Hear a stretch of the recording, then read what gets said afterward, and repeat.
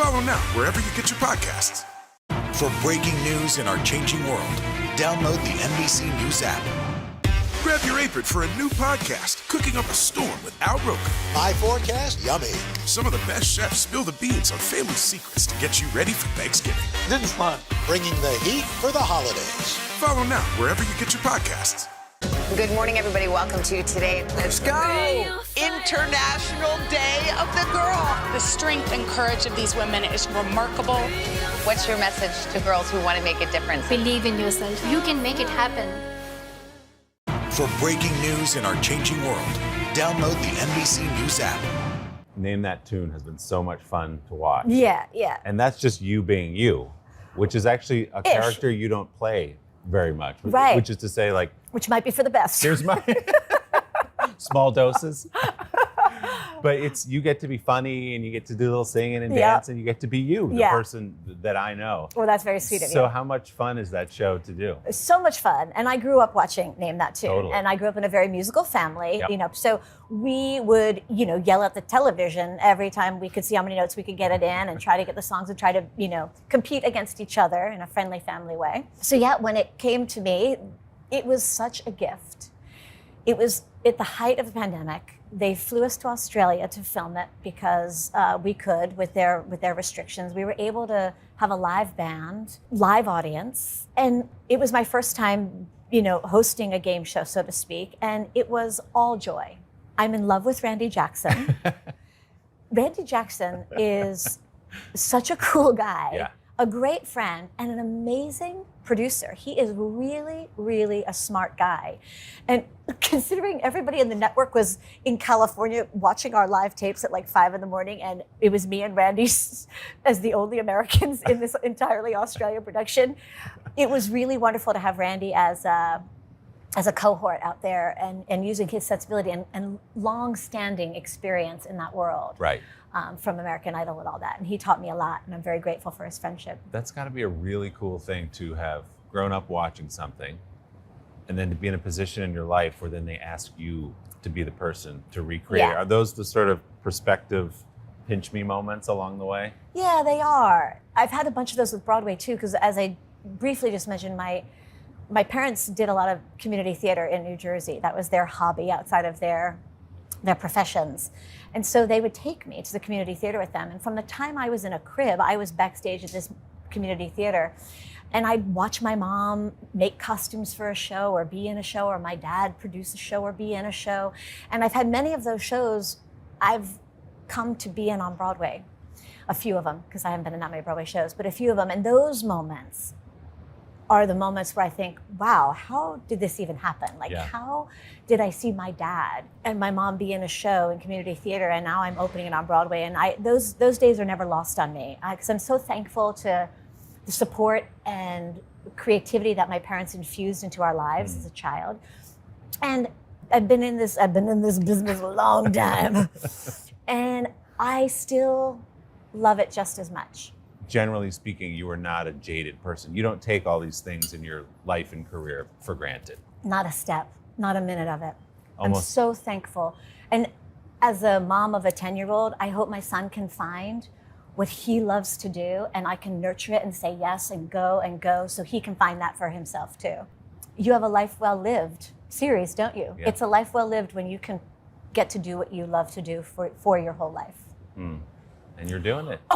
I mean, All right, and all cut. right, thanks so much, guys. This was great. This was great. No, geez, I forgot we're mic'd. There's And no we've got mics our here. out. Just a walk off. All See ya. right. If there was a mic, I'd drop it, but I did actually drop That the was mic. an It was unconventional mic drop. well, if you haven't A noticed, lav drop.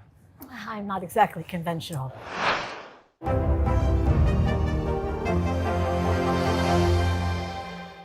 Grab your apron for a new podcast, Cooking Up a Storm with Al Roker. My forecast, yummy.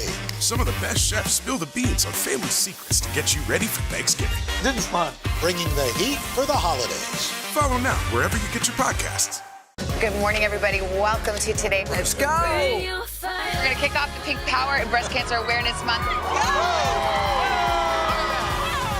What's the best thing about being this age?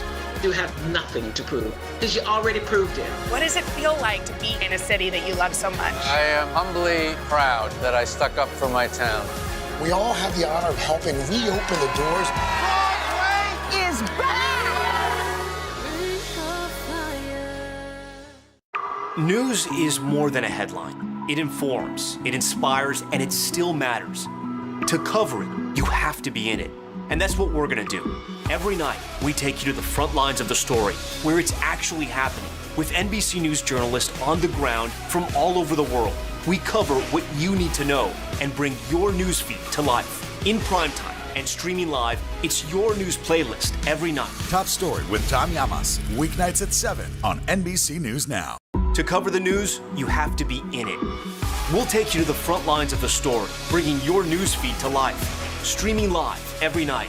It's your news playlist. Top Story with Tom Llamas, weeknights at 7 on NBC News Now.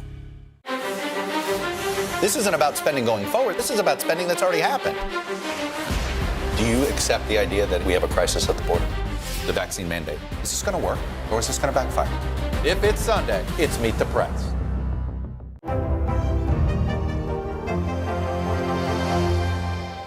The Meet the Press Chuck Toddcast, free wherever you get your podcasts. So you were talking about your parents in Jersey, Yeah, working yeah. in the theater. It Yeah. seems to me completely inevitable that you were going to do what you're doing right now, which is to be on stage and on screen. Was there ever a moment along the way where you were going to like be an accountant? Or was it like, this is who I'm going to be? Well, you didn't see my grades, Willie, so I knew very early on I needed to hone my personality. Did I think about anything else? Not really. I mean, I grew up with a very practical father who always was worried about the rainy day for me. Mm-hmm. And so, yeah, we looked into other things. You know, I thought for a while I wanted to be a lawyer. That was never really going to fly. I guess there's some other things I thought I would want to do, but I was lucky enough to get a yes and Yep. to get in.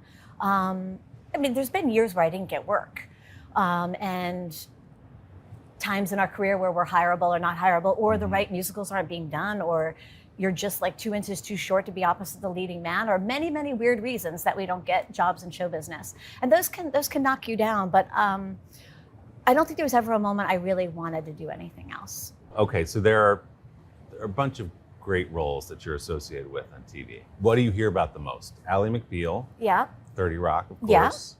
Kimmy Schmidt. yes, Just Jacqueline's an incredible character. that's very sweet. And you've said you enjoy finding the humor in monsters. Yeah, Make comedy out of monsters. And when I read that quote, I was like, oh yeah, yeah. that's Jacqueline, that's Jenna a little bit. That's something you do really well. I don't know if they're necessarily all monsters. I clearly exaggerated for a quote Right. of sense of humor, but I think I love finding a sense of humor in flaws in people. And they could be flaws in all of us, whether we come off that way or not, but I love heightening them to a place of humor.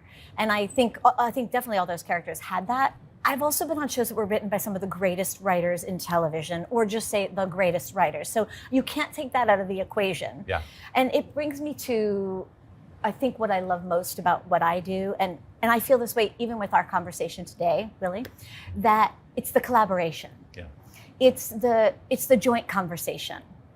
And I feel like every job I've been lucky enough to do has been with people who, that collaboration has made me better. That collaboration has made me grow. That collaboration has inspired me. And that's what I feel so thankful about. I think Ally McBeal, is it fair to say, was maybe your first experience with something that huge, Yeah. where, oh, this is a cultural thing that people are talking about the next morning. And Yeah, it was my first TV series. And I was very good friends with Callista Flockhart from just the New York theater scene. And we had both flown out for our final screen test together.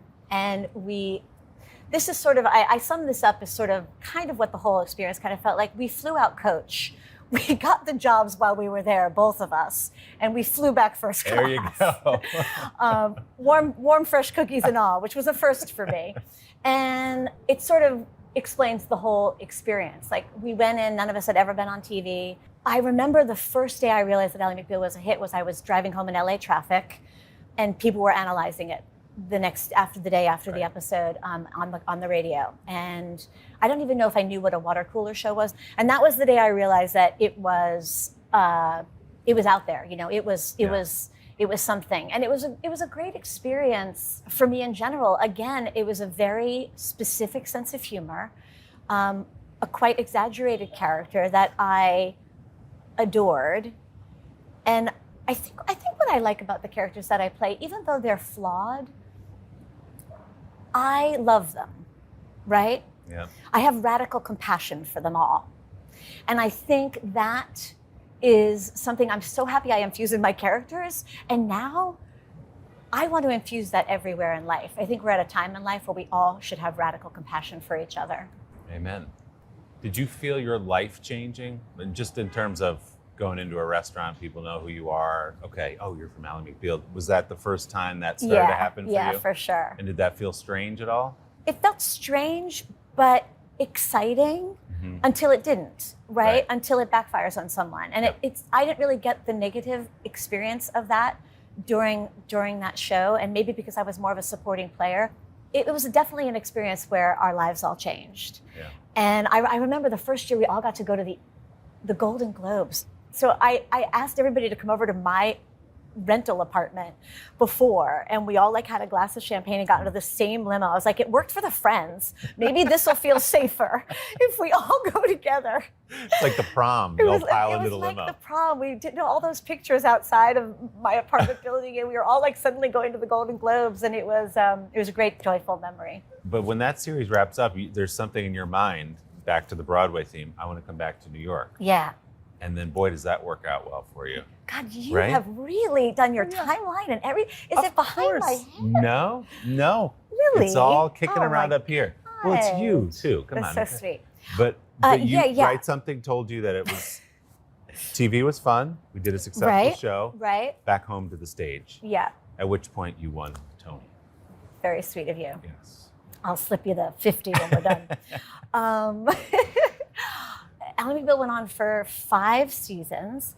So I was 5 years living away from New York for the first time in my life, and I really missed it. So I put all my LA life, my rented LA life, into a storage unit and came back to New York and auditioned for a show called 9.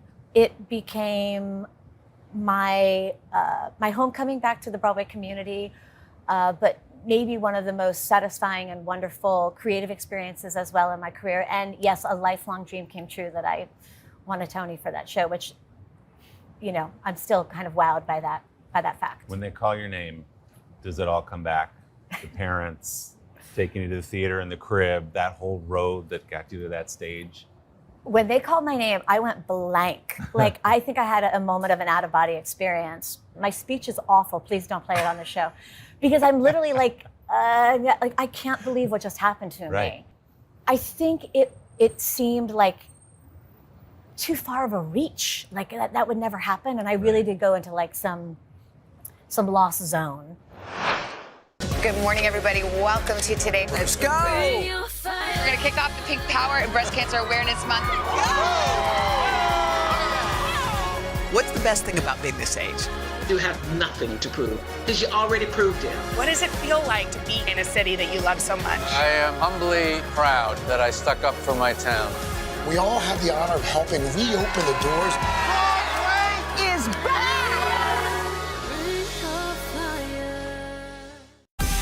Make the most of your day with Today All Day. Get closer to all your friends at Today in a whole new way. Today in 30. We give you a mix of everything you love about our show In a mere 30 minutes. Shop today with Jill Martin. We're helping you shop like never before. The latest styles and biggest names. Today Food. Things are heating up in the Today All Day kitchen. Cooking essentials and recipe inspiration. Is that ready? Are you ready? Oh, I'm so ready. Only on Today All Day. Sometimes the news can be difficult and overwhelming for kids to understand. Will coronavirus come back next year? So to help make sense of it all, we've created a newscast just for them. Man, you know a lot. We hope your family will watch Nightly News Kids Edition. This isn't about spending going forward. This is about spending that's already happened. Do you accept the idea that we have a crisis at the border? The vaccine mandate. Is this going to work or is this going to backfire? If it's Sunday, it's Meet the Press. You were able to do TV in New York, which is nice. With What a 30 Rock, gift. you just go across the river. Right? Yeah. I don't know what good juju was on my side the day I met Tina Fey and Robert Carlock. I remember I wore shorts to that audition, which was a missed call. And I wouldn't have known it was a missed call. But then I remember Tina writing a joke about women of a certain age still wearing shorts, actually on 30 Rock later. I thought, oh, shorts aside, it was a day that changed my life. I luckily got that job, and then I was blessed with 7 seasons of one of the greatest jobs of my life and the greatest writing of my life, and then 4 more on Unbreakable Kimmy Schmidt, which is kind of incredible. And I hope a lifelong friendship with all of the people that were a part of those shows. Did you know Tina before that audition? Did you? No. Not at all. I mean, of her, because Right. I watched her on SNL and stuff like that, but no. You guys just seem like such kindred spirits. I don't know why. Well, Funny I'm really women. glad to know her now. And I'm so thankful for her friendship and the comedy gold she bestowed on me and all of us. There was not a day that we took that for granted, that entire experience. Every moment of the 7 years that we were getting to make this show, that we could come to the Today Show and use the Today Show as like part of our fictional world was crazy and awesome. And you could tell in Jenna that you had studied a lot of people that you'd worked with, perhaps, in your business and brought it all to that performance. Perhaps. What did you want to say about starlets and the business with Jenna? I was not making any commentary. Like I told you, I have radical compassion for all my characters. But there couldn't have been a greater character to thrive and get the chance to flourish in that particular style of comedy. That show, I was telling you, my kids have been watching all your shows during so quarantine. So there's this new generation. Yeah. And the show holds up. 30 Rock really holds up. So glad.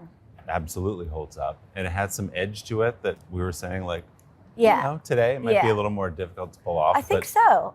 I'm not sure. Well, certainly that 30 Rock couldn't be made today and wouldn't be made today. And it shouldn't. It lives in this time. And I did experience what you're saying, like a whole new generation of people coming up to me saying that they watched over the pandemic, and that's awesome. I'm glad that younger kids are seeing it, and future comedians are being exposed to it, because there were some great damn lines from that show. Yeah. And Kimmy Schmidt's another favorite in our house. Our kids watch all. I think it's your first scene, maybe, when you're hiring Kimmy. She offers Kimmy a water. Kimmy says no, and she just throws away the unopened water. And I was like, oh, I know who this girl is, which I'm not sure has nothing to do with my background. Then she goes, do you know how to braid hair? And Kimmy says, yeah. She goes, okay, great. You'll have to meet the horses first. That's got to be, when you All read a good. character like that and you can just let it all go and anything goes that comes out of her mouth, that's got to be so fun as an Super actor. fun. And Tina likes to use all the skills you got, Yep. And how cool to be associated with those shows that will always be considered classic. I'm honored to be associated with those shows. And I know it's going to always be part of my comedy cadence for the rest of my life. And I'm thrilled that I had that opportunity. Okay, before I release you from This Is Your Life, you've done so much. What's out there that you have not done that you still see on the horizon? Oh my gosh. I mean, what haven't you done? You've done everything, right? There's so much I haven't done. I'm trying to think of what. Well, I don't think this way, and I think this goes back to my parents raising me with such a practical sensibility, like that I'll never work again. And I think every actor has a twinge of that in them, like when one job ends, that oh God, this may be it. And I certainly felt that after Ally McBeal coming to New York and auditioning for 9. I thought, wow, that could have been like the high point of my whole career. And, Sure. I think that's a little bit healthy, by the way. I think we all have it. Yeah, What right? if you didn't? What if you took everything for granted and said, yeah, of course I'll get another job. I think it keeps the edge. Right now, I'm so thrilled by getting to work with people I really want to work with. I've been so lucky, Willie, to work with people who are so great at what they do, like some of the greats in what they do. And I hope that continues. I'd like to be more selective, I guess, but I'm blowing that in the wind. I'm saying yes to everything. Post-pandemic, I'm like, yes, let's try it. I've never done that before. It's a time of yes, and that's kind of fun and freeing. And some more animated. You got My Little Pony coming up in September. You're doing it all. Yes. Well, I'll let you roller skate out of here. This was a joy. I should have brought them. We're going to find that clip. And backwards? Oh my gosh. Jane Krakowski. Yeah. Thank you, Jane. Great to see you. So great to see you too.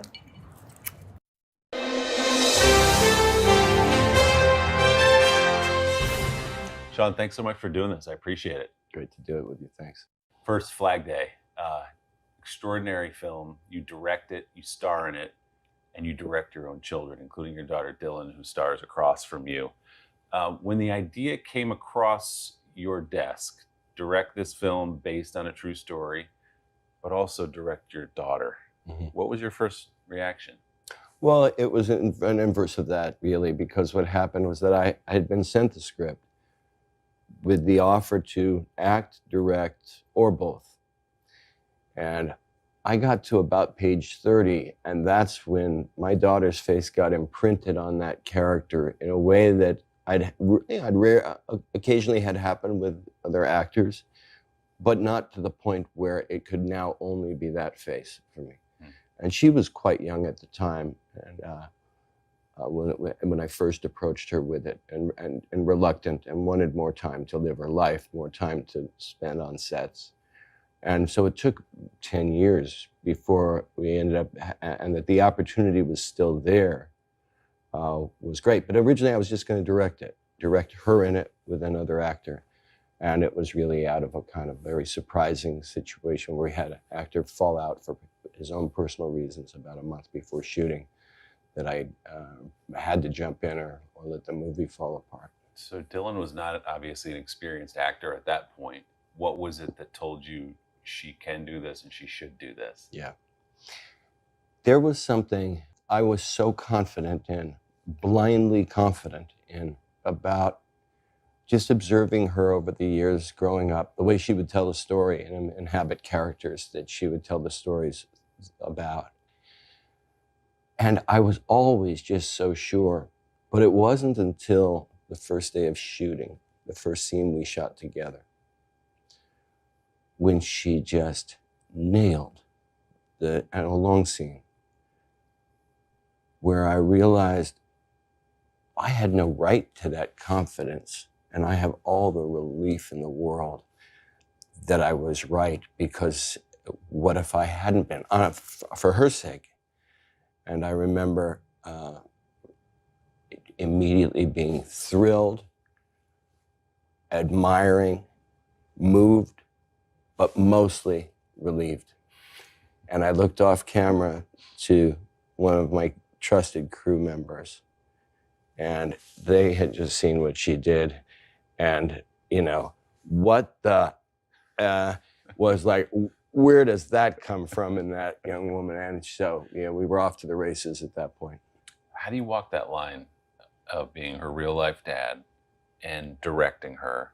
Are you encouraging her like a dad during the shooting, or does she need to find her own process? Or how do you balance those two things?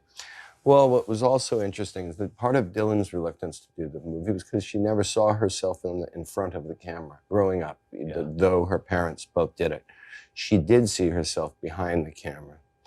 And what was fantastic about the partnership that became of it with my daughter was that she has great directorial perspective.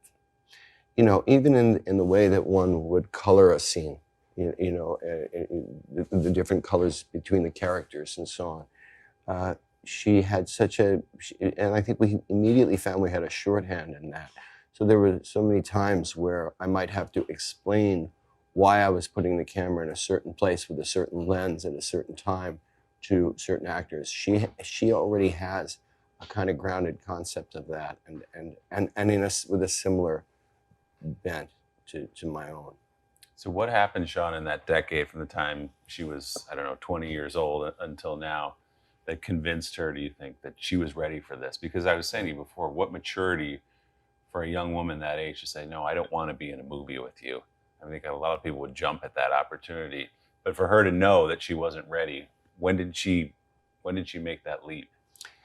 I think that when I brought it back to her at the age of, I guess she was about 27 at the time, right before we made it, I think that, one, she was bringing more life of her own to the interpretation while reading the script again, and recognizing what a great opportunity it was, and a challenge that she wanted.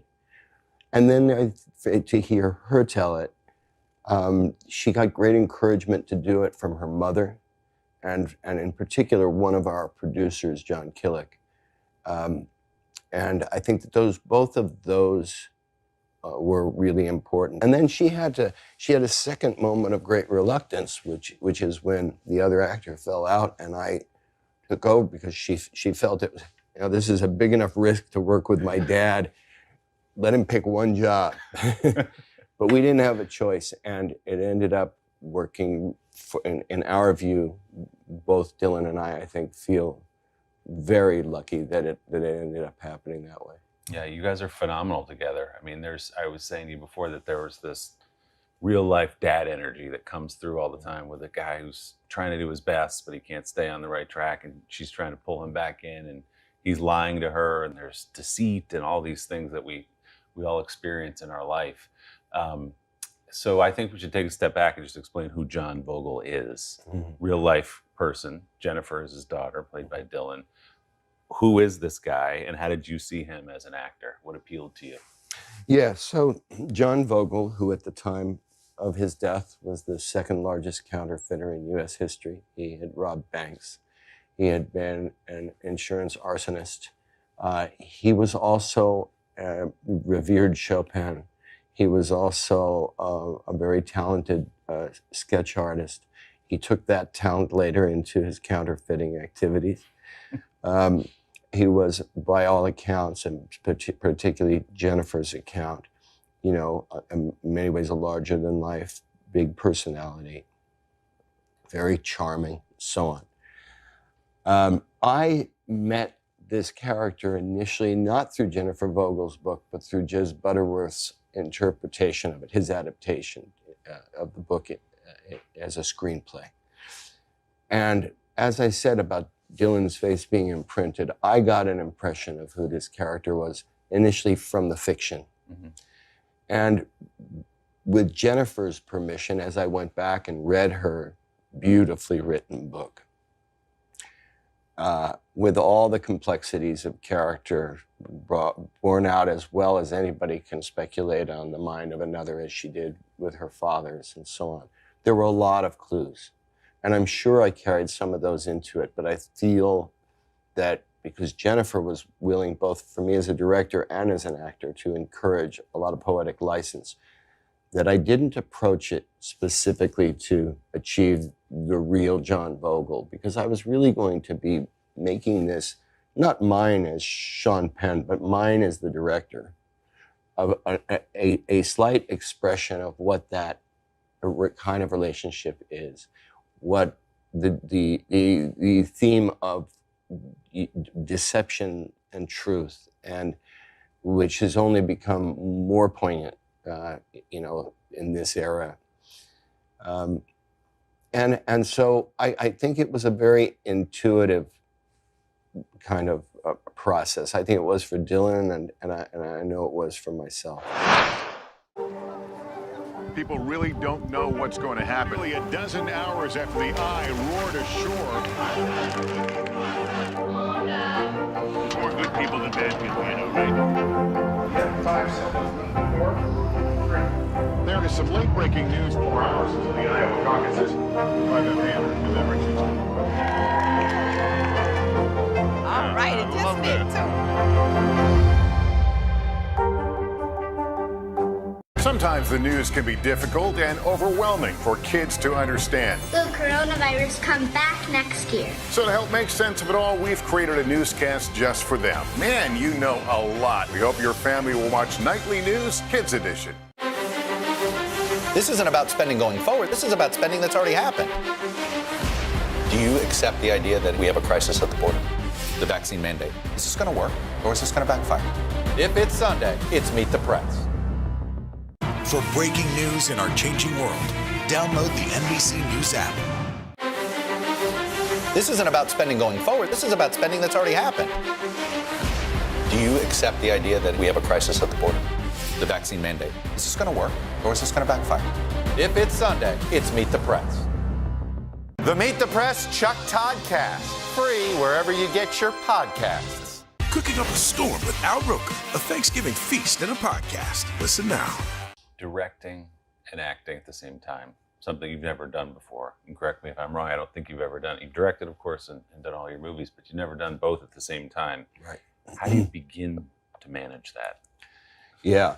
So there are people who are wired for that. I've got great friends, Bradley Cooper, Ben Stiller, people who have done this, Robert De Niro, who have done it brilliantly. For me, I have noticed in my life that I am overdrawn to multitask. It is not my nature to do it, but I often feel that I have to. And it puts an incredible stress on me. So all the other aspects of my life that I do that with, I've tried to preserve film where this sort of mono mind doesn't have to be in stereo. So I never would have, just voluntarily chosen to do it. I always loved directing films and just working with actors other than myself. Directing is a 17.5 hour a day job anyway. The idea of going home to learn lines, each night with everything else going on was too much. But then I found out something that I had not given enough attention to, which was that so much of the stress of directing that can be, or the energy demand of directing, is negotiating two egos in a scene. And as soon as I come in knowing what the frame of the house is, which is all I need to do to make Jennifer's story work, then I can save all of the time on the set by coming in, doing my bit, okay, and I know the frame is there, good enough. Do you feel like sometimes one takes away from the other? Was it harder to, I guess the question is, would you do it again? No. Really? No, I don't think so. I suppose if I found something that I identified as strongly with my son as this that I do with my daughter, I would.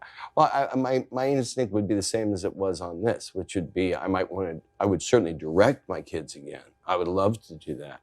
Dylan's side of that story is that the next time we're on a set together, she's directing. But to act and direct I think I just turned 61, and everybody's got their own chronology for that in terms of their fatigue. I'm not going to be directing and acting again, I don't think. So you went through a lot as a young actor.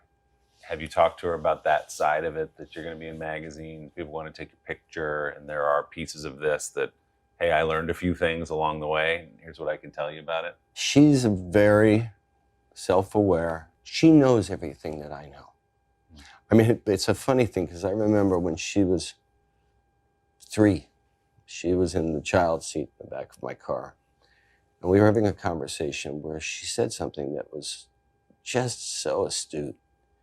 And I thought I was complimenting her. And I said, and I'm looking at her in the rearview mirror. And I say, Dylan, I can't teach you anything. And she, why not? And I thought, oh no, I've just made the trauma. But it has also always been true that she kind of got born with a sort of wisdom of soul. And I think that she'll handle this well. And I'll be there for her in any way. Her mother will be there for her in any way that we can. But she's got good friends and she's strong. So I'm pretty confident she's going to have a good run. And not totally unlike your own experience growing up in a family of actors, right? Where you had some sense of what it meant to be an actor, what that life was going to be like. Were your parents initially as encouraging of you as you are of your children? I know there was one scene at the Repertory Theater where you came off stage very excited. Yeah. And what did your mother say to you? So yeah, they had been very encouraging. Being an actor was a proud thing to be in our family growing up. And I went off, become an actor, and I invited my parents to my first play. And she came backstage.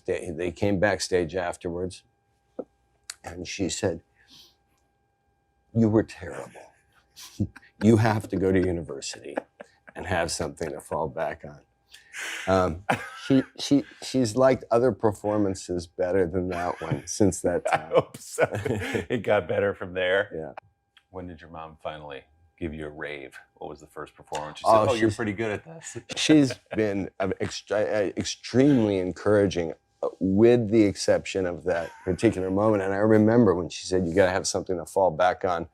In a very cocky way, I borrowed a line from the Buddy Holly story where he's told, you got to have something to fall back on. And he said, I'm not going to fall back. So I was determined not to fall back. You had that swagger from an early age. Yeah. What about Fast Times at Ridgemont High? Was she into that one? Oh yeah, she laughed a lot about that. Yeah, she has trouble when she feels that I'm doing things for a character that make me less appealing. That's when my mother, because she's a mother. Right. So, why do you always want to play the ugliest side of yourself and things like that? Well, Spicoli didn't have that side, luckily. No, that was a different kind of thing. Yeah, that was something else altogether. Well, there's been a lot of that then in your career because of the kind of characters you play. So in Flag Day, obviously very flawed man, and you look at your roles over the years, there's always something in those guys that there's some internal conflict. We're rooting for him on some level, but we see the flaws. Are those the kind of characters you look for as you look over the course of your career? I mean, one could say, as it turns out, yes. While I've had an incredible amount of freedom, relatively speaking, to choose things to do, even to develop things, as an actor with a director early on,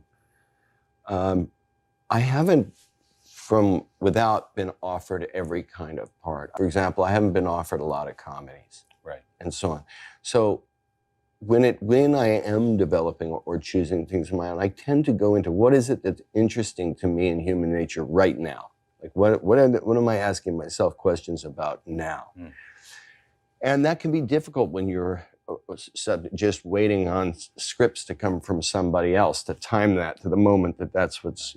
And I think that's part of what pushed me into directing, is because I really wanted to pick the subject that interested me at the time I'd be making it. It's hard to even see you in a big comedy. Would you wish somebody would ask you to be in one? I would love to be. I mean, I love going to see a good comedy. So if somebody thought I could, be productive in it, I would be interested. I mean, I've been offered things, but not a lot, and not a lot I would want to do. We need to make that happen. It'd be a nice unexpected turn, I think, if you take that move in your career. So you've kind of indicated in the last couple. It's the hard one, by the way. The comedy is. Yeah, I mean, you look at some of these. I remember, like when Eddie Murphy did Professor Nutty Professor. The Nutty Professor. Yeah. That wasn't, for example, an Academy Award-winning performance. I just think is ludicrous. What some of these actors, Jim Carrey. I mean, there's several of them that do things that are just magic tricks, as far as I'm concerned. Yeah. Well, they always say it's harder to make people laugh than the alternative, right? Yeah. There's no lying about whether or not it's funny. You're either laughing or you're not. Is it easier to pass a bipartisan bill right now than it is to pass a Democrats-only bill? This supply chain issue has been a problem for months. Do you concur that this is going to get worse before it gets better? Are you concerned about the direction of your party? If it's Sunday, it's Meet the Press. Good morning, everybody. Welcome to today. Let's go! International Day of the Girl. The strength and courage of these women is remarkable. What's your message to girls who want to make a difference? Believe in yourself. You can make it happen. Today is getting you ready for the holiday season. From how to get your orders on time, The race to prepare for a holiday shipping season like no other. to traveling shortcuts and safety essentials, what you need to know every morning on Today. News is more than a headline. It informs, it inspires, and it still matters. To cover it, you have to be in it. And that's what we're gonna do. Every night, we take you to the front lines of the story, where it's actually happening, with NBC News journalists on the ground from all over the world.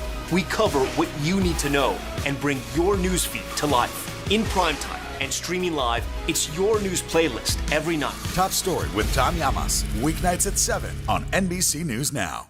Good morning, everybody. Welcome to Today. Let's go. You think you'll run for office one of these days? I'm not saying no to anything. Wow. Welcome to Football Fright in America. That was amazing. Today is getting you ready for the holiday season. From how to get your orders on time, The race to prepare for a holiday shipping season like no other. to traveling shortcuts and safety essentials. What you need to know every morning on Today. Nearly a dozen hours after the Eye roared ashore. There is some late-breaking news. All right, it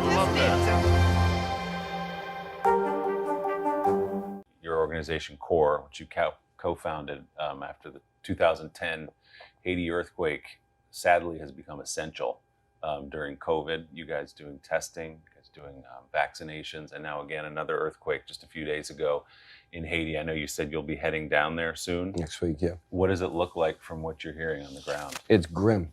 It's really grim. This thing that we as foreign workers in Haiti have always talked about, which is the resilience of the Haitians. I'm wondering now to what degree we give ourselves too much comfort with that. It's so relentless what the Haitian people have gone through for so much of their history. And this particular one kind of happening in the aftermath of the assassination, the brutal assassination of the president, and happening in an area that just to get resources to it from the capital, from Port-au-Prince, is very difficult. The gangs own the territory between the affected area and Port-au-Prince. So most stuff, both human resources and supply, are coming in by rotary or fixed wing, and the roads are washed out from this current storm. There's something biblical about it. And my job, psychologically and practically, is to do what the Haitians are doing, which is put one foot in front of the other. And then when I say I really mean our organization's job. And that's what they're doing. They got in on day one with heavy equipment to aid in the search and rescue and the rubble removal and medical personnel. But I'm getting the daily reports, and it's a real struggle. The death toll is still rising, and so many of the churches were wiped out in the area. Where, while I am not a religious person myself, what I'm in traveling, working in places like Haiti, the essential aspect of faith is so important, and to have those houses of worship collapse for them, I think is going to be, it should make things that much tougher. What do you say when you get down there? What can you say to people who've been through so much, as you say, so relentlessly, whether it's natural disasters or political crisis or the assassination of their president not long ago? What do you say when you get there? Say, I'm with you. How can I help? And you look for ways to be proactive. That's all you can do. Is it frustrating in some ways? Does it feel futile sometimes to go to a place that it's so hard to recover and you'll be back? Yeah, it does. Yeah, it does. This last few weeks,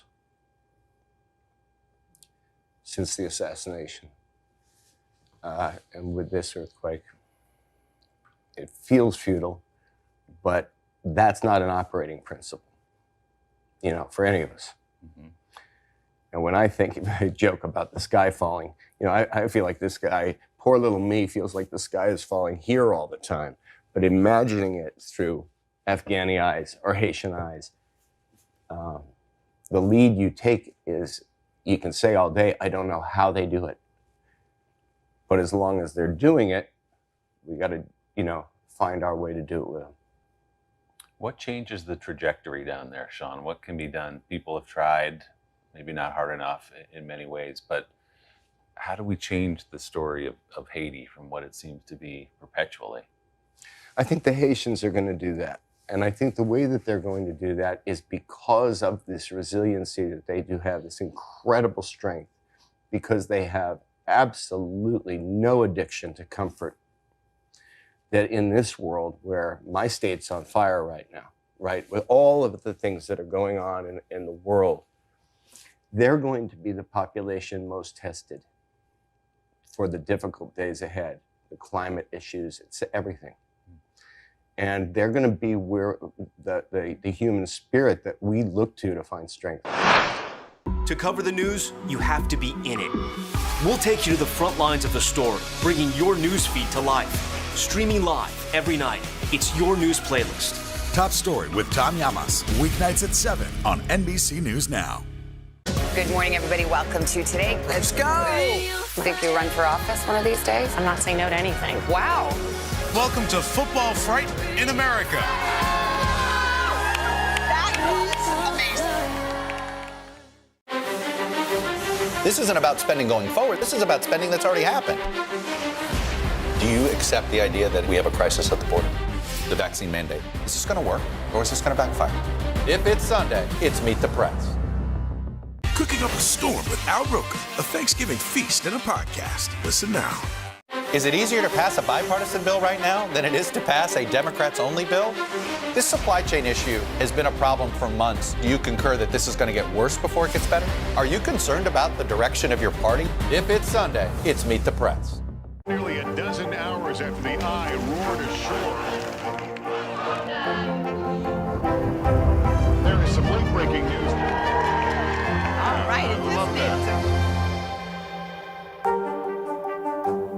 For breaking news in our changing world, download the NBC News app. The Meet the Press Chuck Toddcast, free wherever you get your podcasts. I can hear it in your voice. I can see it on your face that you are incredibly passionate about this. Is this the work you're most proud of in your life? It's definitely the people that I'm most proud of, the people that work with CORE. My children, who have both worked with CORE, and all of the volunteers in Haiti, in the United States. You know, one of the things that happened by getting involved with testing and vaccination in the United States was that we were organizing local people. And to watch them take ownership of the programs, young people, the amount of will to service. And this is probably, if I had a magic wand and got one free day to create something in legislation, it would be mandatory service. And that, you know, after you do your time, we will pay for your college education. But instilling that, and there's so much hunger for it. I don't know if we need to mandate it. We just need to help navigate it, and then also incentivize it in ways that people can, you know, take that early experience of service. Young people get involved in service; it never goes away. Yeah, and they understand that they can matter, that they can make a difference to somebody, which is the same thing as understanding that your vote matters. You know, it's just being part of the team. Being engaged. Yeah. And understanding that with independence, there's also interdependence. Yeah. You mentioned the sky falling, but what gives you hope? You're somebody who goes out and takes action, whether you're wading through the streets of New Orleans during Katrina or down in Haiti or doing something about the COVID crisis right now. What gives you hope for our country right now? You know, I don't want to claim a false hope. And at the same time, you know, there was a phrase by the Indian poet laureate Tagore that I saw, and it was, "Every new child born is proof that God is not yet discouraged of man." And whether you believe in a conventional notion of God or not, which I have questions about, just what that phrase describes, I think I use it as a bit of a mantra. Words to live by. Yeah. Sean, thanks so much for the time. Congratulations Thank on you. Flag Day. Happy birthday. Thank you very much. We got to get you one of those sliced steaks with mustard for old time's sake. Excellent. Great to see you, man. Thank you. Good to see you. Thanks. Appreciate it.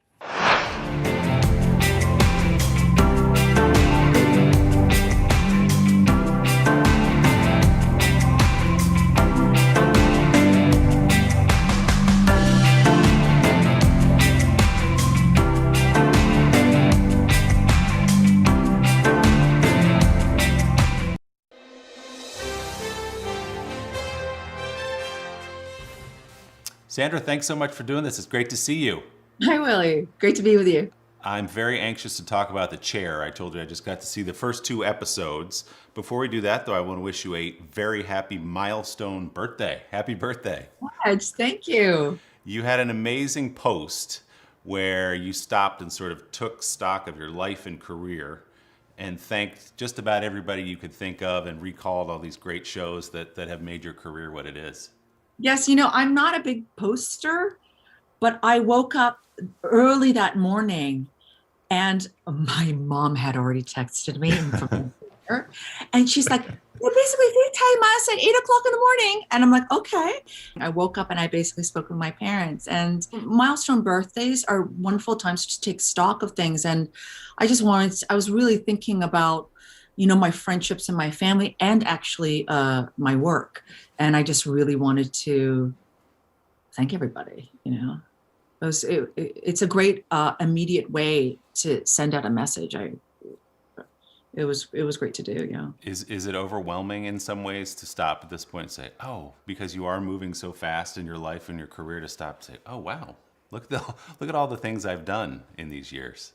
You know, actually doing stuff like this, of speaking to people who will ask me questions like this, those are the moments that I actually have to stop and go, oh, what have I been doing? What have I been trying to make? Because people will put things into perspectives that I have not thought of. And it's a really good checkup. Well, you've got something great to celebrate with The Chair, the new series on Netflix. Oh, there she is. Our first lady chairwoman.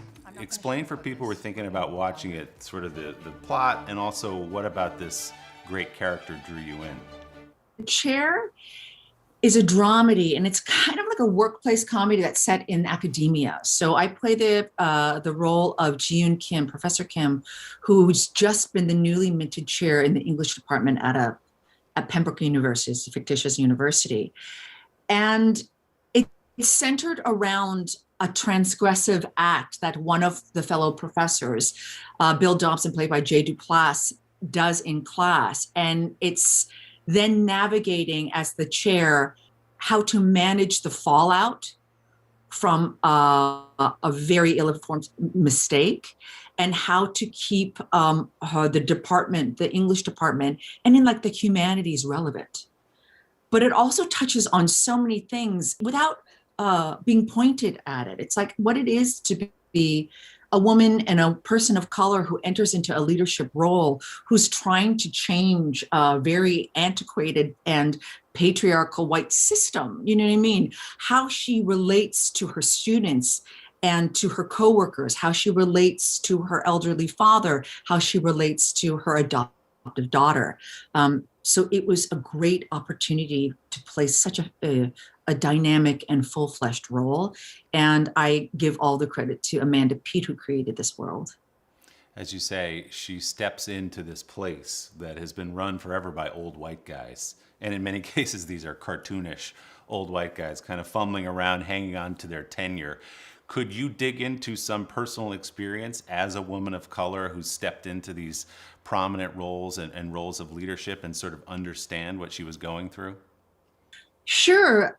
And I'll try and frame also that hopefully no one is a caricature in this piece.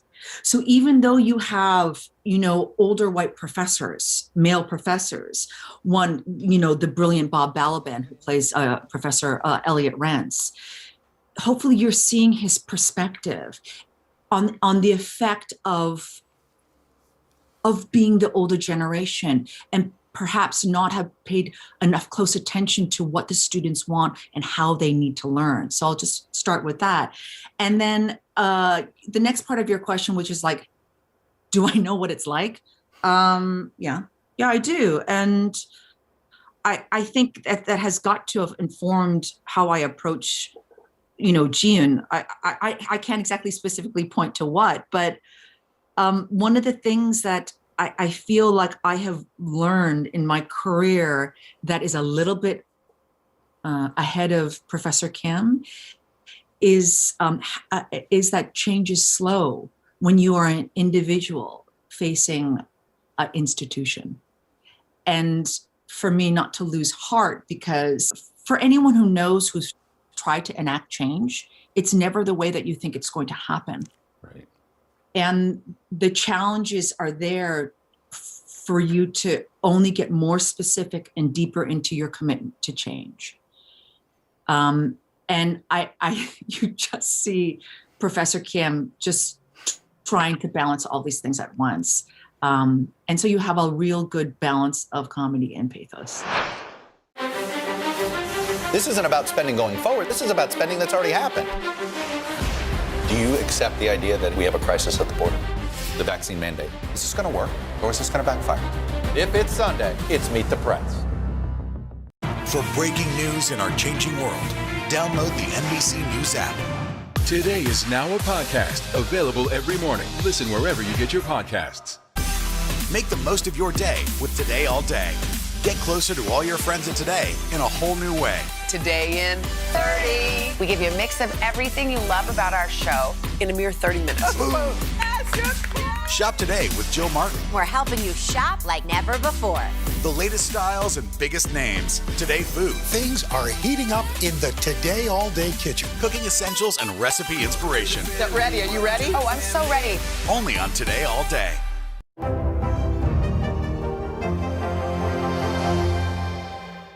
For breaking news in our changing world, download the NBC News app. Today is getting you ready for the holiday season. From how to get your orders on time, The race to prepare for a holiday shipping season like no other. to traveling shortcuts and safety essentials, what you need to know every morning on Today.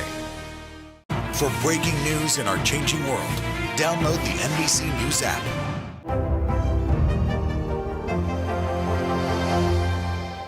Dr. Kim's name, which as an Asian woman, Asian American woman, you say that was really important, that her name was authentically Korean. Can you explain that a little bit? Sure. It's like I can trace, I feel like, how Hollywood has progressed or widened.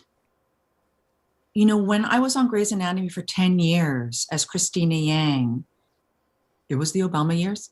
And specifically, the show never addressed people's ethnicity, nor did it really kind of address people's home lives. It just was the style of the show. So I never got to really necessarily explore what other parts of Christina was. And then with the show Killing Eve, I was able to bring a certain aspect of Eve's cultural heritage in the third season. But that's what the show's not really about. The show is really about the exploration of and the discovery of a woman's own psyche. But in the chair, when I first opened that first page of the pilot and I saw that Dr. Kim's name is Ji-Yoon Kim, I just noted it in terms of the growth of my own career, that now I can play a character who specifically has a Korean name, and all the characters are going to call her that name correctly. And it was significant to me. I think there's been a lot of accommodation or denial or just not existence of the fact that people have they're in their names, their ethnicity is in their names. So it was great to see, and it was really important to me. And it feels like this fits into something you've been thinking about in your recent roles, which is to give authentic Asian experiences in the parts you take and in your performances, different, as you say, from something like Grey's Anatomy, which just sort of fit into the plot. You can sort of tell more of the story, and I feel like we see that in the chair when she goes home and her father lives with her, and we see symbols of religion on the wall, which you've talked about in your own childhood. So what does it mean to you personally to be able to have that power in Hollywood to say, this is how the role is going to be, this is how I'm going to play that? Well, it's definitely not as, let's say, cut and dry in that way, because for me, it's more like finding the right collaborators, because I'm not a writer at this point in my life, you know what I mean? But I'm not, I never want to limit myself, but it's about trying to find the world and the voices that I am interested in inhabiting and collaborating with. So, Amanda set the whole world. This was always going to be a part of it. Dr. Kim was always going to be taking care of an elderly parent, and she was always going to be taking care of an adoptive daughter. So no matter what, you get to open up a lot of story dynamic with that. And that was also one of the things that really, really interests me. And is there a lot more of that now, Sandra, is just by virtue of all the different outlets that we have for those shows, added with a heightened consciousness and awareness that we need more of it? You know what? I think so. I'm almost afraid to say. You know what I mean? And anyone who's a person of color knows what I'm doing when I'm saying I don't even want to say that it might be true, but it might be true. Because there is more openness to it, because there is more interest in it, what I hope develops alongside of it is a certain type of patience and a certain type of support that comes in the form of development. Voices have to be developed. Do you know, if you suddenly want a storyline based on XYZ because you seem to think that the public wants it, you need to develop the voices to be able to take on those leadership roles to make that happen. Because ultimately what it depends on is that the storytelling is interesting and authentic and true. You know what I mean? Because you can have whoever you want on camera. It doesn't matter. But if it's not interesting, if it is not truthful, I don't think people will watch it. I think that's probably right. And as you talk about bringing your own experience to roles like this, I love reading the story of your own upbringing outside Ottawa, where you really had to convince your parents that performance and acting was the thing for you. You were proven to be very right. But what were those early years like when you said, Mom and Dad, I know you maybe don't get this, but this is what I want to do? I'm one of those extremely lucky people who have a good relationship with their parents. And what I've learned from that experience, and obviously growing and maturing as a person, is that adversity is extremely important in the development of a person's character. And the time, my parents are immigrants from South Korea, you know what I mean? And in a very, very, very typical Korean-American immigrant kind of upbringing, just very middle of the road, typical. Education and having a good job and security is very important. Anyone who's a child of an immigrant knows this. So my parents, it was very, very foreign, the entertainment world or the artistic world. It was very, very, very foreign to them. But what I am so blessed with is that the way that they were an obstacle to me, it only makes you tougher in a good way. I've spoken about this before. It's like, if you have the two most important people telling you that you shouldn't do it or that you can't do it, and you still do it anyway. You do it anyway. You just build an internal confidence, and you can only build that by going through it. So when you are pounding the pavement, when people are saying no, when you have self-doubt, you already have a certain layer of confidence because you've already surpassed, the doubt of the two most important people to you. I was very lucky in my career so far. In the early days, I had success quite early, and I was able to show them very full pieces. Where the entire film was about my character. I did this film early on by Mina Shum called Double Happiness, and it was about this character named Jade Lee who wants to be an actress, is in a very typical Chinese Canadian home, and it's a very simple coming of age story where she just eventually leaves home to pursue her dreams. When my parents saw that, my mom said to me, "Is this what you basically wanted to tell us?" Mm. And I just felt so seen by her.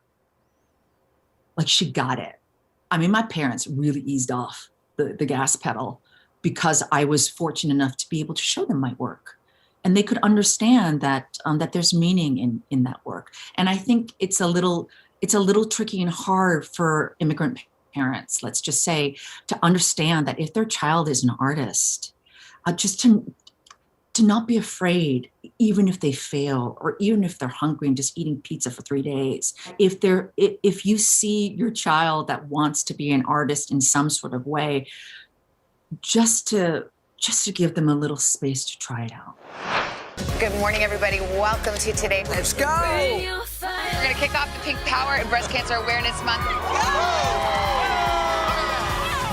What's the best thing about being this age? You have nothing to prove because you already proved it. What does it feel like to be in a city that you love so much? I am humbly proud that I stuck up for my town. We all have the honor of helping reopen the doors. Broadway is back! Good morning, everybody. Welcome to Today. Let's go. You think you'll run for office one of these days? I'm not saying no to anything. Wow. Welcome to Football Fright in America.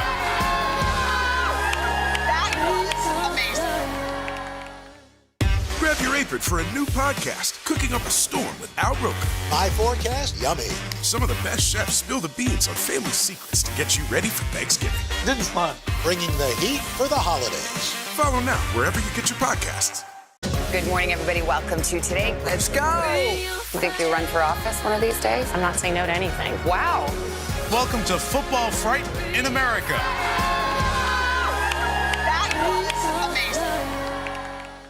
Sometimes the news can be difficult and overwhelming for kids to understand. Will coronavirus come back next year? So to help make sense of it all, we've created a newscast just for them. Man, you know a lot. We hope your family will watch Nightly News Kids Edition. Nearly a dozen hours after the eye roared ashore.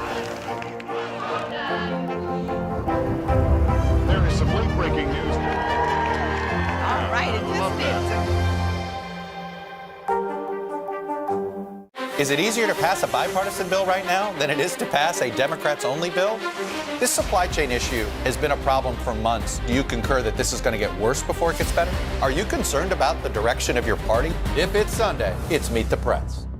The moment when you win the Golden Globe for Killing Eve, you get up there and they showed on the broadcast, I think before you even got to the microphone, your parents. And your dad stands up and breaks into applause and you're doing okay. And then you see them, you could see it sort of wash over you. What was that moment like to see your parents who were skeptical at the outset stand in the back and watch you receive this huge award and to watch their daughter be so successful at what she chose to do? You know, I have been shameless with my parents. I have brought them to so many awards shows. They're pros. They're really, really pros.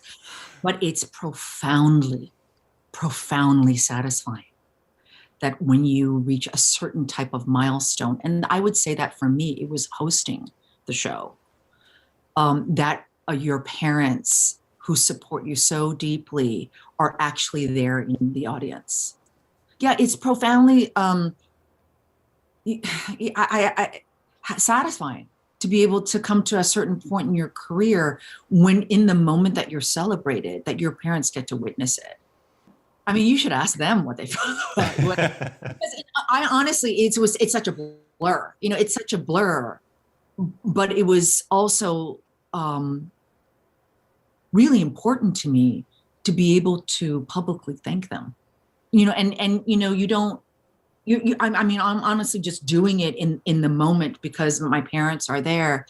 But subsequently, it was reflected back to me that I think that it meant a lot to a lot of children of immigrants and a lot of Asian American kids and just people to be able to express gratitude and love to their parents publicly.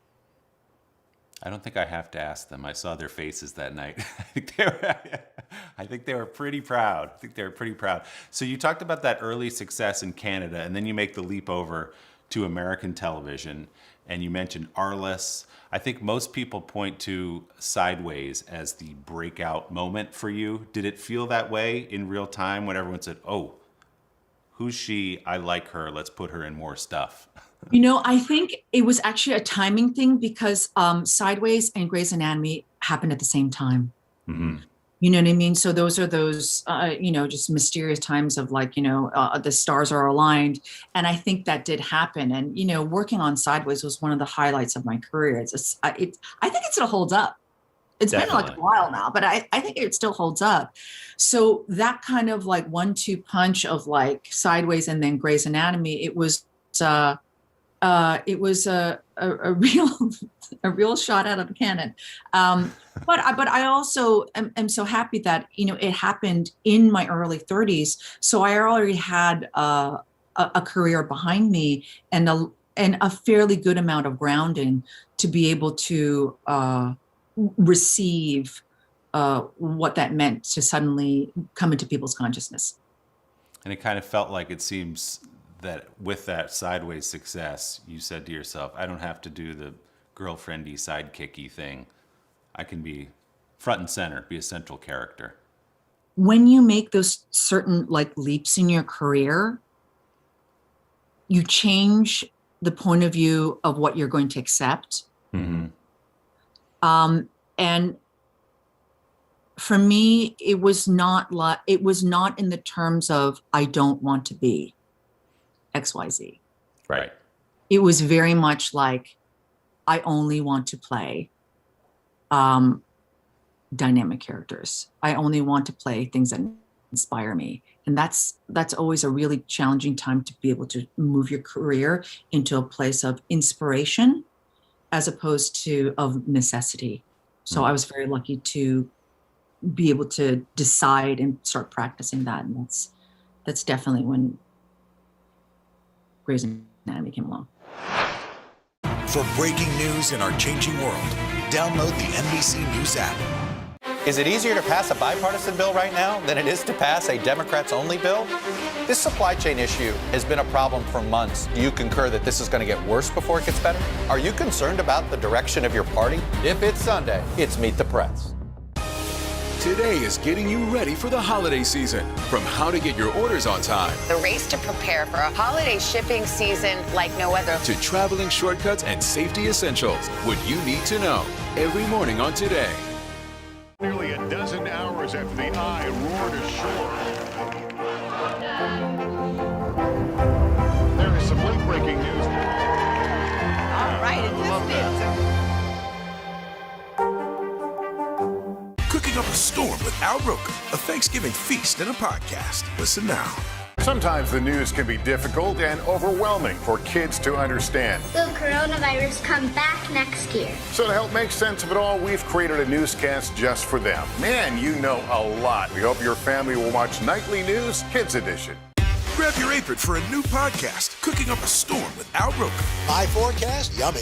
Some of the best chefs spill the beans on family secrets to get you ready for Thanksgiving. This is fun. Bringing the heat for the holidays. Listen now wherever you get your podcasts.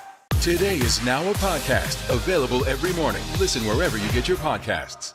So Grey's Anatomy comes along. You talk about being shot out of a cannon. There's no bigger cannon to be shot out of in terms of a show that was right in the cultural zeitgeist that people were talking about the morning after all the time.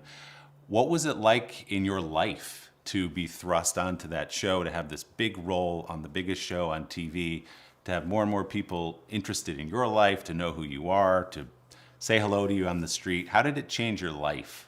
Well, that's a big question. Big question. And I don't think that, I'm guessing that, to be perfectly honest, it was traumatic. It's traumatic. And the reason why I'm saying that is, I don't know whether it's just I come from a different generation or my temperament as an artist is that that the best work or the work that or the circumstances you need to do your work is with a lot of privacy. And that's just to find the authentic self. And so when one loses one's anonymity, you have to build skills to still try and be real. So I know this is probably not an answer that people are particularly interested in, but it is a truthful one. But having been in it, I've grown to adapt, and I've grown. It really forces you to grow internally, for at least for me, internally, to be able to. I mean, I went from not being able to go out, or not being able to go, like hiding in restaurants or never looking out, to then being able to receive and manage projection, manage attention, manage expectation, while not losing the sense of self. And that takes a little while to figure out. How do you do it though? How do you do it when all the eyeballs in the restaurant are on you? How do you say, okay, this is my life. It's not normal, but it's my life. Here's how I'm going to manage it. How did you make those adjustments? Because I've heard the same from other actors who've been shot out of a cannon on a big show or a big movie, and all of a sudden their life, like that, the weekend the movie comes out, is totally different. Well, have a good therapist. I'm not joking. Important. Yeah. No, I'm not joking. It's very, very important, because there's a lot that one would need to talk about that you should not talk about with your partner or friends or family. You don't burden them with that. It's a very specific road. And so one, have a good therapist. Hopefully you have a good support system, a support network, you know. I am very lucky that I do have a very great support system. And you just have to work at finding your way to stay grounded. And a lot of times that's by saying no. You've done well with it, certainly. And from the question that always comes up when someone leaves a show like that is, okay, what do you do from there? What next? And here comes Killing Eve, and you have this other great success where, as I said, you win another Golden Globe Award.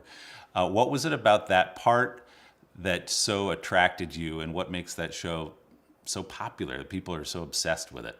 I don't know. I can tell you definitely what intrigued me was Phoebe Waller-Bridge's tone. Yeah. Because I had not seen it before. And I knew it was fresh. Like, I really knew it was fresh right off the page. And I knew I could follow it. I like the circumstance where, you know, it's this kind of very middle of the road, middle of her life woman. And every woman who then develops an extremely dangerous and obsessive relationship with an assassin. Like, those are crazy circumstances. But what I could also see in the piece, which I was very interested in exploring, that it's about a woman's self-discovery. And that was ultimately what was so intriguing. And hopefully that element, as well as a type of very exciting push and pull relationship between Eve and Villanelle is exciting to people. But mostly I hope it is. It's like you see these two women trying to figure out themselves by somehow needing to be in relationship with each other. And that was really interesting. That was really, really interesting to me. Like, how do you figure out how to be in relationship with a character that wants to kill you? Right. It's a big question. It's a big question. Well, part of the fun of the show is that you have a different woman writing every season. So can you give us a little look ahead to season 4 of what your fans might expect? Well, I honestly, I am just in the middle. I'm here in London, just in the middle of shooting the season 4, the last season of Killing Eve. And I can tell you nothing. I knew it. Except I thought I might break you, Sandra. Except that, you know, we're really, really working hard to try and like really honor that relationship and to find out how their story not ends, but somehow finishes at this moment. You know, that's what we're really working hard on, trying to find that way to service all those characters beautifully. Very diplomatic answer. It felt like you were giving something and you really weren't. You were such a pro. Such a pro. Sandra, I really appreciate your time. Congratulations on the chair. It's so fun to talk to you. I know you're busy working, so thanks for taking the time. Thank you so much.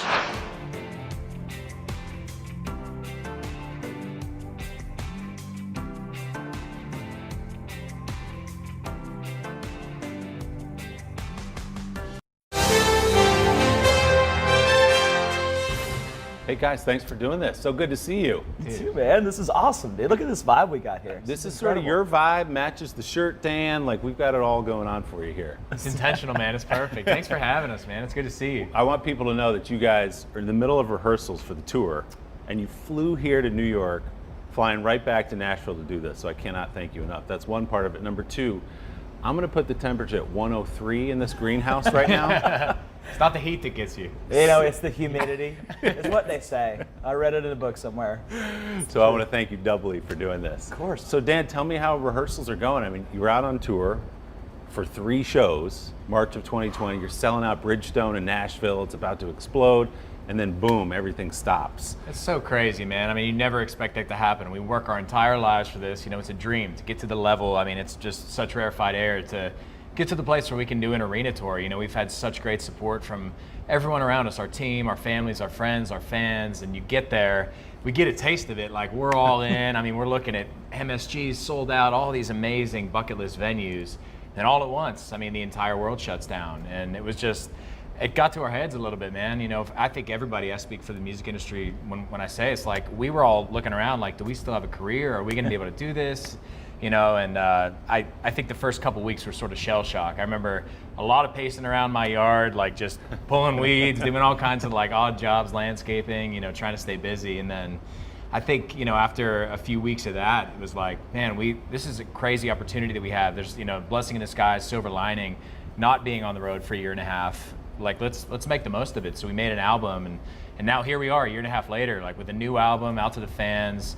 A couple singles that have gone up the chart, gone to #1 that we've not gotten to play live a single time, which is like, that's the craziest thing in the world. Because usually when you have a #1 song or you've got a song at the top of the charts, you're out there feeling it. It's a tangible energy from the fans singing it back to you every night. But it's like, do people actually know this song? Is it, I don't know, is somebody playing a prank on us? But here we are in rehearsals, man, and it's going amazing. We're working new songs into the set, and I think, you know, speaking to our artist friends, speaking to everybody, crew, folks out there on the road, it's like the energy is high. Fans are ready for it. We've waited long enough. And I think, you know, I think it just causes us to appreciate the moments a little bit more. You know, usually those rehearsal days are grueling. You know, you're in there at 7 a.m., you're working till past 7 p.m. It's just long, long days. But I think we're all looking around, enjoying it a little bit more, appreciating, you know, the people, the friends that we get to spend the time with. And then it's all that much more worthwhile when we get out there and feel it on stage, man. We've gotten a few shows under our belts this summer, and it's like, I get goosebumps even thinking about it. It's crazy. I had a baby, our youngest, Ames, he was born 2 weeks before our Bridgestone shows, which was just kind of a wild thing anyway, and was kind of preparing myself to, you know, see what that looks like, having a young child on the road. And that was the one big blessing in disguise for me and my family, was just being able to actually be there. And, you know, there wasn't a lot of, I'm sure if we look, we can find a lot of positives. But at that point, it was just like, man, this is really a terrible situation for everybody.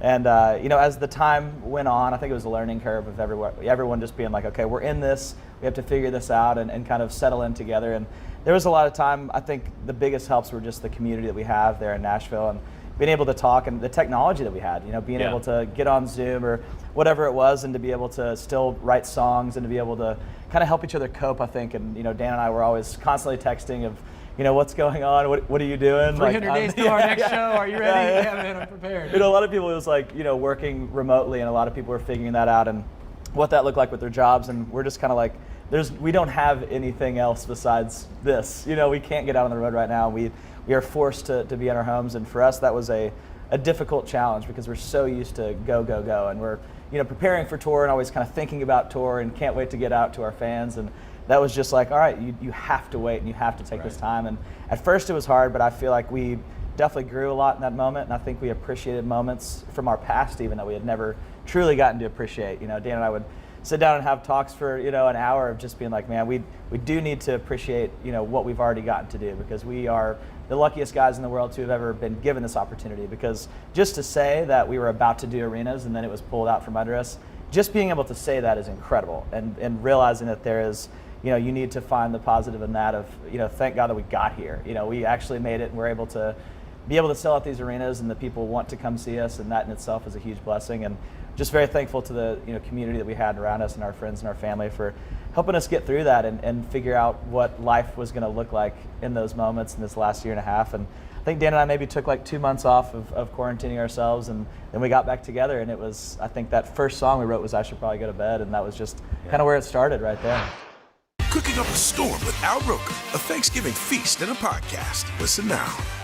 Grab your apron for a new podcast, Cooking Up a Storm with Al Roker. My forecast, yummy. Some of the best chefs spill the beans on family secrets to get you ready for Thanksgiving. This is fun. Bringing the heat for the holidays. Listen now wherever you get your podcasts. Is it easier to pass a bipartisan bill right now than it is to pass a Democrats-only bill? This supply chain issue has been a problem for months. Do you concur that this is going to get worse before it gets better? Are you concerned about the direction of your party? If it's Sunday, it's Meet the Press. The Meet the Press Chuck Todd Cast, free wherever you get your podcasts. People really don't know what's going to happen. Nearly a dozen hours after the Eye roared ashore. More good people than bad people, right? 5 seconds. 4, 3. There is some late-breaking news 4 hours into the Iowa caucuses by the hand delivering. All right, it just needs to. The Meet the Press Chuck Todd Cast, free wherever you get your podcasts. Cooking Up a Storm with Al Roker, a Thanksgiving feast and a podcast. Listen now. Today is now a podcast, available every morning. Listen wherever you get your podcasts. Cooking Up a Storm with Al Roker, a Thanksgiving feast and a podcast. Listen now. You guys were very productive. Okay, we're down now. We got to do something. So you dig in on this album. You already had a couple songs written and done, as you say. But what was that process like different from what it had been like in the past? You've been writing songs together for 9, almost 10 years, I guess. What was it like over Zoom? Is the process different? I mean, I think you're used to being in a room together, playing and working it out. What was it like to put good things together? Yeah, man, there's nothing quite like the camaraderie, being in the room with your friends, feeling that energy. You get on an idea or a song or you write a chorus and everybody's like jumping up and down. But, it was a learning curve at first to get on, on a FaceTime or a Zoom and try to write a song. But I feel like it was good for us. I feel like it caused us to go back to the basics, how we used to write songs, just sitting there with a pen and paper and an acoustic guitar and really diving in deep on the idea. Because on Zoom, it's like only one person's talking at once, and one person's face pops up on the camera. So whenever you got an idea, you had to really bring it, It was like all eyes on you versus being in a room. Right. People are talking, there's music playing, it's high energy. You can get away with saying something you might not. No, people just don't really react. Exactly. Like, okay, that one didn't land, but it's like just you on the FaceTime and no one says something. It's pretty embarrassing. You got to gather your thoughts, man. So everybody was bringing their A game, and man, I feel like we tapped into some of our best material just doing that. I mean, we were in our own world.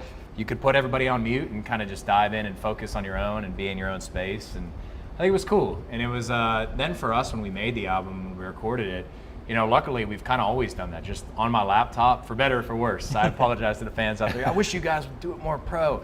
It's like, man, we just always did demos on my laptop, and that's kind of how we first got going. We were just 2 guys who loved country music, moved to Nashville. We wanted to write country music, whatever that looked like, whether it was for ourselves or for other artists, and we just did these demos, whatever, playing whatever we could, just whatever guitar had a couple strings on it, and we would put a demo down, and then, we started walking around town, and people are like, we like these songs. Do you ever think about putting them out? And we're like, I mean, maybe, I guess. Do you have a band name? I guess Dan and Shay, and that's kind of how that came about. But I think the fact that we had done that for so long gave us an advantage in this time where we could just kind of camp out in the guest bedroom in my house. I had a mattress. I got videos of it on my phone. It's like mattress leaning against the wall. I'm pulling dog blankets, out of the closet, laying them on the floor. Hey, Shay, can you hold this pillow over your head? Gotta get the perfect acoustic. You would think at this point in our career, 4 albums in, I was like, I should get a proper studio. Yeah, or something. exactly. I got the best singer in the world here, and he's like, having to hold a pillow over his head to reflect the sound. So it was funny, man. Some good behind the scenes content on that. But I think the fact that it's just the 2 of us in the room, I mean, putting our stamp on it, I think that, by the time it gets to the fans, they feel it, it's genuine, it's authentic, and it's us. It's nobody telling us what we should sound like, what we should say, what we should do. Whenever it gets to the fans, I feel like that's why these fans have connected with this album. I mean, it's just, we left no stone unturned, man. We tried everything. Our fans deserve that. The people who have gotten us here, deserve that from us. It was like, if we had an idea, we thought it was good, how do we make it great? How do we flip that idea on its head, or take the production, which may have been this direction or may have been this style, and change it up a million times until we know that it's right. So I think, having all this time on our hands was just a bit of a silver lining to all of it. We really got to try everything, and it felt like making a first album again. It's like they say you have your whole life to make your first album, then you got about 2 weeks to make every album after that. Right. So it was like we never thought we would get that time to dig in again, and we did. And I feel like, the music, we're so proud of it, man. It's I think it's reflective of all the time that we spent on it. And you guys had such success with your last album 3 years ago with Tequila and Speechless and all the hits that came off that. As you sat down for this album, did you feel like, okay, we got some pressure on us now? People are gonna be waiting to see what we do next. Can we live up to that incredible monster hit? Absolutely. I'd like to say like, no, man, we didn't really even think about it at all. It was like, that's definitely staring you in the face. Yeah. When you have, and it's crazy to think that it has been 3 years, which I feel like in our minds, the last year and a half was kind of, we'll say 2 years since the record, because that was a long time. It's an asterisk. Yeah, it was an asterisk. But it was, there definitely was pressure, but it was good pressure. I feel like the more that you build your career, and I think that has to be the standard. That has to be the bar that you reach for. You're not always going to have the Tequilas and the Speechless songs or the 10,000 hours, but our fans have continued to help us grow, and we try to listen to them. Being out on the road helps a ton, which is why this last year and a half was very difficult, because you're out there, you're playing songs.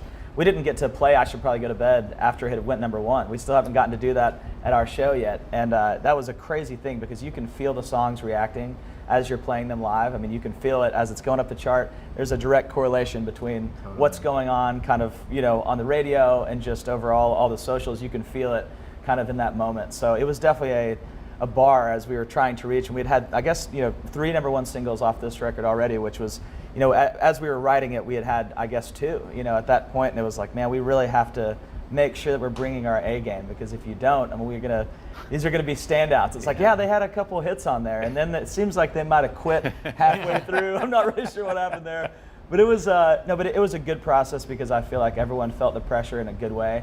It was more of an excitement of like, all right, we have, not having a bar would be a worse situation of like, all right, we have to figure out what a hit song sounds like. We have to figure out what our fans are going to like, and we had that bar that we could reach for, which is a huge help. I think when you're writing an album, we can look at and know what our fans are going to want to hear, and then kind of just be able to be genuine with it of like, all right, let's just kind of shoot for the stars on this and do everything possible that we can do. And luckily, unlike our last albums, since I guess the first one, we had the time to do that.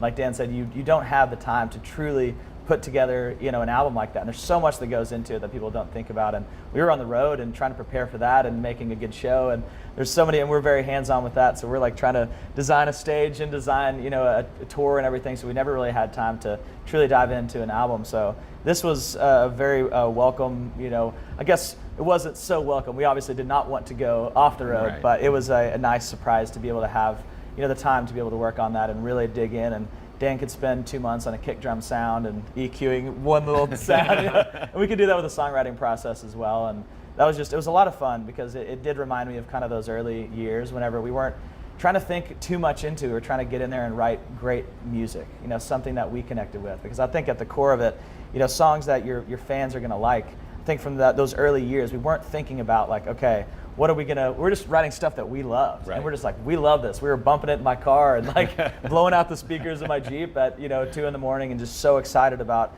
these songs that we had created and the magic that had happened since we got together. And I feel like that really translated on our first record and kind of continued, that. And we're able to do that, especially on this record, of just being able to sit down and kind of tell stories and talk with our co-writers and really dig into those songs and make sure that it was purposeful and not just, all right, we're going to try to do an album now, we got a month, here we go. And so we were able to really dig in on that and just make sure that everything was genuine in us. And it was a very, very fun process. And hopefully we don't have that much time again before we go out on the road, but it was a pretty awesome process for sure.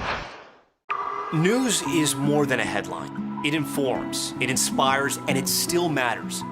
To cover it, you have to be in it. And that's what we're gonna do. Every night, we take you to the front lines of the story, where it's actually happening, with NBC News journalists on the ground from all over the world. We cover what you need to know and bring your newsfeed to life. In primetime and streaming live, it's your news playlist every night. Top Story with Tom Llamas, weeknights at 7 on NBC News Now. Cooking up a storm with Al Roker, a Thanksgiving feast and a podcast. Listen now. Good morning, everybody. Welcome to Today. Let's go. You think you'll run for office one of these days? I'm not saying no to anything. Wow. Welcome to Football Fright in America. That is amazing. Cooking up a storm with Al Roker, a Thanksgiving feast and a podcast. Listen now. Grab your apron for a new podcast, Cooking Up a Storm with Al Roker. My forecast, yummy. Some of the best chefs spill the beans on family secrets to get you ready for Thanksgiving. This is fun. Bringing the heat for the holidays. Follow now wherever you get your podcasts. Today is getting you ready for the holiday season. From how to get your orders on time, The race to prepare for a holiday shipping season like no other. to traveling shortcuts and safety essentials, what you need to know every morning on Today. Today is now a podcast, available every morning. Listen wherever you get your podcasts. For breaking news in our changing world, download the NBC News app. This isn't about spending going forward. This is about spending that's already happened. Do you accept the idea that we have a crisis at the border? The vaccine mandate. Is this going to work, or is this going to backfire? If it's Sunday, it's Meet the Press. For breaking news in our changing world, download the NBC News app. Cooking Up a Storm with Al Roker, a Thanksgiving feast and a podcast. Listen now. So, Dan, you produced this Good Things, this record, right? And I understand you've got a checklist. Oh, yeah. As you go through, like, this is how we're going to make a great song. So what is your process when you're producing a record? Man, my brain is all over the place. Like, it's like, social media, it's the live show, it's this, it's that, and I think, for my mental health, like, checklists have really helped me. And even as just mundane tasks, like, I know I'm going to make a coffee first thing in the morning. I know I'm going to make the bed. I know I'm going to go for a run. So I put those things on the checklist every day. It's a little redundant, but when I check those off, at the end of the day, I can look back and be like, maybe I did accomplish something, because I think you can get caught in that cycle when you're making a record. You're just spending a lot of time on one thing, EQing a guitar or dialing a drum sound, whatever it may be.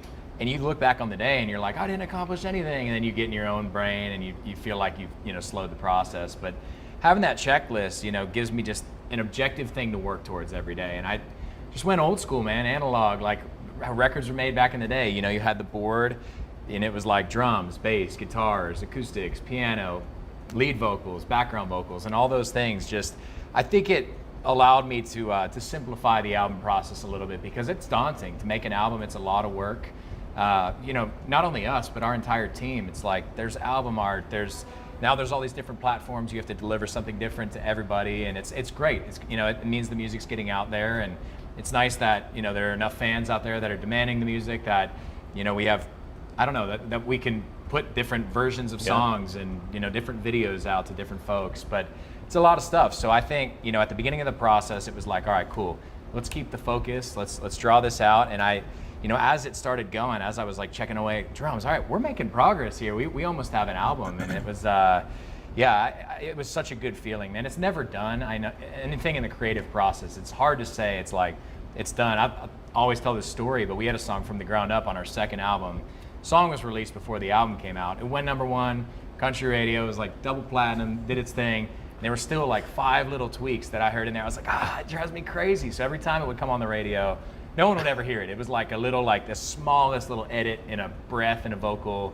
I was like, it always drove me crazy. If I was in the car, I'd be, hey man, what's it's driving, man? I'm like, dude, no one hears that. I could try to find. If you told me, find the things that bug me for $1 million, I'd be like, I guess I'm not getting. Honestly, when you're so deep in it, it drives you crazy. But now I could probably not even go back and find those things. You get far enough disconnected from it and you forget about it.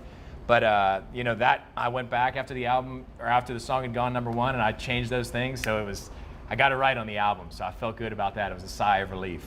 So you're a perfectionist. Yes, to a fault. I'd say to a fault. Shay, do you have a checklist too, or you just get in and let it rip with your my vocals? Checklist, I did it for about a day, and then I realized that it was making me feel worse about the things that I wasn't doing. Because there's just like one thing, it's just like, get up. I was like, wow, I kind of did that. I was staying in bed with the kids for like an hour. If I could sing like this guy, I wouldn't need a checklist. What Dan didn't know about his checklist is I'd sneak in there every other day and I'd just erase one little thing. Yeah, it was. I didn't know that. Venmo share, like, I haven't done that. Okay. That's why he has to follow all the things on the boards. I just sneak things in there. Totally. Like, it would probably work. It would probably work. I must have written this. Okay. No, but I haven't done the checklist thing, but I do, I try to mentally do those things. I think it's a very good thing. Dan he does a lot more things than I do.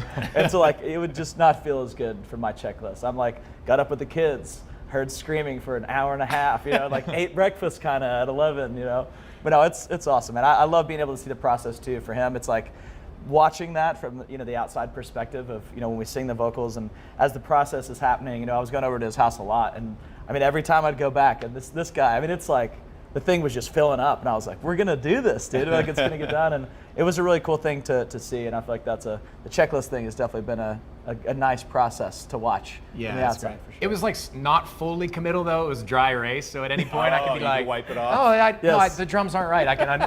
Next time I need to like do it in permanent ink or something. Get you a Sharpie for you the still next have album. that, right? You still have still rocking, yeah. And I was like, you have to put something over that. Like it would be so easy for someone to trip, and then that part of history is gone forever. And a dry erase board. It got tricky with the dry erase board. You like smudge it, you know what I mean? yeah. So I was hovering. Some of the X's on the board are a little sloppy. So I got to redo those ones, make those more perfect. This is the perfectionist. Make the most of your day with Today All Day. Get closer to all your friends at Today in a whole new way. Today in 30. We give you a mix of everything you love about our show. In a mere 30 minutes. Shop today with Jill Martin. We're helping you shop like never before. The latest styles and biggest names. Today Food. Things are heating up in the Today All Day kitchen. Cooking essentials and recipe inspiration. Get ready. Are you ready? Oh, I'm so ready. Only on Today All Day. Today is now a podcast available every morning. Listen wherever you get your podcasts. Nearly a dozen hours after the Eye roared ashore. There is some late-breaking news. All right, Good morning, everybody. Welcome to Today. Let's go. We're going to kick off the Pink Power and Breast Cancer Awareness Month. What's the best thing about being this age? You have nothing to prove because you already proved it. What does it feel like to be in a city that you love so much? I am humbly proud that I stuck up for my town. We all have the honor of helping reopen the doors. Broadway is back! Cooking up a storm with Al Roker, a Thanksgiving feast and a podcast. Listen now. The Meet the Press Chuck Toddcast, free wherever you get your podcasts. It's so interesting to hear you guys say that this process for this album was like going back to the beginning, because I don't know if everybody knows, your fans do, but everybody knows your origin story, we'll call it, which is this now famous meeting at a house party in December of 2012 in Nashville, and then going back to your house where there was like a fort of some kind in the living room. It's probably a better way to put it. Or whatever that was. So what do you remember about that night, Dan, that really led to all this? It's just the 10-year, it's been 10 years since I moved to Nashville, which is crazy. Time flies. But I mean, moved to Nashville, loved country music, had a dream, didn't have any money to my name, graduated college, all my friends went off and they were working jobs, making great livings, establishing a career. And I'm like, I'm gonna go try to write songs. And I had no money. It was like, found this house, had a buddy that I knew through a mutual friend who ended up becoming one of our best friends. And I think he wrote 4 songs on this album, so we've stayed friends ever since. And man, it was just anything we could do to get by. And we had this house, we found it was like $100 a month in rent, which I don't know, you can't even get a meal for that. I'm sure I lived in that neighborhood at some point. Yeah, Berry Hill, man. Which Berry Hill, 10 years later, has come up. Yeah. It's cool. Yeah. Cool restaurants, cool bars. Sure.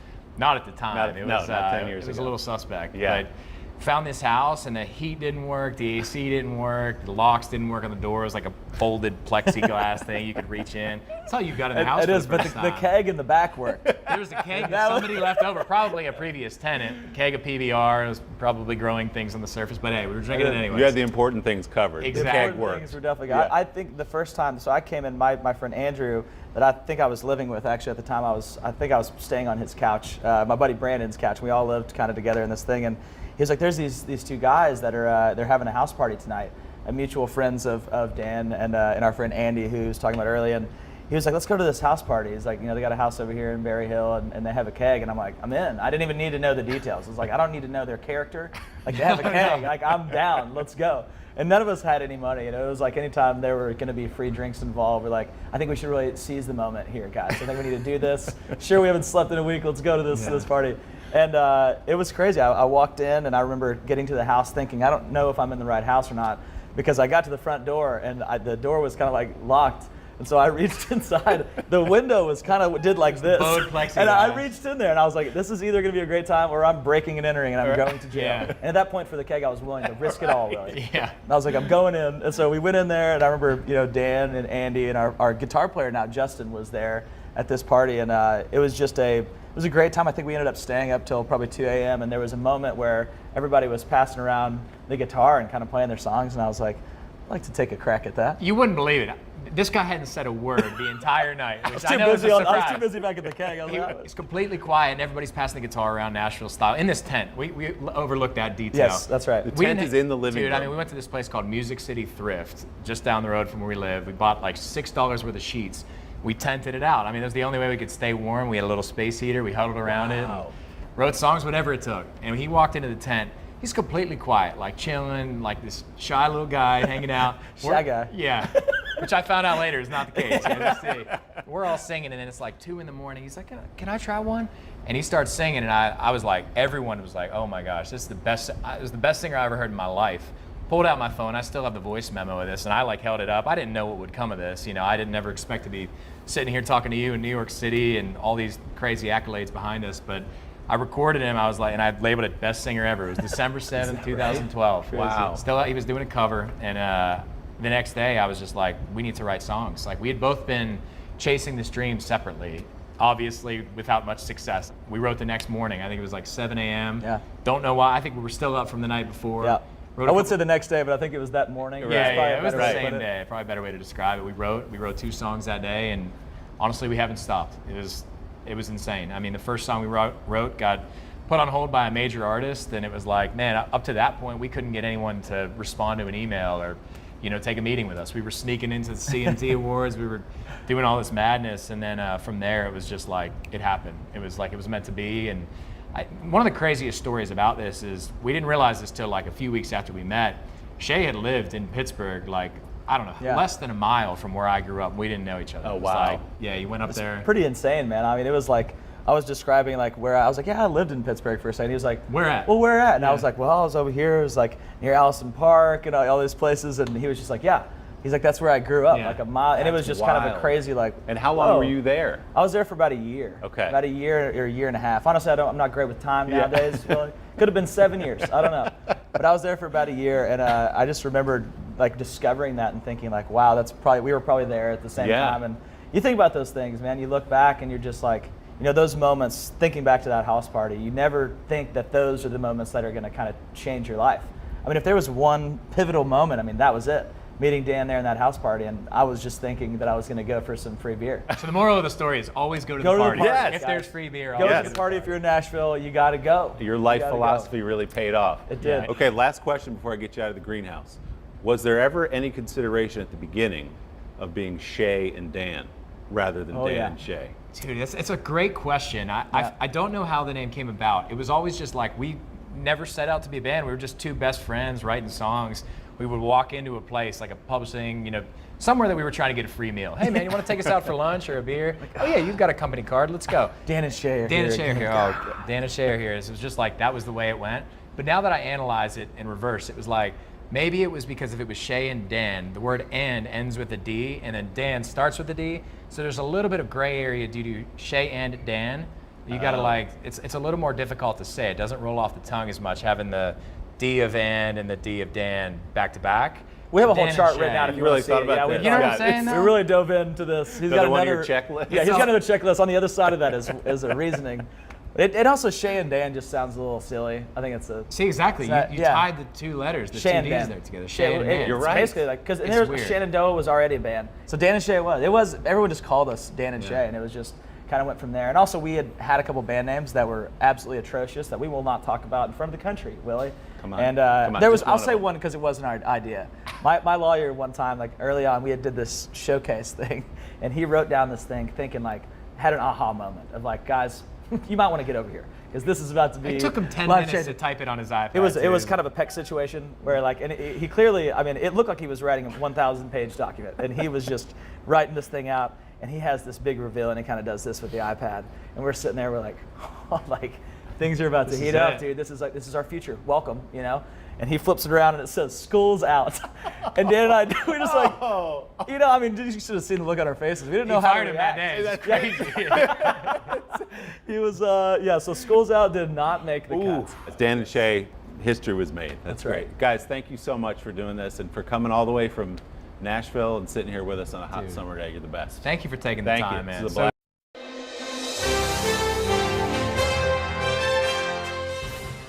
Guys, thanks for doing this. Great to see you. We're happy. Good to see you. Told you I just got caught up last night. I'm through episode 4. Yes. So much fun. I'm watching it not only with my wife, but 14 and 12-year-old. Wow. So, Steve, take me back to the sort of genesis of this show, the idea for it, where it came from, and at what point Marty enters the picture. Well, it's very hard for me to remember when I had this idea, but it was at least 10 years ago. And it actually started, because it's lengthy, I'm going to tell the whole story. I was at a party with a very good friend of ours, Sandy Gallen. And Sandy Gallen was a great guy. Fabulous guy. We both guy. knew him. And he was a manager. He represented Dolly Parton and Frank Sinatra? No, he represented Dolly, Whoopi, Cher, and Neil Armstrong? Diamond. Yeah, you know, Neil this Diamond. is what I contend with, is this kind of memory. It's unbelievable. What day did we meet? We met July 14th, 1985. Is that true? Yeah, absolutely. It's unbelievable. I do have, I thought I might have anyway. Oh, no, I'll do one joke, and then we go back to your part and we can snip. Okay. I thought I had H. Sam. Do you know what that is? Oh, right, where you can remember Mary every Lou date in Henner. detail. Yeah. Right, and I said to someone, I think I have H. Sam, like Mary Lou. I couldn't remember Henner, so I knew I didn't have it. Go ahead. So I'm at a party at his house. We love this guy. He was great. In fact, he suggested, I was writing songs at the time, and I played one of the songs. He said, Dolly Parton should record that. Wow. And he called her, and she said yes. Yeah. And Dolly Parton recorded one of my songs. That's incredible. Yeah. And so anyway, so I'm at a party at his house, and we really like the guy. And there's 3 older Broadway actors there. And Sandy came up to me and he said, you know what? He said, you ought to write something for them. And I thought, that's actually a good idea. And so I started thinking about it and came up with this idea of 3 old guys who, but this is 10 years ago, remember, who live in a building and they like true crime and they decide that they would like to solve some crimes, but because they're older and tired, they would only solve murders in the building. They're not going to go downtown. So that's where it came from. And then, one day I'm telling Marty the idea, and he liked it, and he said, you know what? I said, what? He said, we're old. So that's how we thought, okay, well, maybe we can do this thing. And was that how you remember it? Was Marty, did you have him in mind when you were thinking through this? No, I had nobody. At all? No, I had these 3 actors in mind. Okay. And then it just sort of drifted, you don't get, you just think about how much work it is and everything. And so they asked me when I pitched it to Dan Fogelman, and he said, would you do it? Be in it? And I wasn't thinking of being in it at all. And I thought, well, I'll do it if Marty does it. And then he signed up immediately, and there we were. And then somebody had the brilliant idea to bring in Selena Gomez.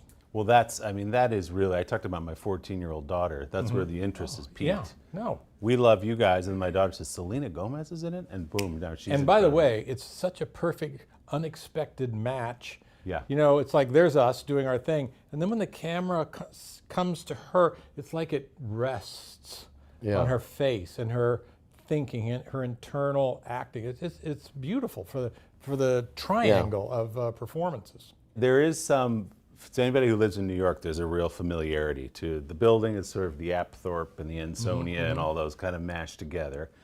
And something that happens in New York where people live in a building together, but they don't really know each other, and the person right on the other side of your wall, maybe you've never met. Right. And here comes this event, in the case of your show, that brings them all together. Right. And it's because they're all these true crime podcast freaks. And it's such together. a great vehicle because the greatest actors in the world live in either Los Angeles or New York. They're great actors throughout, but the amount of, every time you cast any smaller role or big role in this series, every actor is like, why isn't he a massive star? Or she in a the massive city, star? I mean. Yeah, in the city, it's filled with actors. It's amazing. Good actors.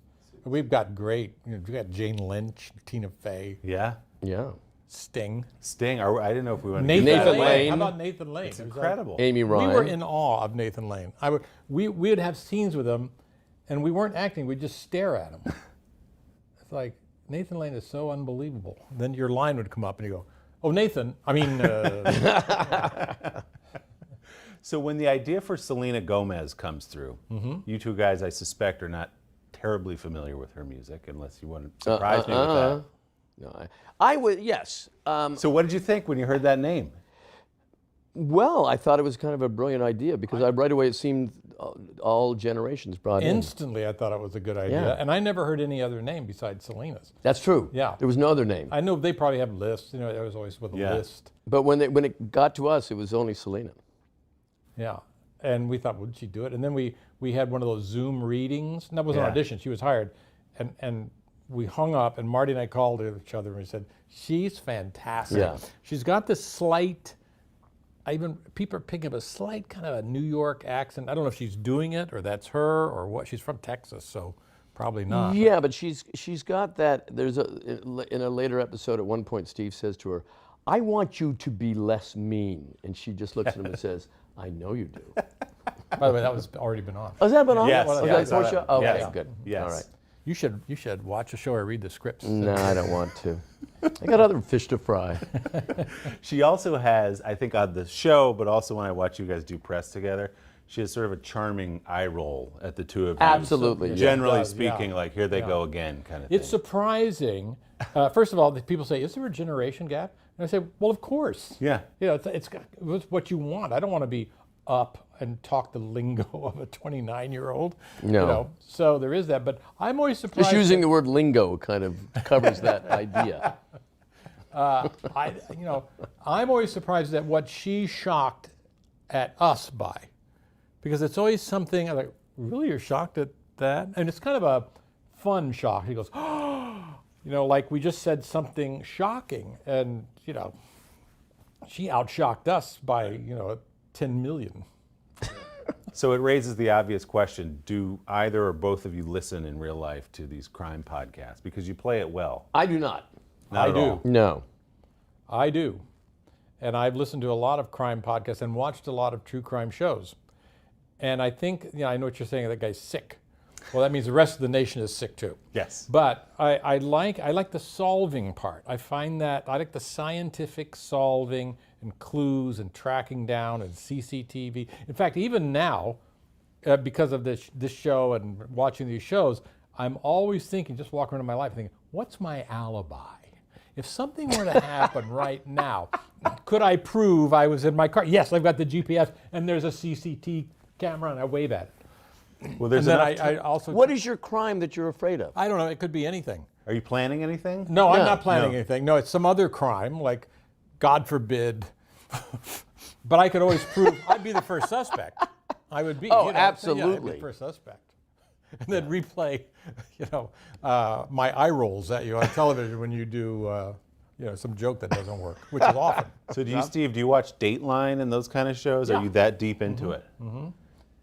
So you're really in it. Why don't you read the news or something I do read the current? news. Oh. Yeah. So are you principally objected to the crime podcast or just not interested? I just feel that there's so much despair around that I just don't want to hear about another person's murder. And first of all, why should you research a movie you're working on? Oh, that would only get in the way. You like going in blind. I am playing a director. I know the theater. Yeah, okay. I've been on Broadway. Yes, you have. Nearly a dozen hours after the Eye roared ashore. There is some late-breaking news. All right, Today is now a podcast available every morning. Listen wherever you get your podcasts. Good morning, everybody. Welcome to Today. Let's go. You think you'll run for office one of these days? I'm not saying no to anything. Wow. Welcome to Football Fright in America.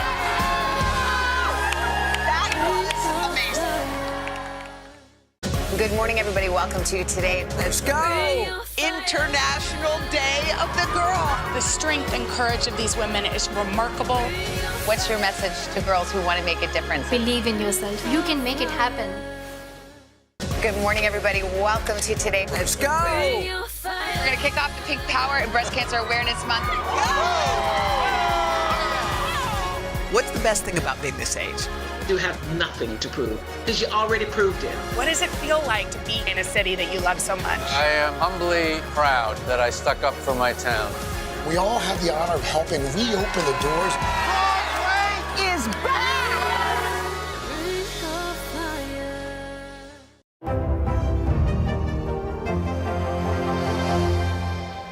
Today is now a podcast available every morning. Listen wherever you get your podcasts. The reception to the show has been overwhelmingly great. I Yes. mean, if you read the reviews and just word We on are the street. 100% on Rotten Oh, Tomatoes. now you've ruined it. Oh, really? Oh, because now someone's going to go, oh, really? I'll show them. Well, so what? Yeah, you're right. Yeah. Takes you down into double digits. No, we are, honestly, we've had a long career in show business, but a hit is fantastic because, they're rare. A real hit is a very, very rare thing. As long as you've been in show business, it's not like everything you put out is a hit. And so it's, especially at this point in my life, No, I remember seeing The Tonight Show once with Johnny, and Tony Randall was on. And Johnny said, it was like the 70s, and he was doing The Odd Couple, and it was now a hit. And he said, how long do you think you'll stay with the show? And Tony said, that's the dumbest question I've ever heard. I'll stay with it as long as it is a hit, because hits are rare. Yeah. And it's true. Do you guys, this part of working together, okay, we've talked about the show, but how much fun is it for two buddies who've known each other for 35 years to kind of hit the road together and promote and Totally fun. I wouldn't do it any other way, honestly. I tour with the band, but we have good camaraderie too. Sometimes we do that. But basically, I wouldn't do it. No, I think the only thing you can really control in a work situation is the hang. In show business, you can have the greatest experience making a movie, and then it bombs and the critics hate it. So the only thing that you can control is, do you have fun while doing it?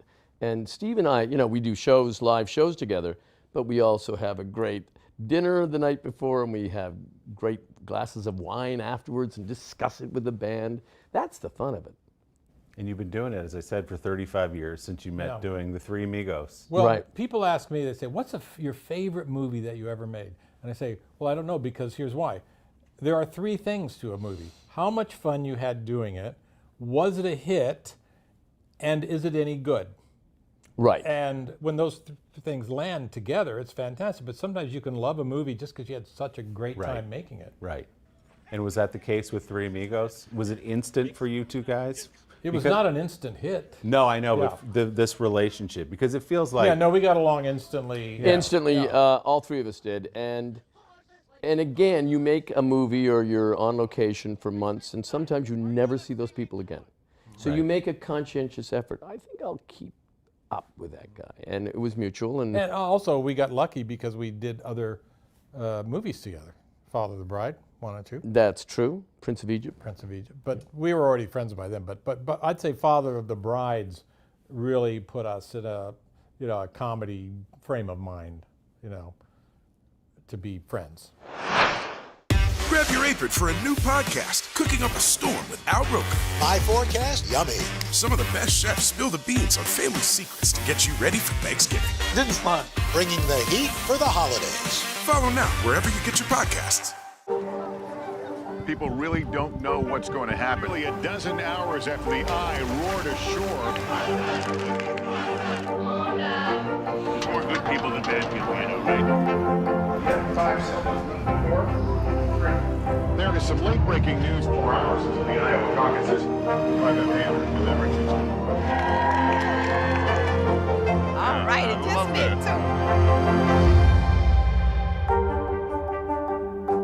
The Meet the Press Chuck Toddcast, free wherever you get your podcasts. News is more than a headline. It informs, it inspires, and it still matters. To cover it, you have to be in it. And that's what we're gonna do. Every night, we take you to the front lines of the story, where it's actually happening, with NBC News journalists on the ground from all over the world. We cover what you need to know and bring your newsfeed to life in primetime. And streaming live, it's your news playlist every night. Top Story with Tom Llamas, weeknights at 7 on NBC News Now. To cover the news, you have to be in it. We'll take you to the front lines of the story, bringing your news feed to life. Streaming live every night. It's your news playlist. Top Story with Tom Llamas, weeknights at 7 on NBC News Now. Is it easier to pass a bipartisan bill right now than it is to pass a Democrats-only bill? This supply chain issue has been a problem for months. Do you concur that this is going to get worse before it gets better? Are you concerned about the direction of your party? If it's Sunday, it's Meet the Press. The Meet the Press Chuck Toddcast, free wherever you get your podcasts.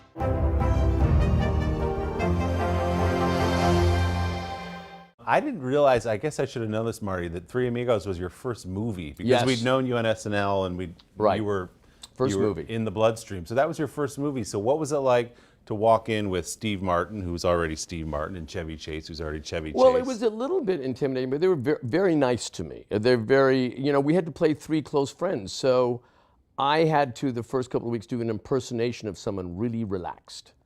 But they made it very easy. We immediately bonded through laughter and Scrabble. And before you knew it, you felt at ease and like this is a great thing to be doing. And the legend has it your first conversation, or maybe one of the first, when you came to the house to get the script, was a dig at Steve, and so the relationship was set forever. Yes. Do you want to tell him the dig? Yes, I went to Steve's house to pick up a script for Three Amigos. He wrote it with Lorne Michaels and Randy Newman. And I walked into Steve's house and his old house in Beverly Hills, and I looked around, and there was a Picasso and there was a Hopper, and I said, "How did you get this rich? Because I've seen your work." And you said, toward the end of the meeting, I said, it was great meeting you. I expected more charisma. But anyway. But it was kind of the natural instinct. And it was overwhelming to see all And by the way, the he stars. really did say that. Yeah. And I kind of remember my reaction, which was like a kind of a curious side eye. Like, so is this, that's a daring thing to say to someone you've never met, and then you sort of like, am I going with this? Or am I? And it was just comedy. We love hanging out with comedians because I think there's a, Thank God I wasn't from Ireland, or you would have said, have you ever thought of going to Europe? yeah. So you're from, so your family goes back to Ireland. I'd love to take on a trip to Europe. But that seems to me that first moment formed the basis for the foundation, at least, for your friendship. If you watch your tour, if you watch the Netflix special, even the two of you acting in Only Murders in the Building. I'm sure you have lifelong friends. Oh, yeah.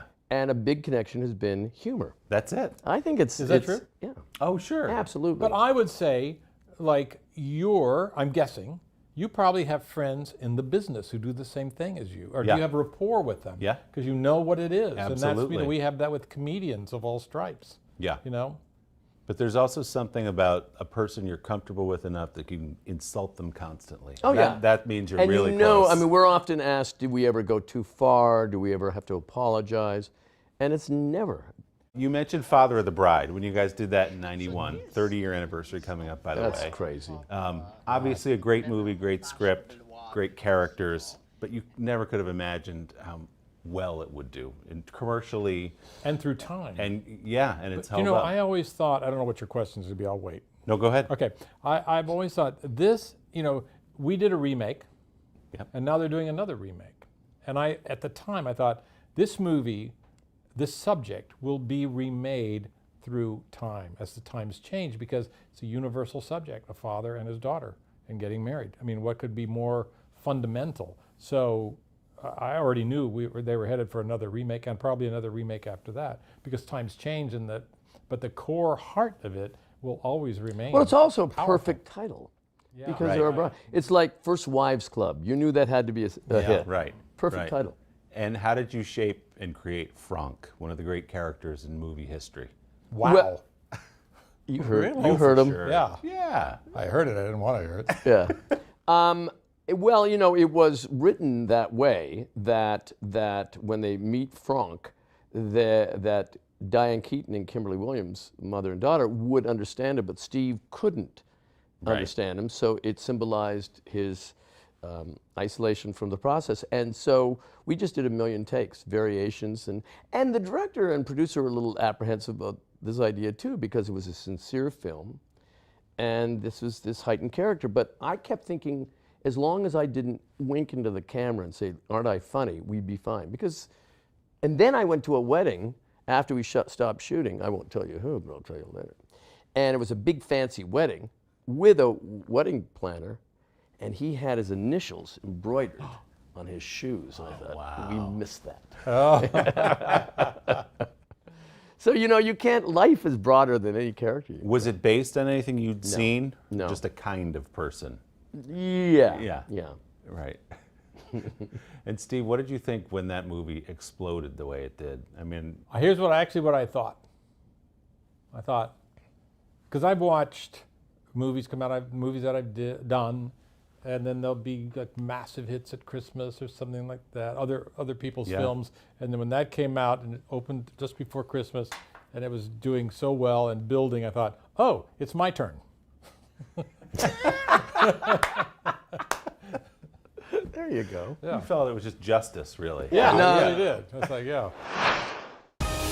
Today is getting you ready for the holiday season. From how to get your orders on time, The race to prepare for a holiday shipping season like no other. to traveling shortcuts and safety essentials, what you need to know.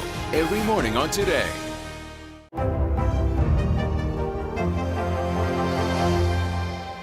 The Meet the Press Chuck Toddcast, free wherever you get your podcasts. Grab your apron for a new podcast, Cooking Up a Storm with Al Roker. My forecast, yummy. Some of the best chefs spill the beans on family secrets to get you ready for Thanksgiving. This is fun. Bringing the heat for the holidays. Follow now wherever you get your podcasts. Today is getting you ready for the holiday season. From how to get your orders on time, The race to prepare for a holiday shipping season like no other. to traveling shortcuts and safety essentials, what you need to know. Every morning on Today. Grab your apron for a new podcast, Cooking Up a Storm with Al Roker. My forecast, yummy. Some of the best chefs spill the beans on family secrets to get you ready for Thanksgiving. This is fun. Bringing the heat for the holidays. Listen now wherever you get your podcasts. Today is getting you ready for the holiday season. From how to get your orders on time, The race to prepare for a holiday shipping season like no other. to traveling shortcuts and safety essentials, what you need to know. Every morning on Today. For breaking news in our changing world, download the NBC News app. this might be an uncomfortable question for either of you to answer, but why do you both think this relationship works so well? Steve, what is it about Marty?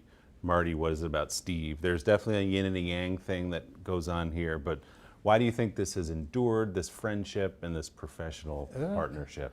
One thing I say is, first of all, we don't talk every day. It's not like 8 a.m. got to call Mark. And even when we talk, I don't necessarily listen. No, he puts the phone down. Yeah. And so there's that we have other lives.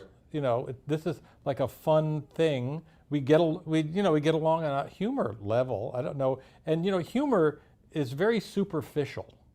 I mean, you can joke and we can joke and we can joke without ever getting to the core of anything. So it's just up here in fun. Like I said, I'd never say to Marty, "Are you okay?" Which a real friend would do. Well, no, you would if you really thought I was. But I think that we both. First of all, we work very similar. It's Lee. Yeah. We like a loose, happy set, joking, all that, and it makes us better. So there's that. And then, why else are we friends? I think it's a very hard thing to explain. It's like ask any friends, and they'd have a He hard has time. more money, and that's a seductive thing. And He's more like, to me, like an older brother's older brother. What do you think is so funny about Steve? Why is he so great as a comedian? Oh my God! I mean. Nothing. No, I mean it's.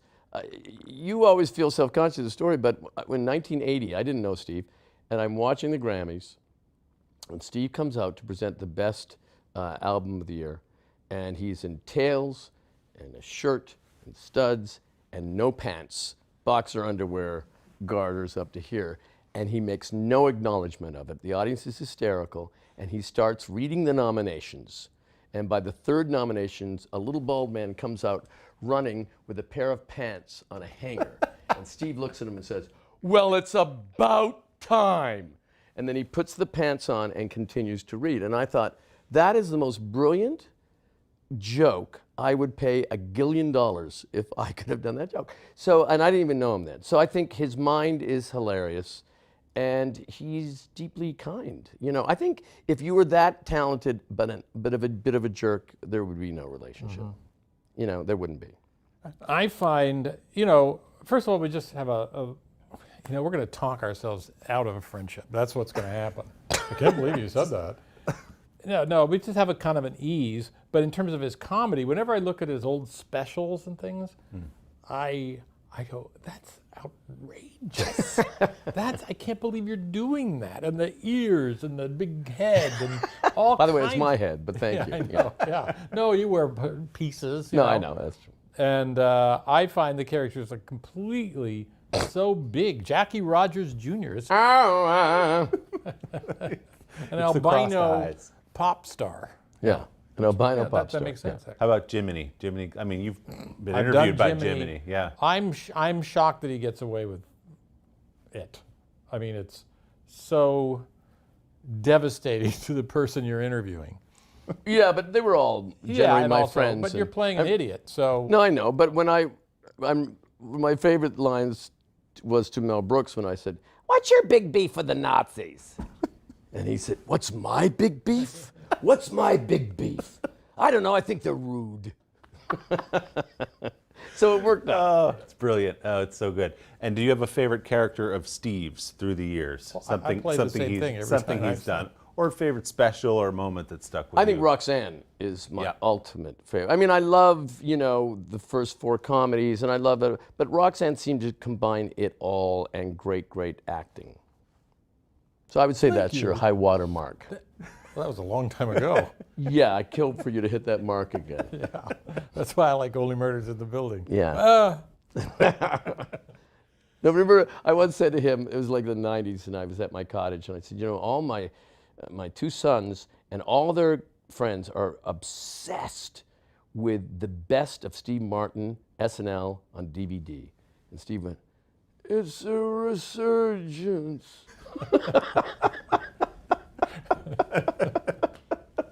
I'm back. I'm back. But it was with the weak, exhausted arm, too. You've said, Marty, too, beyond the funny and all this connection, is that Steve was a great friend to you when Nancy passed away. Right. And that meant the world to you, to have somebody who you had so many laughs with be there. Well, he wrote a song in honor moment. Of her. Yeah. A brilliant song, The Great Remember. What did that mean to you to have him at your It side? meant, well, you know, listen, by Steve the way, was... everybody was, you know. Everyone Marty loved has Nancy, a lot of friends. Yeah. But of course it was magnificent to have those kind of friends in those tough situations. I'm telling you, Marty has a lot of friends, and there's a lot of demand on his time because he gets, you know, invited to parties and things because he's really fun at a party. And I've told this before, but I say if I'm hosting a dinner party and I'm going to invite, you know, 3 or 4 couples, whatever, and I invite Marty, you know, and somebody else, and then if Marty says, "I'm sorry, I can't come," I cancel the party. Is that true? Well, it's not really Because what's true, the but- point? Well, yeah. Guys, thanks so much. Congratulations Thank you, on the Willie. show. It's a blast. Thanks, man. Welcome to Today All Day. All day? Today, all day. All day. This is a long way of asking who's your favorite character you've ever played. The unicorn. The unicorn. You gotta have the unicorn. What is she right there? That's why you're saying all these nice things? Yeah, she gave me the look. Sorry to disturb your day. Everyone's mad at you, Willie. Better make this fast. I don't want the wrath of Luna. When I see you, I always think, I wonder what his quote would be. Give us 6 minutes and we'll ask as many questions as we can. Welcome to Cold Cuts. Cold cut, cold cut. My buddy Cal cooking with me. Dads don't babysit. It's called parenting. What was the first book you remember loving? Heart Smart Today, with simple exercises to strengthen your heart. Make the most of your beach days. It's all about the tracksuit now. How good do they look? I now pronounce you husband and wife. Kiss the bride. This morning, a story of people helping people. You've received tons of letters from people who have been inspired. Let's do the weather, Al. Okay. All you gotta do is say, it's cold, it's warm, it's raining, it's snowing. That's it. One of our most favorite franchises ever, Ambush Makeovers. Okay. Look at it. It doesn't look so good. No, it doesn't look good. Will you judge us in a cook-off? I will, and you guys will definitely win something. Today, all day. All day? All day. Welcome to Today All Day.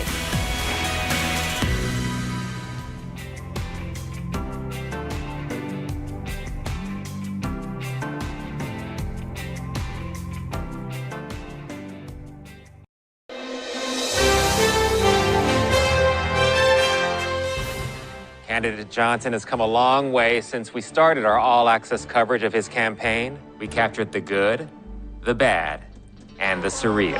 Starts tumbling. Who's your daddy? Who's your baby? Who's your buddy? Who's your man? See you at the polls. Let's do this. Hey guys, I'm Willie Geist, and that is a scene from Young Rock, the NBC comedy about the childhood of Dwayne "The Rock" Johnson, as told by Johnson while he runs in a fictional presidential campaign.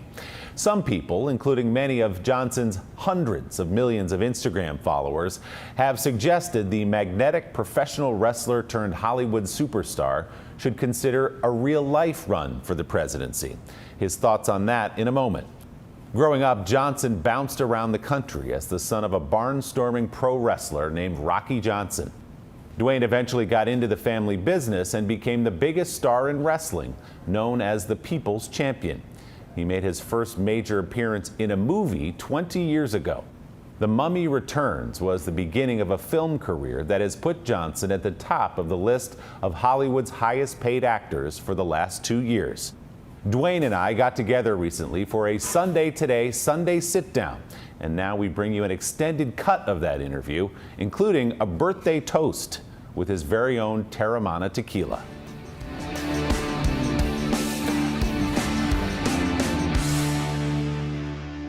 I wanted to make sure that the bottle represented its founder. So broad at the shoulders, narrow at the hip. The neck's a little thin, though, Dwayne. That neck's a little thin, but there's a little bit of some muscle size to the neck there. Should we pour a little of the Blanco, of the Teremana Blanco, and have a toast? We shall, my brother. Let's do it. So tell me, as we pour this, Dwayne, the story behind this. What gave you the idea? Because I understand it's been a long time coming. It has been a long time coming, but this idea of creating a tequila brand was something that I had thought about almost 10 years ago. But usually with a lot of things that I do, I like to take my time. I don't like to rush things, especially if it's something that I really feel passionate about. And I feel like there's an opportunity here to create something for who I like to call my number one boss, the consumer. Now, I always have to follow that comment up with, besides my wife and my daughters. There you go. As you know, you have 2 kids and a wife too as well. Yeah. So when it comes to creating something, I think that they will enjoy, I just want to take my time. And then years later, here we are on my birthday. But I will say, before we raise this glass, tomorrow is your birthday, May 3rd. So this is going to be a good toast, brother, a good happy birthday toast to both of us. Well, I appreciate it. And a happy birthday to you, not only on the birthdays, but on the 1-year anniversary of Teremana. So cheers to you, and That's cheers right. to Teremana. 3 birthdays, here we go. Happy birthday. Happy birthday, cheers. Randall, to understand me, you got to understand where I came from. Right in front of you right now is the show Young Rock here on NBC, which has done really well. How accurate is it? How close is it to what your young life was? Willie, it is accurate to the T. Now, some stories that happen, say, for example, in Nashville, Tennessee, we moved that story to take place in Bethlehem, Pennsylvania. Something that may have happened in Bethlehem may have shifted to Hawaii, but everything is derived from the truth. And I have had just what I used to call, and still do, a Forrest Gumpian childhood growing up, where the intersection of my life, and we've talked about this in the past, my childhood was wild in that I grew up in the world of professional wrestling, when wrestling in the 80s and in the 70s was way different than it is today. They were all based on local territories and local promotions. And a lot of the times, including my father, the wrestlers would live paycheck to paycheck, but they also lived this really interesting life. And what I mean by interesting is there's a term that we have in the wrestling industry. It's called working the gimmick. And working the gimmick is when wrestlers have to be on their character 24/7. So when you went out, and you and I were kids, and we went out in the public and we saw, for example, Sergeant Slaughter. Yeah. Well, he was always Sergeant Slaughter. Mm-hmm. We saw, the Iron Sheik. He was always the Iron Sheik. And all these wrestlers, they were always who they were. Now, what's interesting is they had to drive a Cadillac or a Lincoln. They had to look the part, diamonds, you name it. They had to look being a star. But yet the B-side and the revelation is once they got back in the car, they drove back to their little apartment and they were still living paycheck to paycheck and they were still doing their best to survive. So it was this unique upbringing that I had that converged and intersected with all these amazing heroes of mine in the world of pro wrestling. But then, there's a lot of life lessons that I didn't know I was being taught back then that you realize many years later that had helped shape and groom who I am today. No question. And I don't think everyone, even some of your fans, fully appreciate what your childhood was like. I think you lived in like 13 or 14 places by the time you were into high school. And then I love the way you talk about arriving in Nashville from Hawaii. You've already got your driver's license. You're a big dude. I think you might have had a mustache at that point. And these kids in Nashville was like, who is this guy? I did. So we were evicted off the island in Hawaii. Couldn't pay the rent. Again, paycheck to paycheck. I get to Nashville and I already have a driver's license because in Hawaii, you could get your driver's license when you're 14. Right. So I'm 15. I go to high school. And at that time, there was a TV show, 21 Jump Street. Oh, yeah. Right? So of undercover high school. Johnny Depp, yeah. Johnny Depp. And they were all convinced, Willie, and this is not hyperbole, that I was an undercover cop. At 15, I was already 6'4", 220. I had a full mustache. I was, I was jacking the weights every day back then too as well. So I had some muscle to me and I was driving. So to them, and I looked different, and to everybody, they were thinking, well, this doesn't make sense. He's already got a car. The guy looks like he's 78 years old. There's something wrong. They thought I was an undercover cop. The teachers thought I was an undercover cop, principals, and the students too as well. I had no friends, no play with the ladies whatsoever. Really? You had the car though, Dwayne. The car didn't help? The car helped a little bit, but I hung out with a few girls. Those were the ones who just, I think they were more interested in the fact that maybe I was an undercover cop. I don't know. But it was, again, just wild. And from there, we were forced to leave Nashville and wound up in Bethlehem, Pennsylvania. Same thing all over again. There was that process. Oh, you were an undercover cop. And but then once we settled and we got some roots in Bethlehem, things changed. No one is more shocked than me. I thought for sure Dwayne was an undercover cop. I was this close to asking him to an Eagles game. Today is getting you ready for the holiday season. From how to get your orders on time, The race to prepare for a holiday shipping season like no other. to traveling shortcuts and safety essentials, what you need to know every morning on Today. This isn't about spending going forward. This is about spending that's already happened. Do you accept the idea that we have a crisis at the border? The vaccine mandate. Is this going to work or is this going to backfire? If it's Sunday, it's Meet the Press. The Meet the Press Chuck Toddcast. Free wherever you get your podcasts.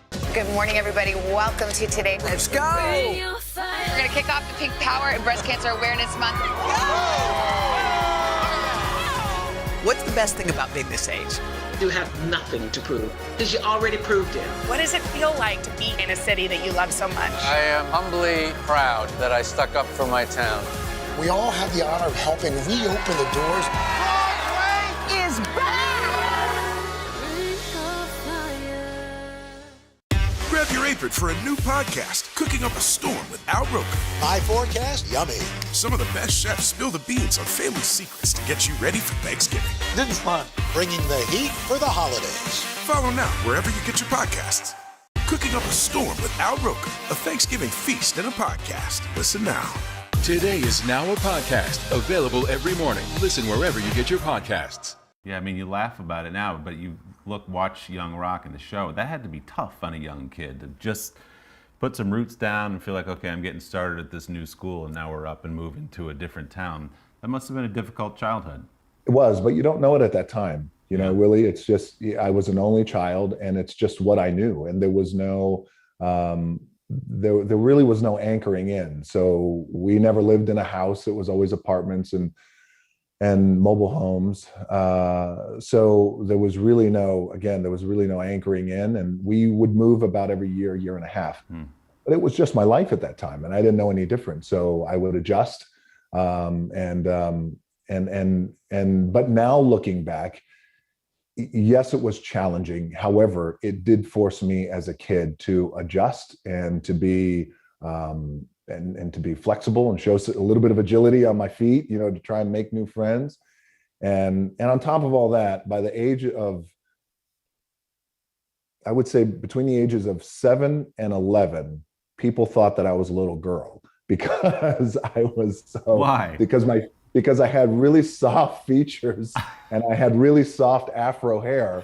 So everywhere I would go, thank you for laughing, really. I appreciate it. I need therapy. It still hurts, doesn't it? Things have worked out okay for me. I was going to say you did all right. Man, I used to get on the bus, and I never forget. I'll tell this story, and fan audience will appreciate this. I got on the bus when 5th grade, first day of school. I get on the bus. I've never ridden a bus in my life. I'm terrified to get on a bus to begin with. My mom just pushes me on the bus. I'm halfway crying. I sit down next to a kid, and within 60 seconds, he goes, "Can I ask you something?" I said, "Yeah." He goes, "Are you a boy or a girl?" Ooh. I went, 5th grade. Ooh. That'll say, you'll still talk They'll about say that anything. Oh, so man. After he recovered, because I knocked him out, he was, it's the tequila talking, really. It really is.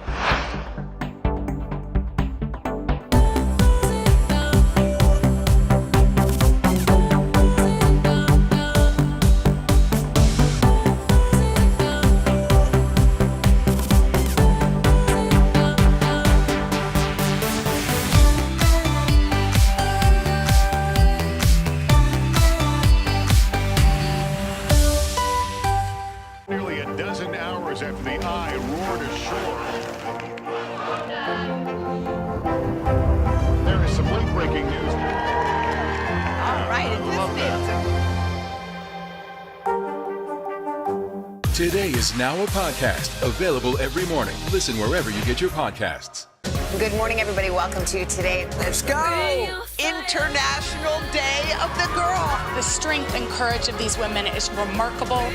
What's your message to girls who want to make a difference? Believe in yourself. You can make it happen. Make the most of your day with Today All Day. Get closer to all your friends at Today in a whole new way. Today in 30. We give you a mix of everything you love about our show in a mere 30 minutes. Shop today with Jill Martin. We're helping you shop like never before. The latest styles and biggest names. Today food. Things are heating up in the Today All Day kitchen. Cooking essentials and recipe inspiration. Get ready. Are you ready? Oh, I'm so ready. Only on Today All Day. Today is now a podcast available every morning. Listen wherever you get your podcasts. People really don't know what's going to happen. Nearly a dozen hours after the eye roared ashore. More good people than bad people, you know, right? 5 seconds. 4, 3. There is some late-breaking news. 4 hours until the Iowa caucuses. Private Andrew delivers. All right, it just me too. For breaking news in our changing world, download the NBC News app. Good morning, everybody. Welcome to Today. Let's go! You think you'll run for office one of these days? I'm not saying no to anything. Wow. Welcome to Football Fright in America. That was amazing. Star ever. His father really made a name for himself here in Madison Square Garden. So did his grandfather, Rocky Maivia. I'm curious how, Dwayne, after, given everything you've said about your life and growing up, the son of a professional wrestler, how once you got through Miami and played football and you tried to play in the CFL and that didn't quite work out, and you fly back to Miami, open your wallet, I have $7 left. What drove you then, knowing the life that could await you as a wrestler, what drove you to that life, to get into the ring? Passion. It was passion. Again, I grew up, I loved pro wrestling. I loved it, Willie. I loved it. These guys were my heroes, especially at that unique time. In the 80s, in the early 80s, pro wrestling was just such a unique industry because when wrestlers would talk in their interviews, yes, they were over the top and wild, and some talked very soft, and some talked really loud, and some posed and got crazy, and some were very serious. What was interesting about that is there was such a deliverable of authenticity, because back then, if you could not deliver a great interview, you were not going to survive in the world of pro wrestling. Right. So these guys, it was all they could do to try and connect down the lens. And then, of course, you know, everything, the match, they would have the match, and hopefully the match was great. But I love pro wrestling, and I love the interview parts of that. And I love these great characters. So I always had a passion for wrestling. So when I was cut from the CFL, and I was sent home, and I had $7 in my pocket, and it wasn't all paper either. It was like 501 and change. at least I rounded up. So I was optimistic in my economics that at least I had $7, and I felt in my gut, Willie, that I had something to offer in the world of pro wrestling. I didn't know what it was. I had no idea. And the fight I got in with my dad was extraordinary. My dad was a pro wrestler, and he came up at a different time, and his thought was, I love you as my son, and look around. We're in a little apartment that I can barely pay for, and I've given my life to pro wrestling. I'm not blaming anyone, but it was my life, and this is what I have. I want more for you. And the reason why we got in a fight, I had just gotten a call from my coach at the CFL. His name was Wally Buono. He's a legend in the CFL and a mentor of mine. And he just offered me a spot to come back and try out for the team next season. And I said, I appreciate it, Coach. Thank you very much, but I'm going to close this chapter in my life. Hung up the phone. My dad said, who was that? And I told him how the call went. And he goes, now, what are you going to do? I said, well, I want to try and get in the business. He goes, what business? I said, in wrestling. We had the biggest fight, Willie, the biggest fight. But eventually he agreed to train me. And the rest was, as they say, through a lot of hard work and a little bit of blood and a lot of sweat, the rest was history. Welcome to Today All Day. All day? Today, all day. All day. This is a long way of asking, who's your favorite character you've ever played? A unicorn. The unicorn. You gotta have the unicorn. What is she right there? That's why you're saying all these nice things? Yeah, she gave me the look. Sorry to disturb your day.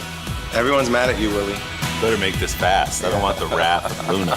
When I see you, I always think, I wonder what his quote would be. Give us 6 minutes and we'll ask as many questions as we can. Welcome to Cold Cuts. Cold cut, cold cut. My buddy Cal cooking with me. Dads don't babysit. It's called parenting. What was the first book you remember loving?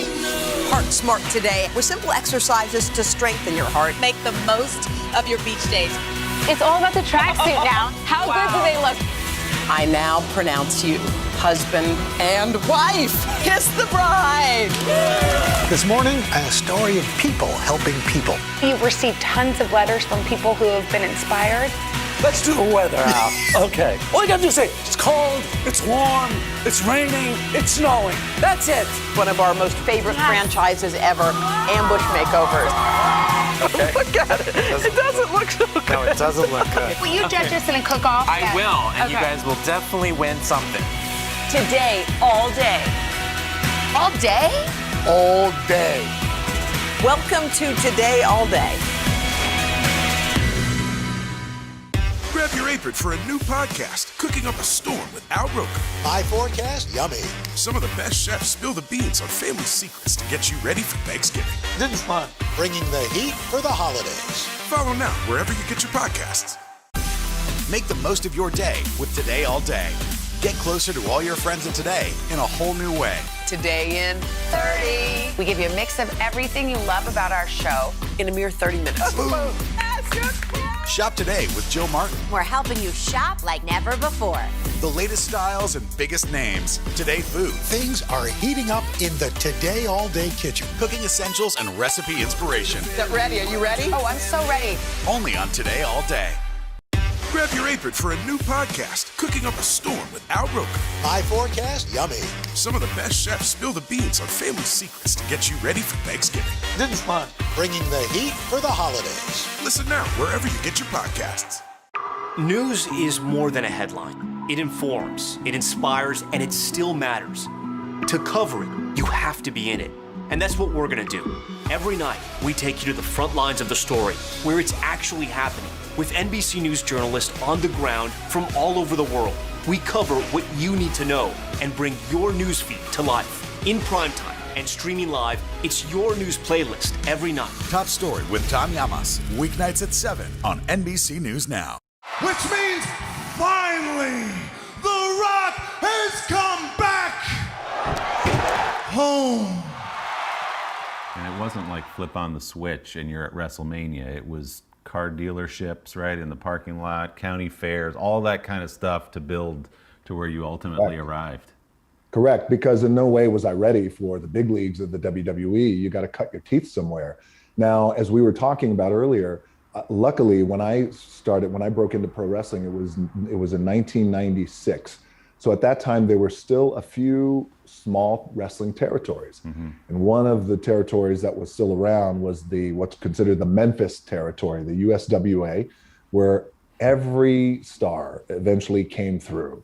You starved down there because you were making $40 a match. That was my guarantee, was $40 per match, literally $40 per match. No more than that, just 40, no more, no less. There is where I cut my teeth and I made my bones and I learned how to wrestle and I learned the wrestling industry. And that was in used car dealerships. It was sometimes in barns, high school gyms, flea markets every week. We would wrestle in a flea market every week, every Monday night. And then every Saturday night was the state fair in Nashville. Wow. Flea market was in Memphis. And I lived at the Waffle House. That was my jam, really. Smothered, covered, all of it. Yeah, smothered, covered, the hash browns, the whole deal. 5 cents, I think, was for the jukebox, and we just sit there. I think it was, but yeah, those were times though. When I look back, so grateful for those times. I didn't have any money back then. Nobody really does when you start out, but man, what a learning lesson that was. Because today, I'll tell you, whether it's whatever it is that's in my life, those times I keep in the forefront of my mind. I truly do. And they give me perspective that I'll never forget. I don't take any of this for granted because things could have been much different for me. And sometimes I look back on some of those stories and I go, I don't know how they weren't. I don't know how sometimes this happened, truly.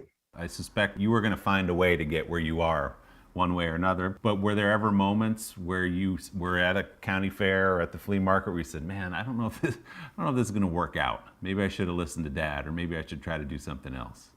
Never, honestly. Now, not at that time, because at that time, I was doing what I loved. Now, I love playing football. I love playing football. I loved it. I had a passion for it. I felt like that football was my ticket to buy my parents their first house, for me to buy my first house, buy my mom, we have these dreams, buy my mom her first car, and football was my ticket. Football was my ticket for my education. We couldn't afford college. So I got a full scholarship at University of Miami, played with great players. But in football, I always knew every time I stepped on the field that I was always trying to catch up because I didn't have the football experience a lot of the guys had. I only had 2 years of high school football. And when I got to University of Miami, I got injured my freshman year. So again, I was playing catch up and I was behind. So it's everything that you could, and that's a fast moving game. And players at especially University of Miami at that time, Ray Lewis, Warren Sapp, Gino Torretta, Heisman Trophy winner, you name it. We had the best team in the country. And so the players, we all pushed each other, but it was a very consistent, I got to get better. I got to play catch up. I'm playing catch up here behind the 8 ball and still trying to find the shift and click moment. You know how in life, When we do something, we do something and it's a shift and click, and I'm here. This is what I was born to do. When I stepped into a wrestling ring, I never had that. It was, this feels at home. And I feel like this is what I was born to do. So yes, it was at a county fair. Yes, it was at a flea market in front of 150 people. Half of them going, "You suck." That's okay.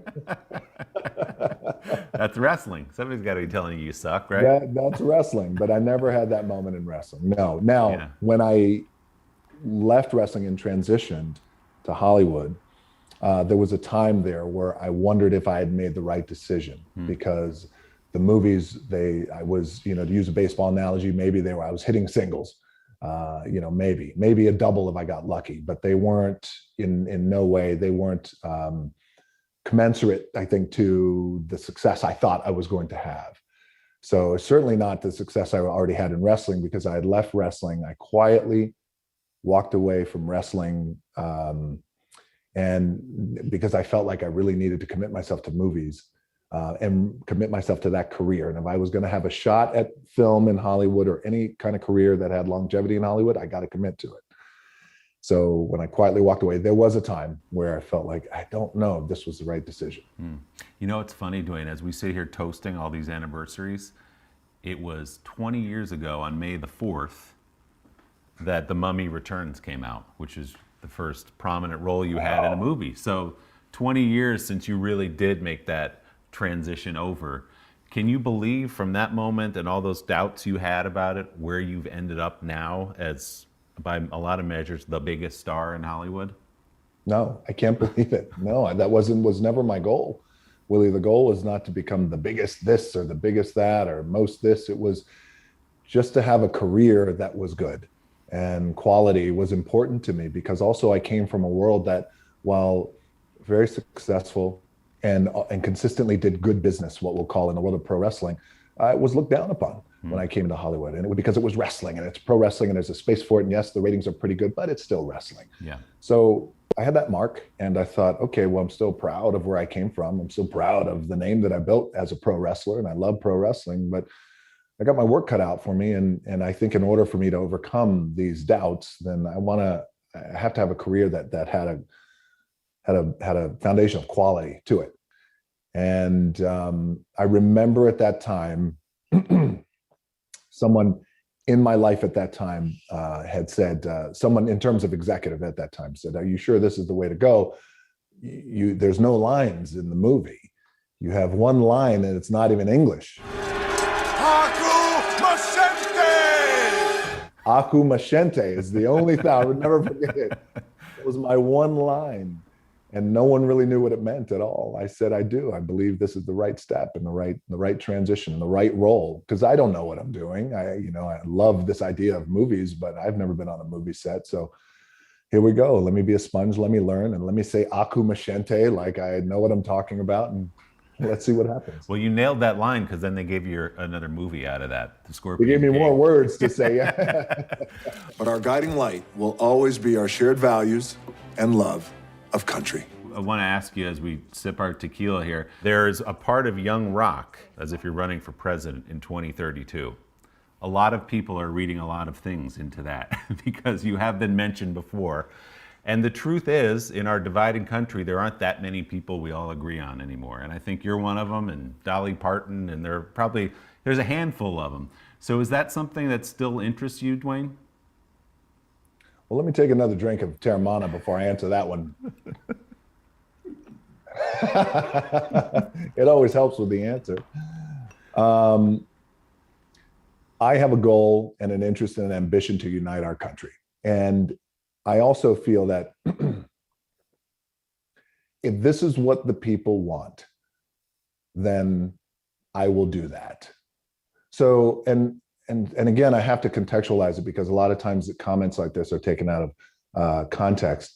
Is I always, and this goes back to me wrestling in flea markets and used car dealerships, even in that, as small and as intimate and as rowdy as those crowds were, Willie, I still had my finger on the pulse of the people, and I always wanted to send them home happy. And I always got an idea of what they wanted in that moment. So the people telling you they would want that would mean what? That you put it out there and see what people think about it, or that there's polling, or how will you know if the people are asking you to take that step? I think you would do deep dives of polling and things like that. I think you would really have to make sure that I had the right people in place who know that world in terms of politics, and then we would get a real sense of what the people wanted. So in no way, if I were to ever run for president, would I think, okay, I'm going full bore ahead, pedal to the metal, surround myself with great people, and not know if this is what the people want. What the people want will lead and inform that decision. And if it is in fact what they want, then I'm going to take another drink of my Teremana and I'm going to say, okay, let's do it. You can see more of our interviews with your favorite stars every week on Sunday Today. Until then, thank you for watching.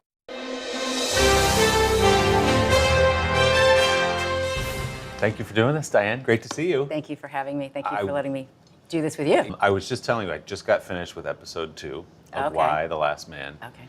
It's a great premise to begin with. You're fantastic in it. Thank you. And I'm curious what you thought when this sort of idea came to, just the concept, and we're going to do a series about it. Were you immediately interested, or did you need some explaining? Well, I thought, you're asking me to, and now for something completely different, which is sort of fun because that's what I do. I get to try on different ideas, and that was what attracted me, was the amount of zeitgeisty, controversial, global world building, world recovering issues, and who knew how much life was going to be sort of brushing up very closely against art, or maybe the other direction, art against life. He's whining about the First Amendment and calling for unity. Yes, let's all join hands with the psychotics of America. And what would the expectations be placed upon a different gender of leadership? So it was almost like, I think maybe he was triggered by somebody saying, "Oh, if the world were only led by women." Right. And then you think, well, let's dig into that a little bit. What would it be like? So that's the journey we take in a quote-unquote woman-only world after the demise of 50% of the population of the Y chromosome. You're doing everything you can for everyone you can. But ma'am, without men, there is no future. I hear you, but we're just trying to survive the present. We call it Men, and the title, of course, says Why the Last Man, so it's not a big surprise. It's not a spoiler alert, but there's double entendres even on the title. Why? Well, what does that mean? Well, why is the first letter of my son's name? Oh, so your son survives, so not every man. And what is a man, by the way? How do we delineate what that term, gender roles, and what do we delineate by how would a woman behave in a leadership role? Would she be up to the task? But I wanted to be part of a world-building show and see where it was going to lead, because there's so much great source material in the graphic novels. Like I say, I'm 2 episodes in, and I still have so many questions that I know you're not going to give away today. What is this thing? What exactly happened? How did your son survive? Right. There's so much in the air still that will carry through the length of the series. I was interested to read that this was your first series as a series regular, where you're leading the show, which I thought, she's done a bunch of TV and a bunch of film, but she's never done this. Was there some appeal to doing, okay, this streaming thing that everyone's on, and I'm the lead, and we can see this through a bunch of episodes to tell a story? Much different than making a film, obviously. Well, I'm a sucker for a dare. I can own that, and I wanted the experience of doing something completely different in my craft, which a lot of people have become extremely comfortable with, and that is not knowing what the writing is that you're setting yourself up to fulfill. One of the things that I love to do is to look at work in terms of the conversations that grow out of what were you thinking when you took this role? Why this, why now?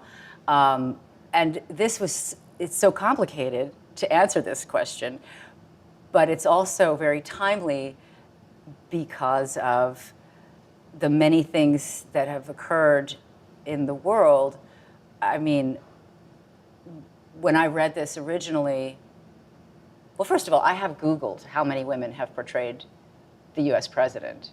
I had to do it. I was like, apparently I'm number 18. Okay. You know, and Our 18th president. we are going to have to keep making hard choices to try to help deal with the panic and the outrage. Yeah. I mean, yeah. And I have some very dear friends who have already portrayed this character, whatever we have in our mind's eye of the leader of the most important leader of the free world, and all of those, you know, self-aggrandizing, and rightfully so. The role of president of the United States has been a very big trigger point for a lot of people for a long time.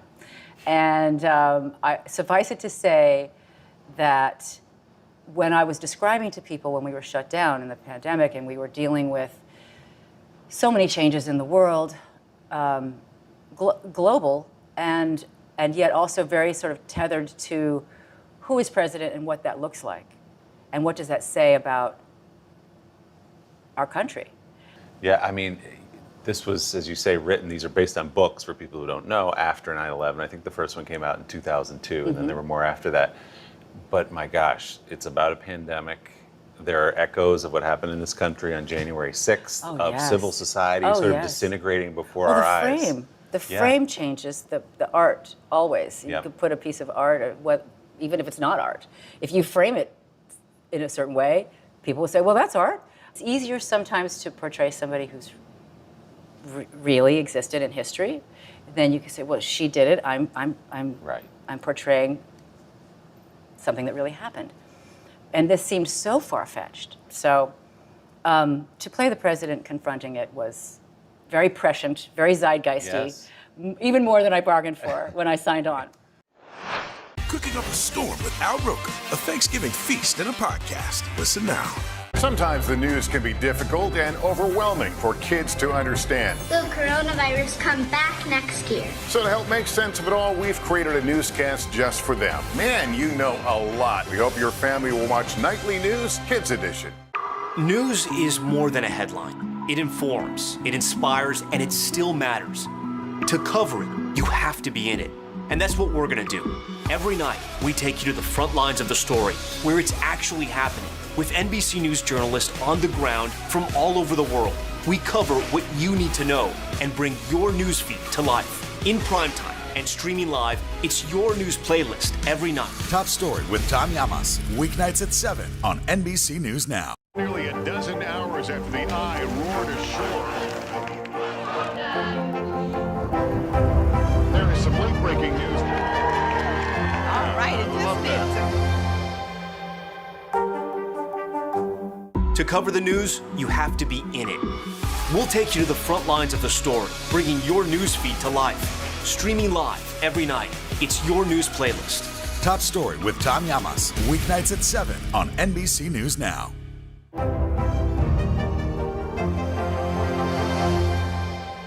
Today is now a podcast, available every morning. Listen wherever you get your podcasts.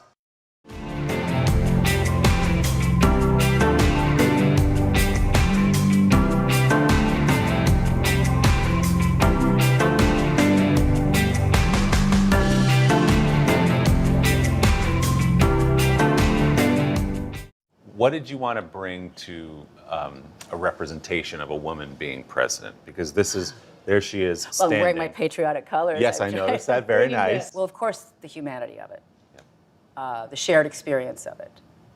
The line of succession was decimated by the amount of death and the amount of grieving that she has. In order to be a good leader, you have to be the best follower, in a way. So she wasn't chosen. She wasn't voted in. So there's a lot of controversy around inheriting the job that she wasn't voted for, you know. And so, hey, that's prescient too this year. Voting became very important, and the controversy around our votes considered authentic. The process, once you begin to have doubt enter into that conversation, now you've tilted the conversation into what is reality? It's the inner journey of this woman who is struggling to lead while she knows she's violated her ethics in order to do what's right for the world, which is if you have a survivor, don't you want to try to make it possible for there to be more than just one survivor? You've spent a bunch of time in the halls of Congress as an activist, and I want to talk to you about that in just a moment. A small bunch, but Yeah, legally, but I mean, yes, I have been to the halls of Congress. But you've been, yes, you have. There's photos, so I know Yes, it there really are. did happen. I've seen them. Okay. In my day job, I covered politics, and just the way you sort Yes, of you carry do. Yourself, some Nancy Pelosi in the way you walk down the hall, and you're surrounded by your staff and your reporters. Did your relationships with people who serve, did you bring some of that to understand what it means to be in a position of power politically? I have enough audacity to bring the little things that I believed in to the Congress people who were willing to meet with me and talk about the issues. And those were conservation issues about the health of our oceans at that point. There's always some legislation, right. that needs help to get the ear of the people who actually turn these things into law. That was my secret ambition when I was a child, was to become a lawyer who could help make laws. We need laws to catch up to the reality of our planet. We only have one. When you do go to Capitol Hill and you knock on the door of Congress people, do you find they're at least more aware of the problem? Are they more receptive to it? It doesn't feel like some radical tree-hugging idea anymore, that like the middle of the country understands that this is a problem because it's happening in front of our eyes. This is science and this is real, and people need to survive and live. And people are scared of the conversations. So you've got a lot of fans who listen to you. What would you say to them about what we need to do different day to day? Forget the big macro, but how do we make a dent in this as we go about our lives? Well, I mean, I didn't bring my book. I was going to bring it and show it to you. It's called What Can We Do? Actually, it's called What Can I Do? And it's Jane Fonda's book. And it's all about her experiences going out of her comfort zone and allowing her fame to mean something on this planet while she's here. And she wants us to all wake up and do what we can. And people are panicked and they don't say, what can I do? So she literally goes through. She's so practical. That's what I love about Jane, among many things I love about Jane. So sure, I went and got arrested for the cause of bringing attention to the conversation. But the conversation is manifold. It's not just recycle or get the plastics out of the ocean, or we have species that are leaving. And everybody gets so scared. They want to go hide under the table and have a cocktail. So do I. But is it going to be our children? So I want us to wake up together and hold hands and make it a positive movement. That's my dream. I think one reason for optimism is that I have a 12-year-old and a 14-year-old who were born into and are growing up in a world where to them climate change is a fact. It's not a theory.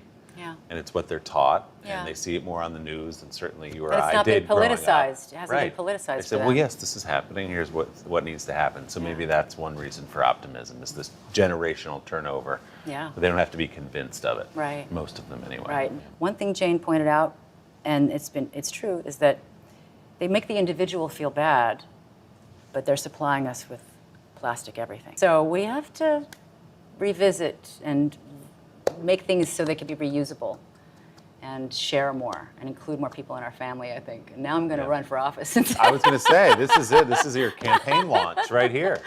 I'll vote for you. The Meet the Press Chuck Toddcast, free wherever you get your podcasts. For breaking news in our changing world, download the NBC News app.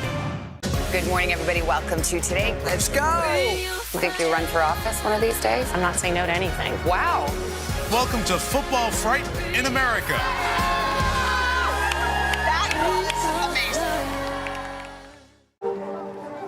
People really don't know what's going to happen. Nearly a dozen hours after the eye roared ashore. More good people than bad people, you know, right? 5 seconds. 4, 3. There is some late-breaking news 4 hours into the Iowa caucuses. By the hand of delivery. All right, it just me too. To cover the news, you have to be in it. We'll take you to the front lines of the story, bringing your news feed to life. Streaming live every night, it's your news playlist. Top Story with Tom Llamas. Weeknights at 7 on NBC News Now. Good morning, everybody. Welcome to Today. Let's go. We're going to kick off the Pink Power and Breast Cancer Awareness Month. What's the best thing about being this age?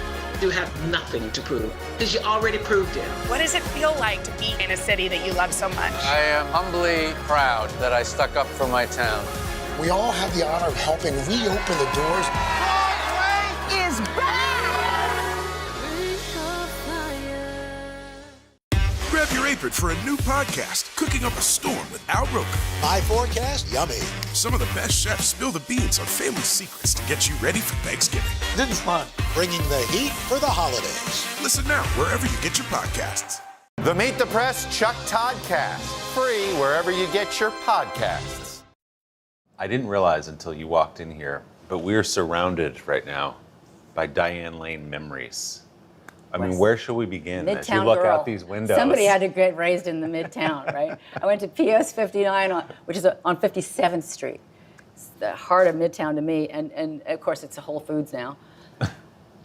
There's so much I could say about that. But anyway, yeah, so that's the building where I had my first audition. It was the Gulf and Western building. When I say first audition, of a job I got, there were plenty of auditions that I've had that I've completely blocked out because who wants to remember those? Those don't count. But this is a Little Romance, your Little first Romance, film. 1978. Delightful spot, but hardly the top of the diplomatic ladder. Oh, that's fantastic. What an incredible life you must have had, Monsieur Saint-Reine. Oh, please, Julius. For people who don't know, you've been acting. I mean, you're 13, 14 years old. You've been already acting since you were like 6 years old. That is true. What were the roles like leading up to, okay, this movie is my big moment, my breakout? You know, it sounds like a joke when I say it, that I peaked when I was 10. But in some ways, I did because I had been traveling the world with the La Mama Experimental Theater Group, and it was the 70s, and it was very early 70s. 72 was the first tour. And so, I mean, that I was on as a kid. And so I was 7, and my parents didn't go. And my first passport, I had no front teeth, and it was considered very cute. And it's strange to grow up in the adult world when you're the kid in the room.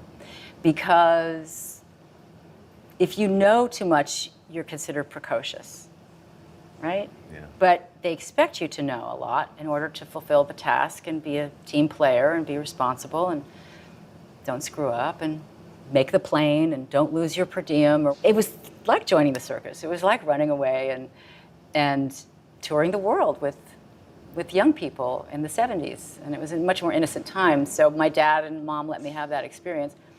I wouldn't have the courage as a parent to let my very young kid have that. I don't know. They were extraordinary people, honestly, to trust the universe as much as they did. It was a wonderful experience. Life by living, life by doing, life by traveling. Got to see so many different cultures. I was thinking about you because I have a 14-year-old daughter. After A Little Romance becomes a hit, you're 14, you're on the cover of Time magazine. Laurence Olivier saying you're the next Grace Kelly. What did all that feel like to a 14-year-old? Well, I remember approaching the newsstand. We had newsstands, kiosks in the street, and they used to have, there weren't so many magazines then. So one magazine, you'd have 10 of them at a row, you know. And I guess 1978, I mean, you'd have, I'm not going to list the magazines, but Time magazine always had the upper right-hand corner as if it were dog-eared, and you'd see a photograph of some world leader. And in my case, it was Henry Kissinger. And I thought, this is really bizarre. This is a very surreal experience. I'm clearly having an out-of-body experience, and this too shall pass. And I thought about Birdcage Liner, and I thought, it's just paper. It's not going to. Don't allow this to mean anything to me, because I knew it wasn't about merit. I could trace back how it was that I wound up on the cover of Time magazine, and it wasn't because I had done anything. It was because I was an anomaly. And it was a curiosity to have people that young in the film industry as a new wave of culture and cinema. And I thought, oh, interesting. But I knew that it wasn't going to be.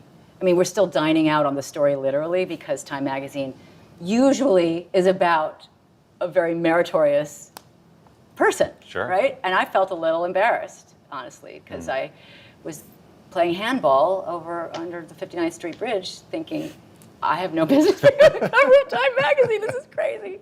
I'm sure my dad was thrilled, That's my kid, Of course. But I was sitting there going, please don't ask me to live up to that. But where did you get the wisdom to have that perspective at 14 years old? Because it seems... Growing up around adults, probably. Right. No filter from people around me. But the tempered innocence, you lose innocence as you grow, and then you start to value your own innocence. And that was working with George Roy Hill. That's what he said about his movies. That they're always about innocence, the loss of innocence of the main character. So he saw the theme in his own work. That's cool. When you're not, he didn't have to audition for his jobs. You could create your own job. It's different when you're an actress. You sort of go, is this going to be the one? Do I feel like I want to do this? It's different than writing it and having a vision for the end product. I'm sort of a tapestry thread, and how they edit it and how they put the music and the credits and how they promote it. It's all out of my hands, and I like it that way, because if I were in control, then I'd have to take all the blame. It's not worth the credit. It's too big a risk. That's so interesting, right? It is interesting. Yeah. Because you could say, well, what's the next one? Right. Next. Right. Okay. I mean, it feels like watching your career, even to now, you do have this perspective on what it means to be a movie star. I'm sure you don't like that term, or a celebrity, and that it doesn't really interest you that much. Well, it does in terms of what people like Jane Fonda have done with it. Meaning, if you live a long time, and you can add, something to humanity in terms of what you've done with your fame. Right. That I think is. But the things you went through as a child. Becoming a child star can ruin people, obviously. And then you're in Coppola movie. They push you through, and you have this incredible young career, but you survive it, and then some. And you're being nominated. Isn't it interesting that they use the word survive? Yeah. Well, because there are some people it is a who don't. gauntlet of potential bad choices that you're not even supposed to be aware enough to make good or bad choices. It's all luck, or some person in the background who's a marionette and you're the puppet, and there's strings being pulled that allow you to have good fortune compared to somebody else. One of the things my dad said to me as he knew he was dying, he said, isn't it enough, Diane? Don't you think it's somebody else's turn? And because he's brutal. My dad was famously brutal, hence an acting teacher. Right. Cut you asunder, right, in a way that nobody else can, or you wouldn't allow anybody else to. And it was almost like saying, are you going to keep going? I knew he was daring me to keep after it. He wanted me to have one of those lifer type careers. And you have, right? I Yeah, mean, look, but here you are. Am I supposed to go another 30 years? It's like, so what's the secret if somebody's watching right now to keep that ball in the air the way you have, to have had all these phases where you go... Being open to change. Really? Yeah. I think so. Being open to change. I mean, the human body is very humbling, and if you're a woman, you certainly are aware of the way change is part of your fate, because there's only a window of time within which you can procreate. And that is such a blessing. And it is also a measure of worth that men don't experience. And it is also a tremendous gift because you, in some ways, get to be born fresh. I gotta watch my terms because my grandmother was a Pentecostal preacher. I don't want to get into trouble. But you can be born freshly in your own self-understanding by not internalizing any longer the male gaze. Unless you want to. Right. unless it's fun for you now, and you can do it your way, on your terms. And so I'm watching women these days, and I'm very heartened by the diversity of representation that is accessible to young people today.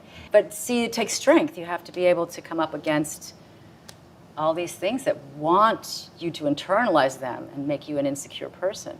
So every little lesson that you get and being able to change and adapt and not let it define you is the goal for women, I think. News is more than a headline. It informs, it inspires, and it still matters. To cover it, you have to be in it. And that's what we're gonna do. Every night, we take you to the front lines of the story, where it's actually happening, with NBC News journalists on the ground from all over the world. We cover what you need to know and bring your newsfeed to life. In primetime and streaming live, it's your news playlist every night. Top Story with Tom Llamas, weeknights at 7 on NBC News Now. Grab your apron for a new podcast, Cooking Up a Storm with Al Roker. My forecast, yummy. Some of the best chefs spill the beans on family secrets to get you ready for Thanksgiving. This is fun. Bringing the heat for the holidays. Follow now wherever you get your podcasts. Make the most of your day with Today All Day. Get closer to all your friends at Today in a whole new way. Today in 30. We give you a mix of everything you love about our show in a mere 30 minutes. Shop today with Jill Martin. We're helping you shop like never before. The latest styles and biggest names. Today Food. Things are heating up in the Today All Day kitchen. Cooking essentials and recipe inspiration. Get ready. Are you ready? Oh, I'm so ready. Only on Today All Day. Today is getting you ready for the holiday season. From how to get your orders on time, The race to prepare for a holiday shipping season like no other. to traveling shortcuts and safety essentials, what you need to know every morning on Today.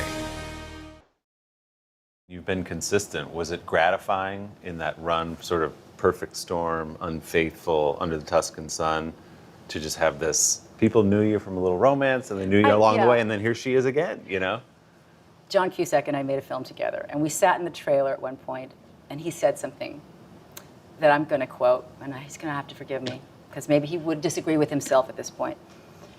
And there were these books on the table, and he says, I think we're the coffee table book actors. We make everybody feel super comfy, cozy. We've been there since they were 12. They are now whatever age they are, and we're still here, and they know they're okay because we're still here. And I thought, I can work with that. I'm not ashamed of that at all. I bring it because we want to see what else you got. And that's part of the reason I chose this show, is because it's so completely fresh and different for me as a show, even if I were just watching it. So to think of myself in it, get a little squirrely, but that's the fun of it. You're supposed to do the work that scares you. It's funny, when I interviewed him for this show a couple of months ago, he was saying sometimes he'll be watching TV and he'll come across a movie on cable, and he said it's like looking at your old yearbook photos. You go, who is that guy? What is up with your hair? Who is that guy? You know? Fun. Do you ever come across your old stuff when you're watching TV, or do you? Well, I call it my young stuff. Yeah, so it cuts both ways. I mean, sure, I do, and I always want to break the mold. I mean, when you're an actor, you want to be able to disappear into something as much as you're allowed, or have the courage, or can pull off. I think it's an incredibly noble profession, and I did not used to think that. I used to really poo-poo my profession because I grew up in it. Yeah. You know, wherever you grow up, you have to leave. And this pandemic, actors got me through it. And of course the crew and everybody that makes actors shine. But they're the ones on camera. Everything that makes that moment possible, yes. But the actors get us through it. And the comfort we have taken from watching the shows. But my hat's off to the profession, because we're able to increase our compassion and have diverse experiences vicariously and expand our imagination and our sense of what's possible for ourselves. We feel seen. They're championing something that we wish we could champion, so we have champions now. It's an amazing craft, and I see why so many people want to break in, and I'm glad for my daughter, because there's a lot more lot more access. She's into it, right? She's into it. And you've encouraged her? You know, I discouraged her. Oh, you did? I think most people in my profession discourage their offspring. Because you know too much. I know too much. And she has seen behind the curtain in Oz, as I call it. And after graduating Gallatin at NYU and after her journalist education, this is the real storytelling in a way. In a way. And I think I have the sense that she's going to morph into writing things. That's every parent has a fantasy they project onto their kids. So forgive me, Eleanor. But I think she's got it in her to be sort of I always say you can replace an actor. They're the most replaceable thing in a way. But you can't replace the writing. That is, if it's not on the page, how do you expect that to get to the stage? Right. It's got to be in the writing. And I think she's incredibly gifted. And of course, she can act, and she's beautiful. That's fine. But I still think that, write something for actors to do forever. Then to me, that's the highest height. Well, congratulations on the series. It's Thank outstanding, you. and it's just fun to walk you. through your career. Because Honored it's a pleasure. to speak with you today. Nice to see you. Oh my God, it smells so good. I just got like a woof. A woof? A whiff.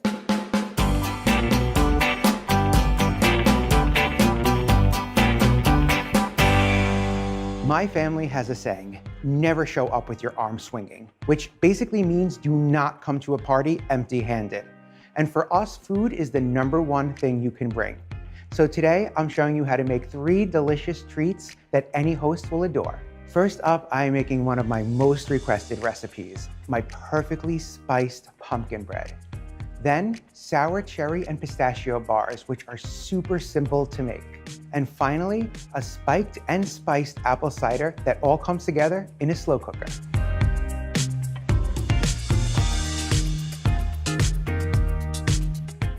First up, I am making pumpkin bread. And I have to give credit to my good friend Dawn.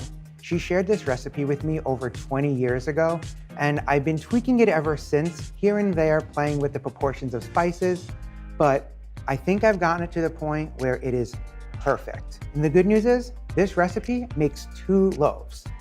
One for me, and one for somebody else. The first step is to mix all of the dry ingredients, starting with some flour. So always fluff and scoop your flour. Ooh, very fluffy today. And we need 3 cups of this. 1. If I don't count to myself, I will forget for sure. 2. Has anyone else ever done that where you had to dump the flour back into the canister and start again? Or is that just me?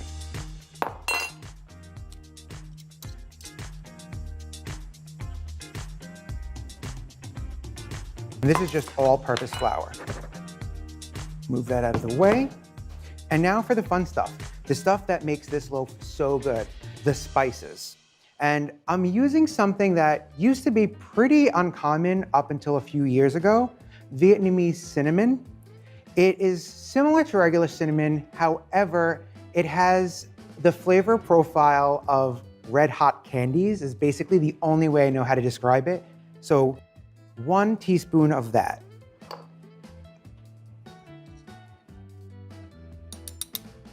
Then that's not enough cinnamon for a pumpkin bread.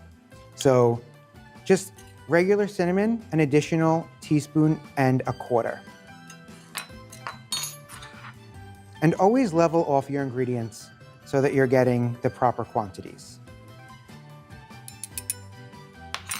To continue with those fall warm spices, some nutmeg.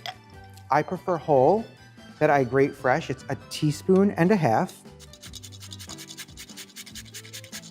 I love how I just lectured you on measuring things properly, and now I'm eyeballing it. But I'm a professional. And that looks right. Finally, some cloves. I really like the warmth that they add. Just 1/4 teaspoon of that. Salt, you always need salt. 1.5 teaspoons. Last but not least, for the dry goods, we need some leavener, and I am using 2 teaspoons of baking soda. So right on in. Perfect. Whisk it up really well. You want the spices and leavener to be evenly distributed.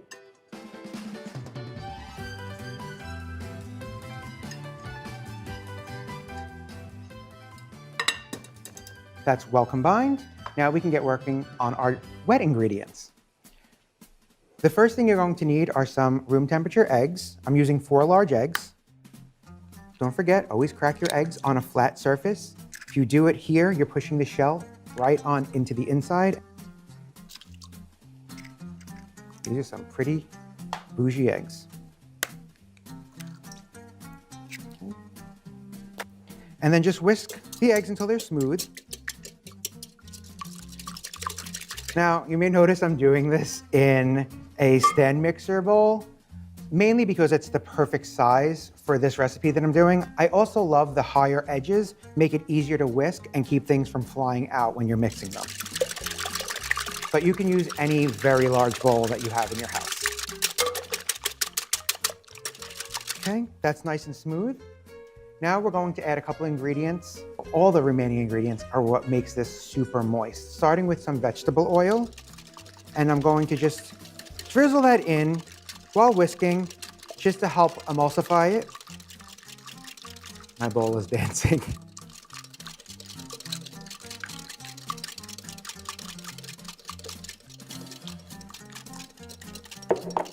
We're gonna do the same with 2/3 of a cup of just plain old water.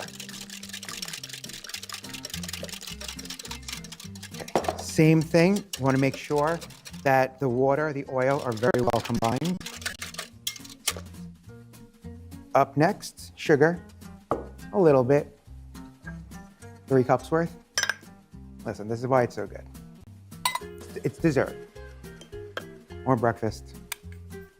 It's totally fine.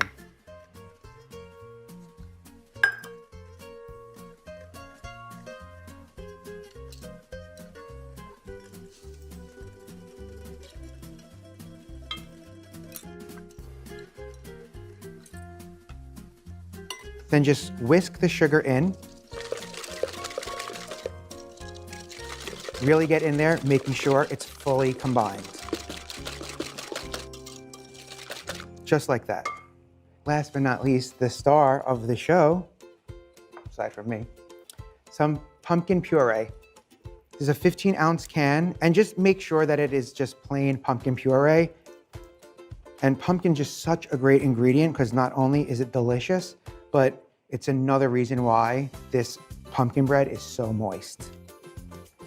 And just whisk that in, and it will churn this gorgeous pumpkin-y color. Make sure all of the wet ingredients are completely combined at this point so that you don't overmix your dry when we add them in a second.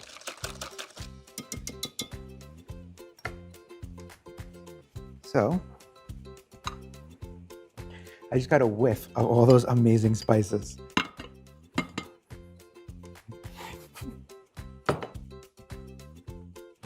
I'll start with the whisk.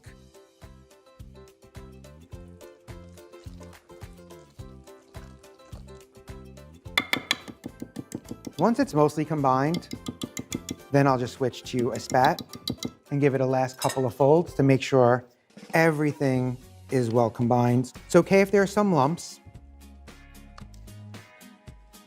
That's all there is to it. Super simple.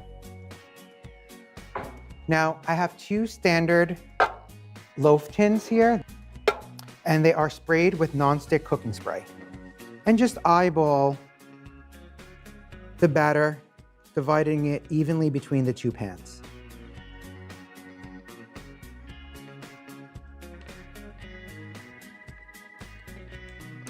Did that pretty perfectly.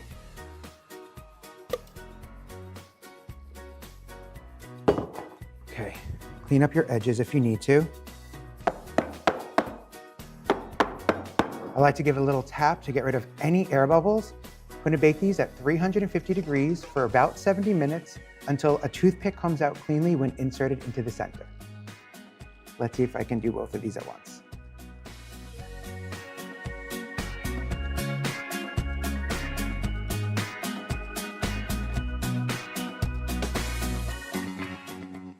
I'm so excited to be able to dig into one of these.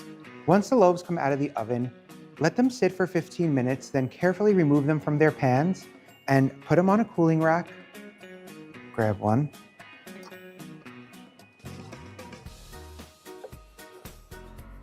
Look how gorgeous that inside is. Isn't it pretty? Do that. I think this one is for me. It is so soft, so fluffy. It has a beautiful crumb. It is incredibly moist. I like the middle piece. Give me a scarf, light the fire, and I am one happy person. This makes an incredible snack, an amazing dessert, even toasted in the morning with a little bit of butter for breakfast. Amazing.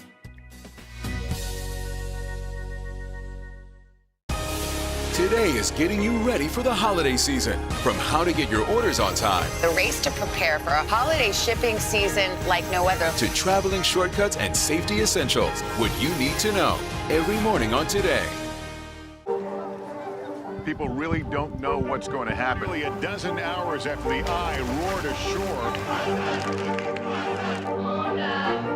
More good people than bad people, I know, right? 5 seconds. 4, 3. There is some late-breaking news. 4 hours until the Iowa caucuses. Private Andrew delivering it. All right, it just did too. Good morning, everybody. Welcome to Today. Let's go. You think you'll run for office one of these days? I'm not saying no to anything. Wow. Welcome to Football Fright in America. That was amazing. For breaking news in our changing world, download the NBC News app. The Meet the Press Chuck Toddcast, free wherever you get your podcasts.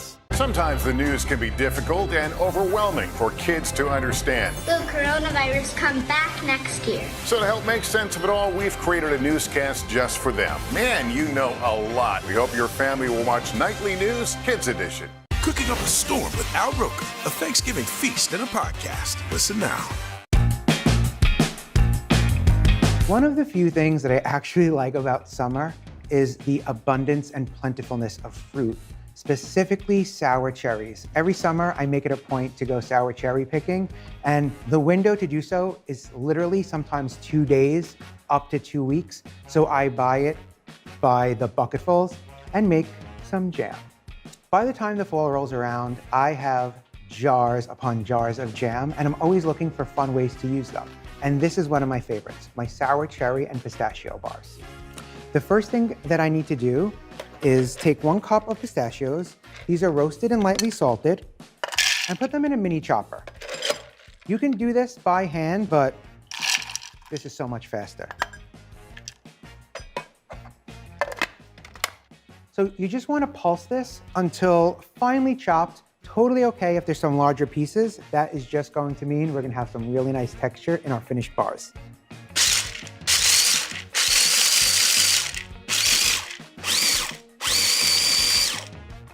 That looks great.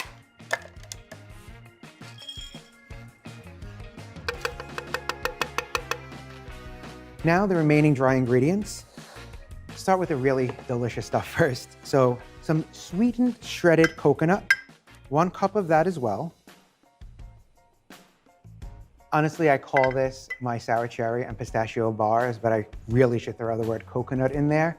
Do not discount what this ingredient does for this recipe. It adds an extra layer of sweetness, and it's so delicious. The flavors of all 3 of these are amazing together. Salt, 1 teaspoon. What is a dry ingredient without flour?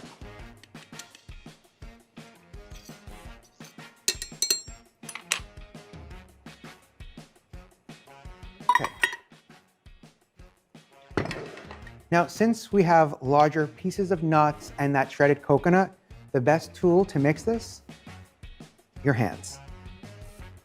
Just make sure everything is evenly incorporated and well distributed so that every bite of these bars has a little bit of all these delicious ingredients in it.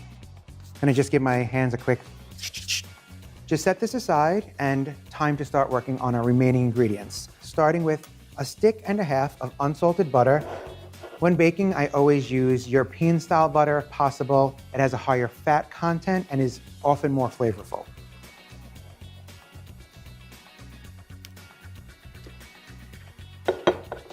Then some more sweet. Half a cup of regular sugar.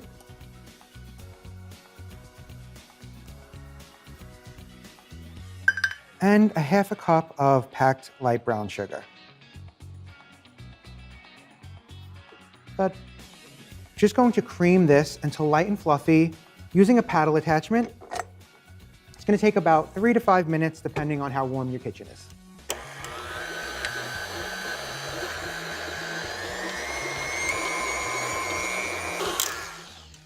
If you don't have a stand mixer, you can use a hand mixer. It'll just take longer and you won't get as well of a nice light and fluffy creamed butter and sugar mixture. Really, I couldn't live without this tool. I love it so much, mine at home has a name. I miss you, Penny.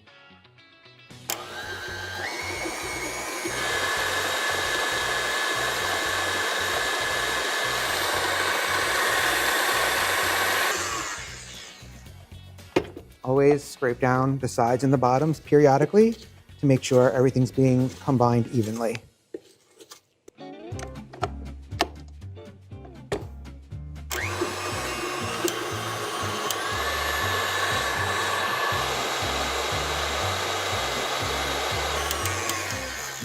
Okay, this looks perfect. Just a couple more ingredients. 1 large egg. And as if these bars weren't flavorful enough, some vanilla extract, 1 teaspoon. Then just mix it combined.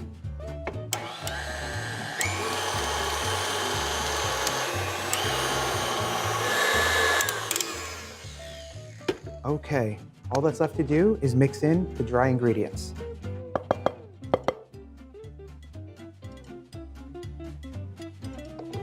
You want to mix these in slowly, on low. You don't want to overbeat the flour mixture.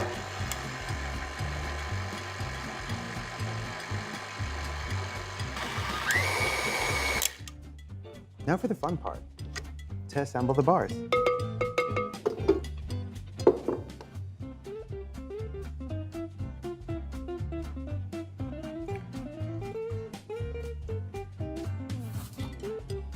I have an 8-inch square cake pan, and what I've done is I've lined it with 2 strips of aluminum foil. This is really gonna help make this come out later. Then, just to really make sure it comes out, a quick spritz with some non-stick cooking spray. I'm going to take about 3/4 of this mixture and just flop it on in.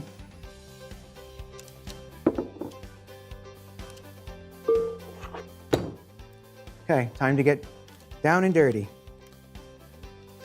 Push it into the bottom of the prepared cake pan. You could even use the back of a measuring spoon to help level.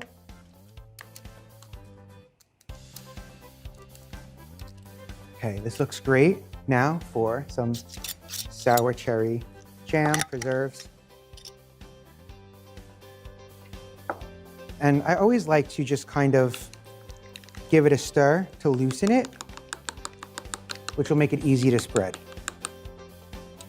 So I'm using about 2/3 of a cup of the jam, just a nice, even, thin coating.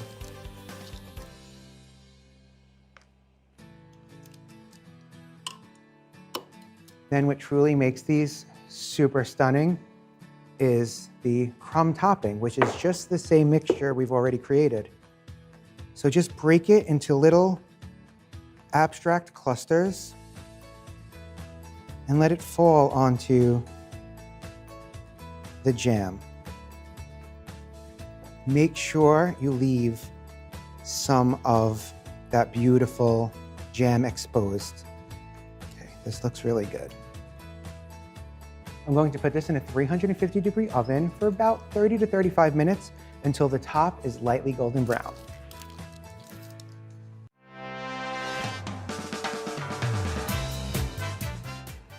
How beautiful does this look?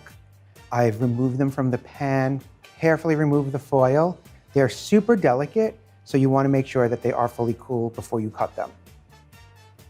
Just going to carefully slide it onto my cutting board. And then just cut them into 9 equal bars.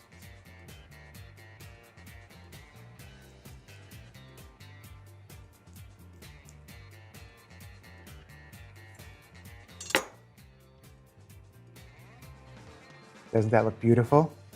And I promise you, it tastes even better than it looks.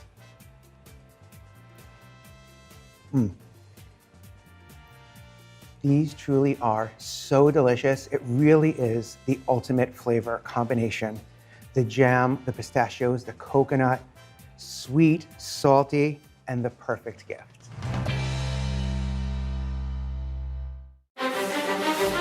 This isn't about spending going forward. This is about spending that's already happened. Do you accept the idea that we have a crisis at the border? The vaccine mandate. Is this going to work, or is this going to backfire? If it's Sunday, it's Meet the Press.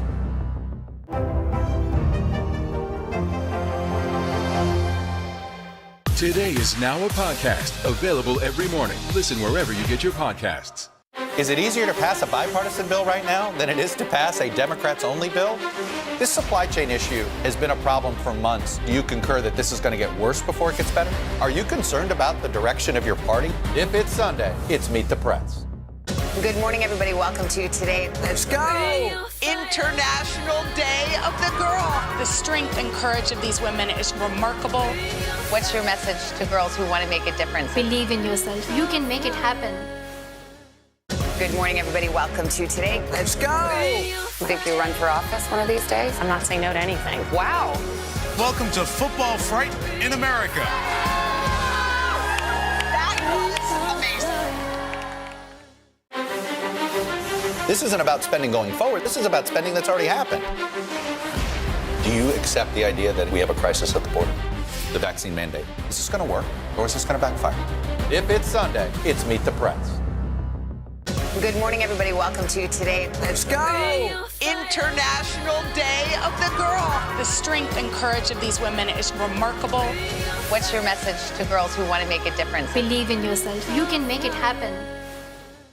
To cover the news, you have to be in it.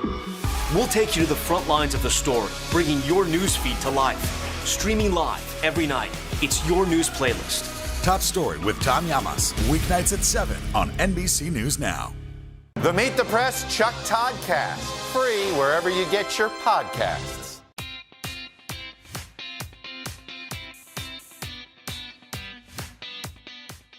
There are not too many things more comforting than a warm glass of cider on a cool fall day. And not only is this recipe delicious, it is going to make your home smell amazing, like the best fall candle you've ever gotten in your life. And the best part, it's super easy and all takes place in a slow cooker.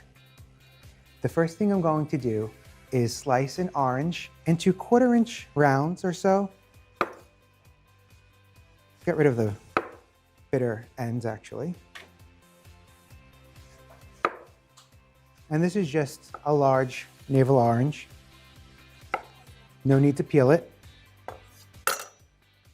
And that's going to go right into the bottom of a slow cooker. Up next, some spices. These whole spices are going to permeate throughout the cider and just infuse it. It's so delicious. So I'm using cinnamon sticks, 6 of them.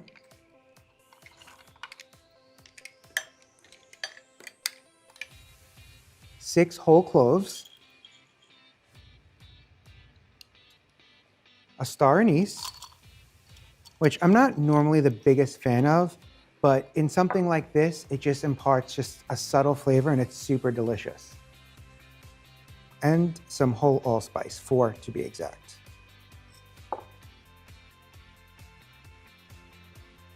Now, apple cider is sweet on its own, but I'm going to add just a 1/4 cup of dark brown sugar for extra sweetness and subtle molassesy flavor. Up next, some spiced rum. And this gives it the spiked part of the cider. So 3/4 of a cup. And even though we're gonna cook this for 2 hours, you're still going to have alcohol left behind. Believe it or not, it's not going to fully cook off. So pour that right on in. And you can't have apple cider without apple cider. So 1/2 gallon. Just pour that in.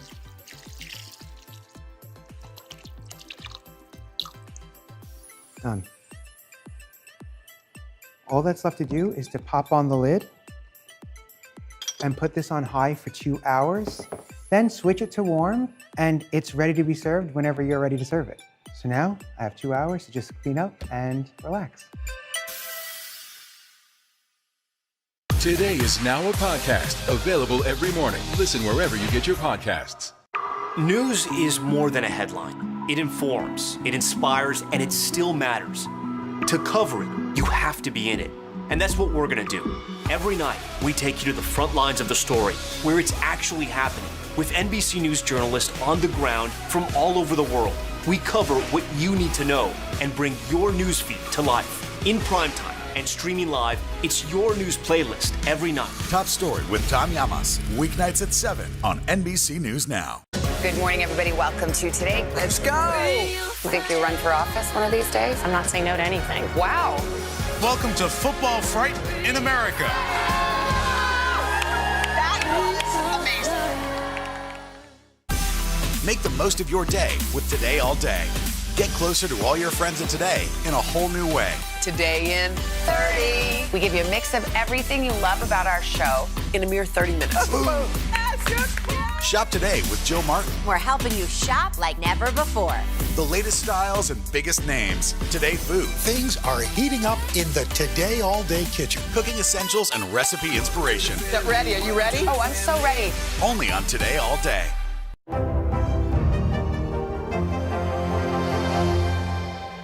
Today is now a podcast available every morning. Listen wherever you get your podcasts.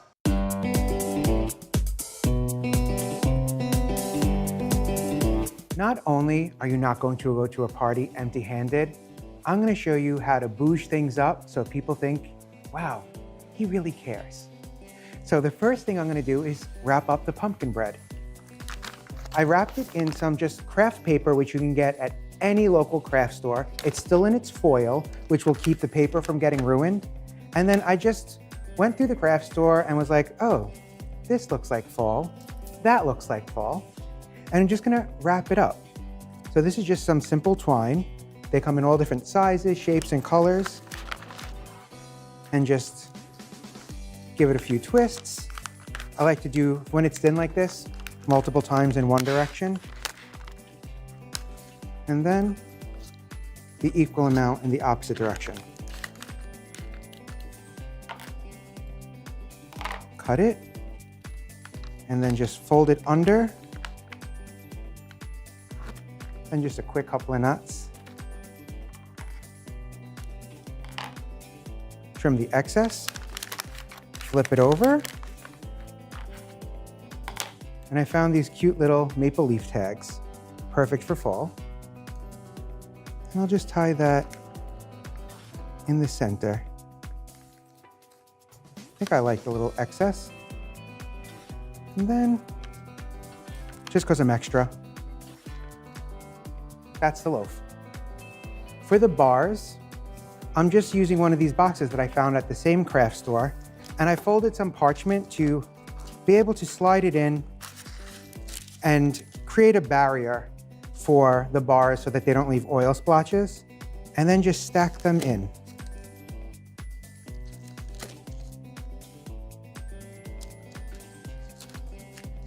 Then I fold this over.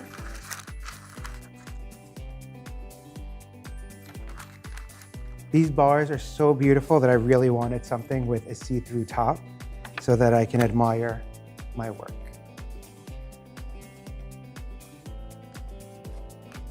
Just like that. So just close the lid. And how great does that look? My cousin's gonna love that.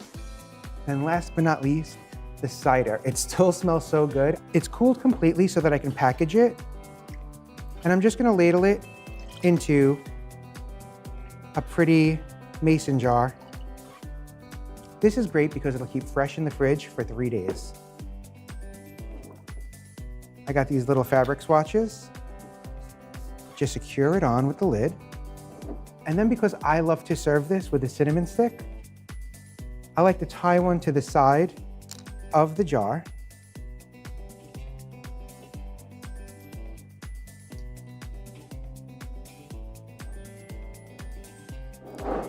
Just like that. Look at all these beautifully wrapped fall treats. Now you have no excuse to ever show up empty-handed to a party again.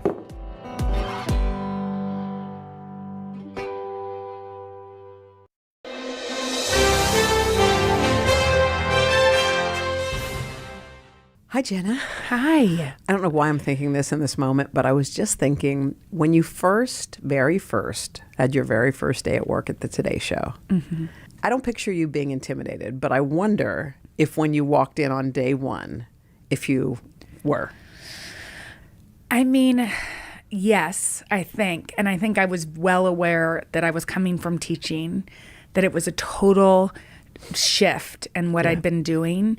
I think the other thing that was hard is that the very first time I sat down on the couch, they were announcing like, oh, you're joining the show and let's talk about you. And for some reason, I know this may sound weird now, but that made me uncomfortable. Talking about myself. Yourself. Like telling the stories. I was so excited because then we were flying to Dallas and I was going to tell the story of this little boy that I'd met there that I just loved. And that part felt natural to me, the storytelling about somebody else. But when they were talking about me, I just remember like blushing and feeling kind of embarrassed. I remember the initial days, and look, NBC's a great place to work and everyone's really nice.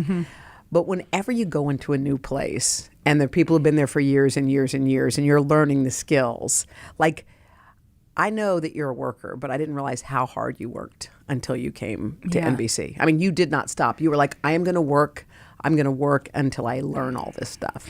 Yeah, and I mean, a therapist might say too much because I think, you know, coming into a new place, I'm also aware of what people might think about me. You know, I have a public life. I had a public life really by not my choice, but I was born into one.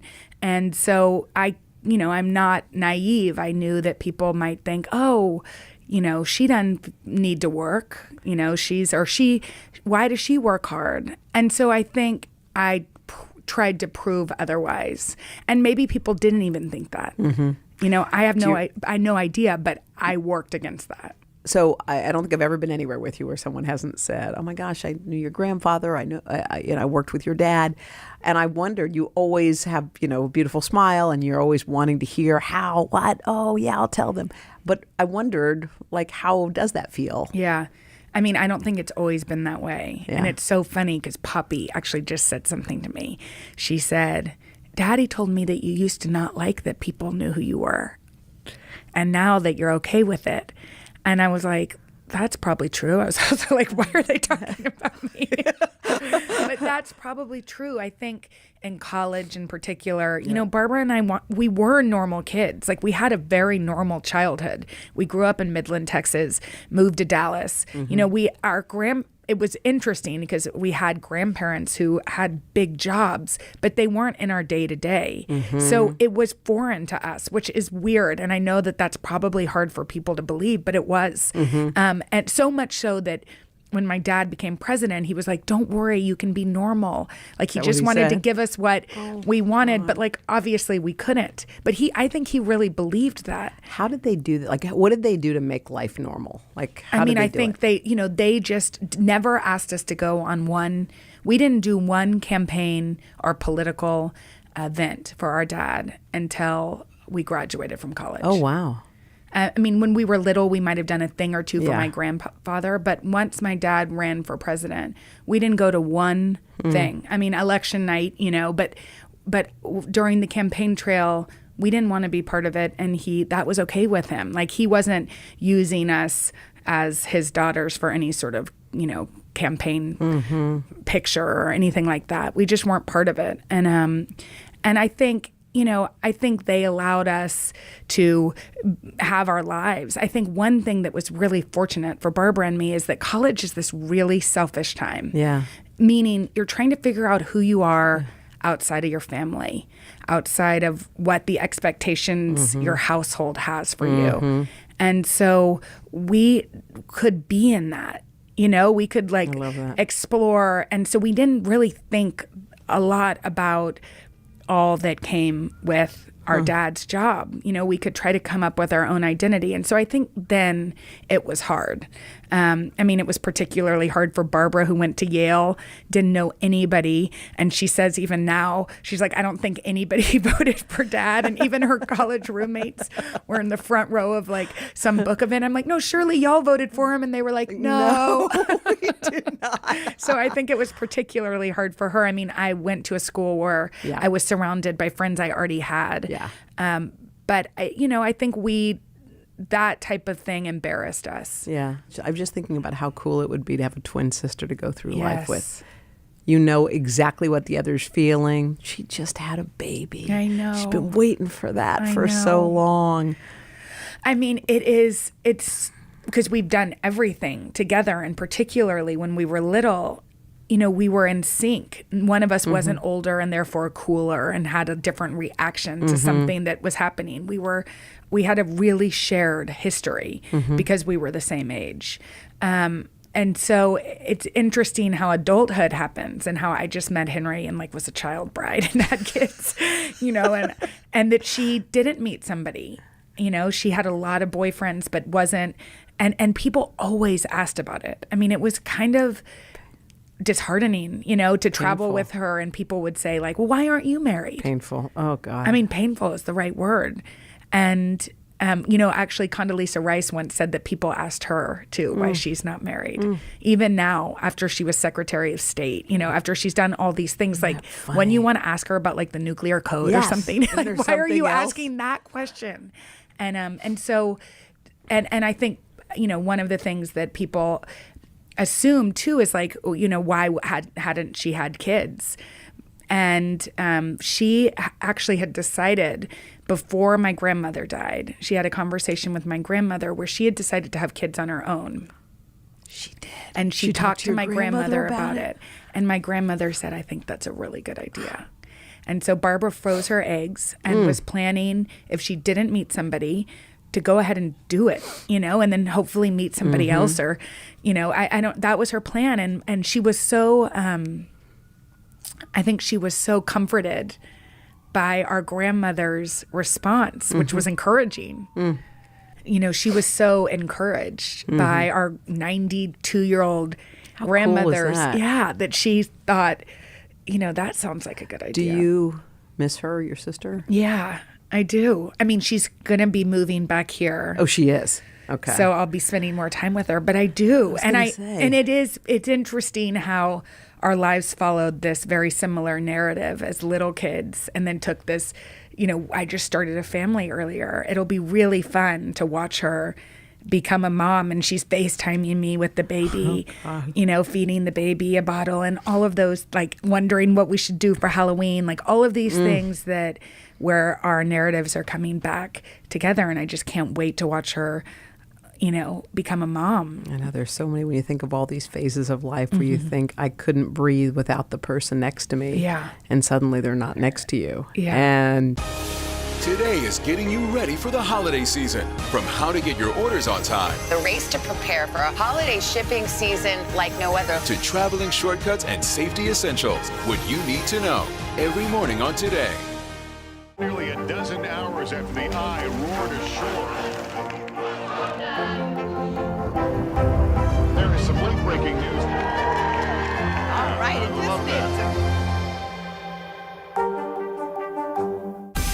Make the most of your day with Today All Day. Get closer to all your friends at Today in a whole new way. Today in 30. We give you a mix of everything you love about our show in a mere 30 minutes. Boom. That's just Shop today with Jill Martin. We're helping you shop like never before. The latest styles and biggest names. Today Food. Things are heating up in the Today All Day kitchen. Cooking essentials and recipe inspiration. Get ready. Are you ready? Oh, I'm so ready. Only on Today All Day.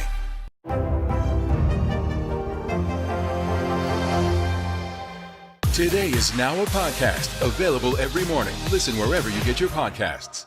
Cooking up a storm with Al Roker, a Thanksgiving feast and a podcast. Listen now. Today is getting you ready for the holiday season. From how to get your orders on time, The race to prepare for a holiday shipping season like no other. to traveling shortcuts and safety essentials. What you need to know every morning on Today. Back. I'm so happy. I didn't know she was moving back. Yeah, she's moving back here, which I think will be really great. Yeah.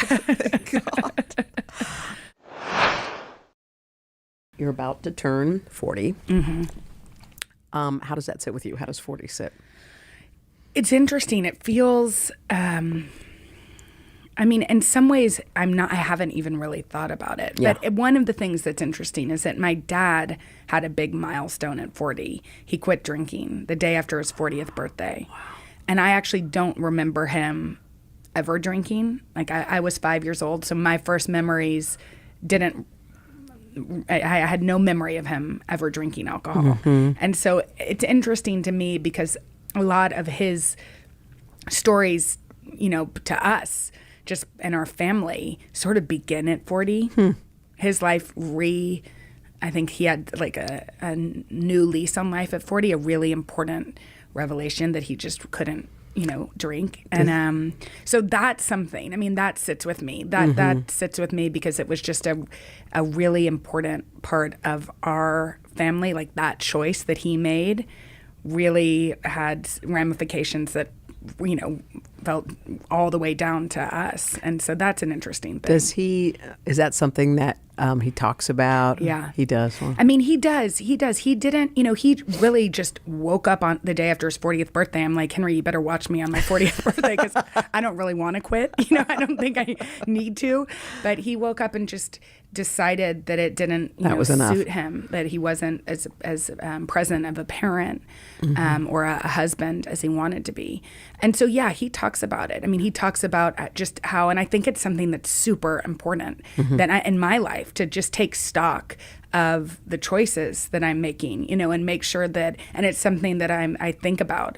He had a conversation with me when I was younger and just said, always it runs in our family, alcoholism. Yeah. And so think about it, just make sure that you're making those choices that are best for your family. And so I do think about that because I think there is this culture and with motherhood in particular where it's like, celebrates. Right. Mommy juice. Let's go to the park. We'll meet together. Yeah, or it's a lot of fun. Mommy drinks this. Yeah. And I think because I had a father who was, vocal about that choice, that it makes me just think about it in my own life too. I was going to ask you if anything scares you, and I wondered if that was on the list. Yeah. Yeah. I mean, it does. And we have, other friends, people whose parents were alcoholics. And I mean, I think I feel like I have a pretty good grasp on, I don't feel like it affects me in a way, but my sisters quit drinking. My mom no longer drinks. So, it definitely is something that, I don't think it's as scary because I don't remember that part. My dad drinking too much. And I never really thought, my mom, I don't remember my mom drinking too much. So it's not like, but I think I'm definitely aware of it. Yeah.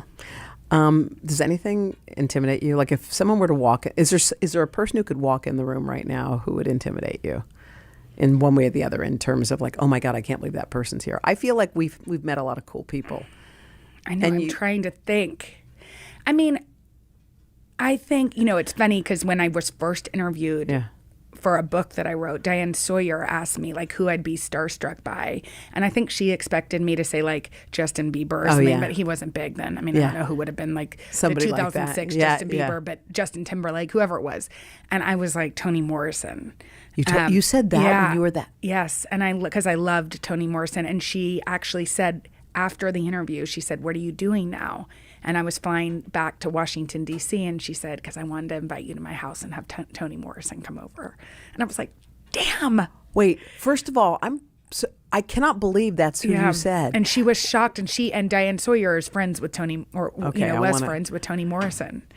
So you've loved, I know you love books because you talk about it. Have you loved them forever? I mean, yes. Oh my God. And Toni Morrison's The Bluest Eye I read, I think, my sophomore year in high school, and it totally changed my perspective on everything. And it's hard to even articulate why. News is more than a headline. It informs, it inspires, and it still matters. To cover it, you have to be in it. And that's what we're gonna do. Every night, we take you to the front lines of the story, where it's actually happening, with NBC News journalists on the ground from all over the world. We cover what you need to know and bring your newsfeed to life. In primetime and streaming live, it's your news playlist every night. Top Story with Tom Llamas, weeknights at 7 on NBC News Now. Good morning, everybody. Welcome to Today. Let's go. We're going to kick off the Pink Power and Breast Cancer Awareness Month. What's the best thing about being this age? You have nothing to prove, because you already proved it. What does it feel like to be in a city that you love so much? I am humbly proud that I stuck up for my town. We all have the honor of helping reopen the doors. Broadway is back! To cover the news, you have to be in it. We'll take you to the front lines of the story, bringing your newsfeed to life. Streaming live every night. It's your news playlist. Top Story with Tom Llamas, weeknights at 7 on NBC News Now. Good morning, everybody. Welcome to Today. Let's go. We're going to kick off the Pink Power and Breast Cancer Awareness Month. What's the best thing about being this age? You have nothing to prove, because you already proved it. What does it feel like to be in a city that you love so much? I am humbly proud that I stuck up for my town. We all have the honor of helping reopen the doors. Broadway is back! Good morning, everybody. Welcome to Today. Let's go. You think you'll run for office one of these days? I'm not saying no to anything. Wow. Welcome to Football Fright in America. That was amazing. Jenna, one of the things I love about this podcast, and I love since we started, is I really do feel like I'm sitting in a therapy session. I'm meeting people, and I feel like I almost feel guilty that this is a job. I'm like, oh my God, thank you. You know, you pay a therapist. I'm like, so how much? But I remember when Pastor Michael Todd came on, he had such a profound effect on me. There was something about how he viewed the world with intention, how every day he set off with something in mind to do, not just, oh, well, it's another Wednesday. But one of the things that struck me the most was what he said about his relationship with his wife and how he builds on it. He said that we become different people every 5 years. So this is what he had to say. If you're married more than 5 years, you're not married to the same person you married.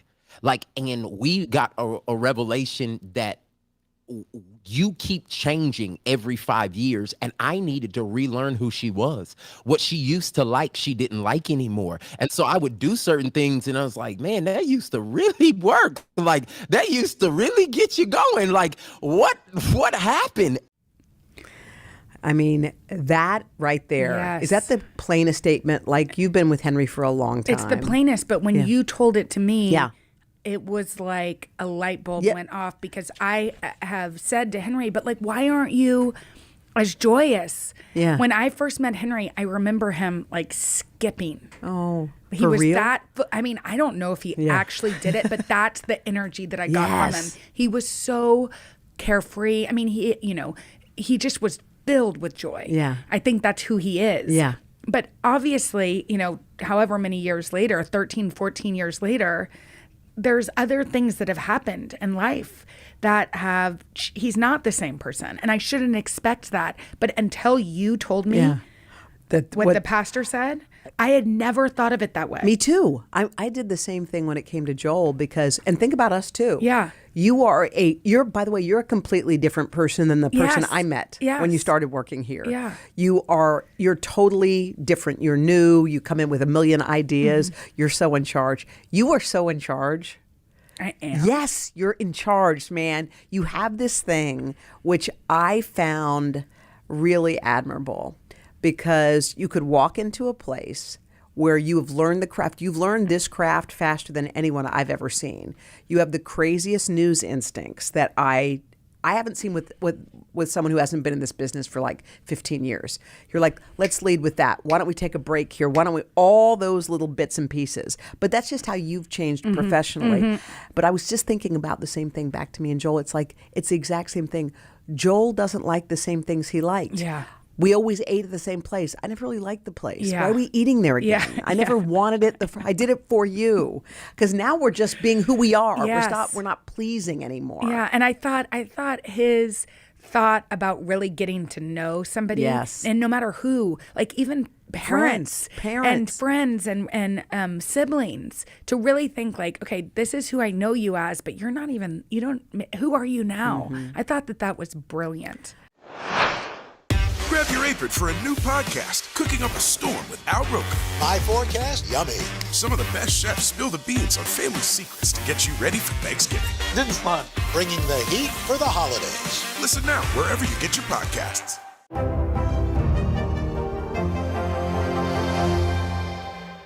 Good morning, everybody. Welcome to today. Let's go! International Day of the Girl. The strength and courage of these women is remarkable. What's your message to girls who want to make a difference? Believe in yourself. You can make it happen. Nearly a dozen hours after the Eye roared ashore. There is some late-breaking news. All right,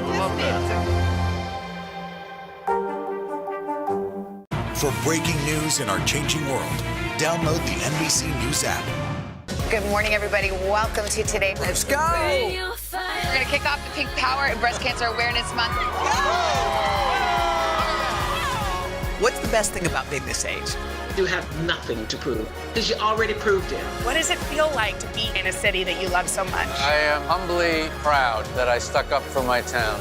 We all have the honor of helping reopen the doors. Is back! Cooking Up a Storm with Al Roker, a Thanksgiving feast and a podcast. Listen now. You know, it's so funny. A friend of mine who I haven't spoken to in like a few months called me just to talk. And I said, well, tell me what happened. And she said, well, my mom passed in September. And it was like a knife in my heart. You know, when you realize that you weren't present for somebody's worst moment. And she said, I'm just going to say one thing to you. She said, my mom told the same story 1,000 times, and we all rolled our eyes. And she said, just do this for me. Listen to your mom tell the story again. Whatever her story is, listen and let her tell it to you again and again and again. She just talked about how fleeting it all is. And it just struck me in that moment, because as we go through our busy lives doing what we do, someone lost somebody, and all she wants to do is listen to the same story just one more time. Yeah, you know, Henry lost his dad during the pandemic, and we watched this Harry Smith piece about a man, and Henry's dad had polio and was in a wheelchair Henry's whole life. And we watched this piece with Harry Smith together about this man living in a wheelchair who was paralyzed later in life. And Harry said, well, how do you dream? What are you doing in your dreams? And Henry burst into tears and said, why didn't I ever ask my dad what he dreamed about? Because his dad could walk, just wondering, and I think it was such a, I said to him and to everybody, listen to that story, but also ask your parents or your grandparents or whoever it is what they dream about. Yes. Ask them about what they were like when they were young. Yeah. Have those conversations, because you're right. It's like time is fleeting. Right. Okay. One of the other life lessons, and we learned a ton of them, was when my dear friend Maria and your dear friend Oprah were together. And I had so admired their friendship. But the thing that struck me was Oprah said that she only has 3 friends. And I think she has lots of acquaintances, lots of people who know her, lots of people who talk to her. She has Maria, She has Gail, and she has Bob, who was her trainer for many, many years, but is obviously her dear friend. Her circle is small and it's tight. And I'm not sure if that's a trust thing, like I know these people will always have my back, or if that's all she needs. So what's your friend philosophy? Yeah, well, what about Stedman? Stedman's a lover. You love her, yeah. It's interesting because that surprises me because there's so many people that feel like Oprah is their friend, but I think it's like she's their friend, but she's these three solid, like North Stars almost. Yeah. And I think, I have that too, but I do have a lot of friends. You do. From a lot of different stages in life, and some of whom I'm, closer with than others. Yeah. But I had parents and grandparents who really treasured friendships. I mean, both of my grandparents saw their best friend on the last day of their life. My grandmother had her best friend over to drink a Manhattan, her favorite cocktail. And my grandfather's best friend, Jim Baker, snuck into the hospital with something to make a dirty martini. And I think I witnessed, it was so ingrained in my family, in the culture of our family, that friendship, they would say it in letters that I read from my grandmother. She asked about my friends. They included our friends in things. Right. So it's part of my DNA. So I don't know. It's interesting. I think I have space for probably more than 3. Yeah. What about you? I have a handful, but I do think when someone new steps into my life, like you, I love the feeling. I feel like I'm a better person because of that. Because I think you can keep your tight circle. We all have our 2 a.m. phone call. Yeah. Who's your 2 a.m.? Yeah, probably Farrell, my longest. Yeah, and mine's probably Karen. Yeah. So we know who our 2 a.m. phone and call Barbara is. And probably, and Barbara and Howla. Yeah. But you're right. But we've got that core group. But I feel like I'm always enhanced when somebody new steps in and says, too. "Oh my gosh, I've got this." The other thing they talked about, Oprah and Maria both talked about, which is I think we both could use, is how important it is to just stop for a second and stop sprinting through your life. This is what Oprah had to say. Men don't give themselves the right to rest. Yes. I remember, I was working with this meditation therapist when I was doing tour last year, just before COVID hit hard. And we would do this big meditation in the arenas. And whenever he would say to the audience, "You deserve rest," you could see tears flowing out of women's eyes. Men don't cry when they're told you deserve rest, but women start to weep because the very notion that you can give yourself permission to rest is a foreign concept to so many women. Oh my gosh. You feel guilty when you rest sometimes. So true. You don't. When do you rest? I try to get into bed as early as I can. Sleep to me is rest. I like to go to bed early. Yeah. But I try to find time to rest. I had a mom who did not feel guilty about taking rest. Really? My mom loved to be in bed. Oh, she did. Meaning she would take, if she could, she would take an afternoon nap. No, she just didn't feel. My mom didn't feel a lot of guilt about those types of things. I'm sure she did. Maybe she just didn't share it with us. But that. Being in bed, we would be in bed on Saturday mornings and they'd read the paper and we would have our books. That wasn't something she felt bad about. She modeled taking time. That's why she asked why we were workaholics. Well, I do think that the sprinting through and I was looking at my my week this week and I was trying to block out some time that didn't involve anybody. Yes. And it was almost impossible to find 1 hour, 1/2 hour. Just to read or do whatever you wanted. And I started blocking it out just so I could try to do something, take a walk in the park, do something that didn't involve, and I love my kids and I love Joel and all the other stuff, but something that just gave you a half a second just to be. To have some space. Because I feel like if you do allow for that space, you are better. Yeah. You're better at all the other things. Yes. But she's so right. I know. And the fact that women wept when someone said, "You deserve that. You've earned that. That's yours." And I think that might be a newer that might be a newer thing too. Yeah. Because I think with, and we see all these studies of women just all, in the last 2 years, exhausted, teaching their kids and taking care of their families and also working from home. Yes. It's like, it's probably, it feels like it's come to a head almost. Do you know that I know we've both had really long days, so we're all going to make space for ourselves right after this. But I just want to tell you my last guest on season 1. I'm so happy to be here. We are going to have season 2. We're so excited. We're launching season 2. We have a whole array of awesome guests who have just beautiful life lessons, just like you did, Jenna. Well, I'm so happy to be part of this because I know how happy it's made you. Oh, it's so fun to watch a friend light up at something that maybe wasn't even a possibility a couple years ago. So I'm so happy to be part of this awesome podcast. And usually on the show, I like to stroke your graphic of your face, but we'll just end there. Okay, let's end there. Goodbye, Jenna. Bye.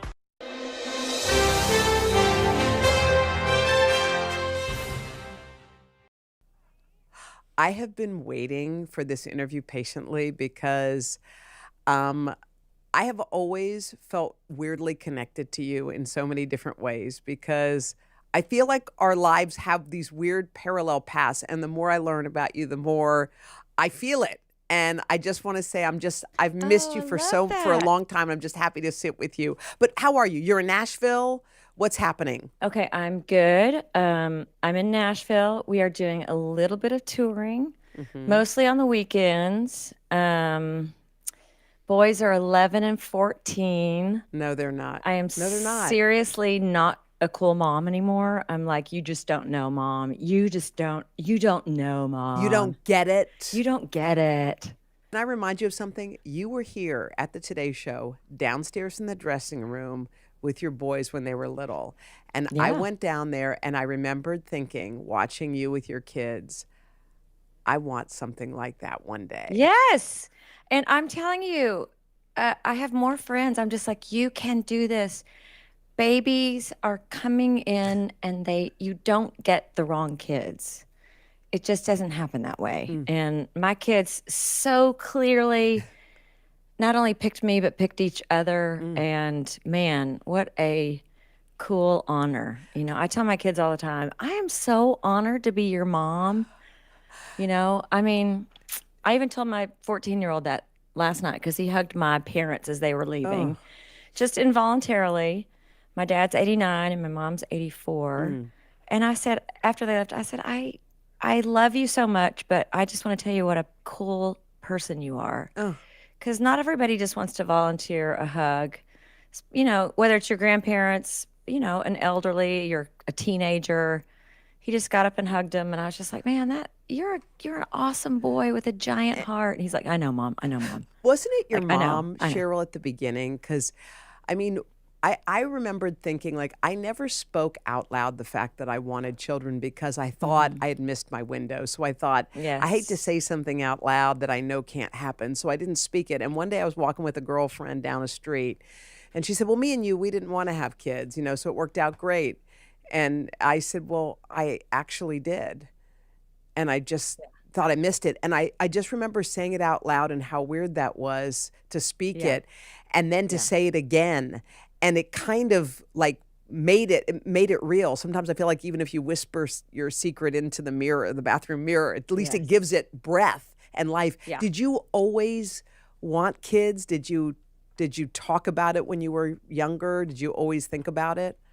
I just never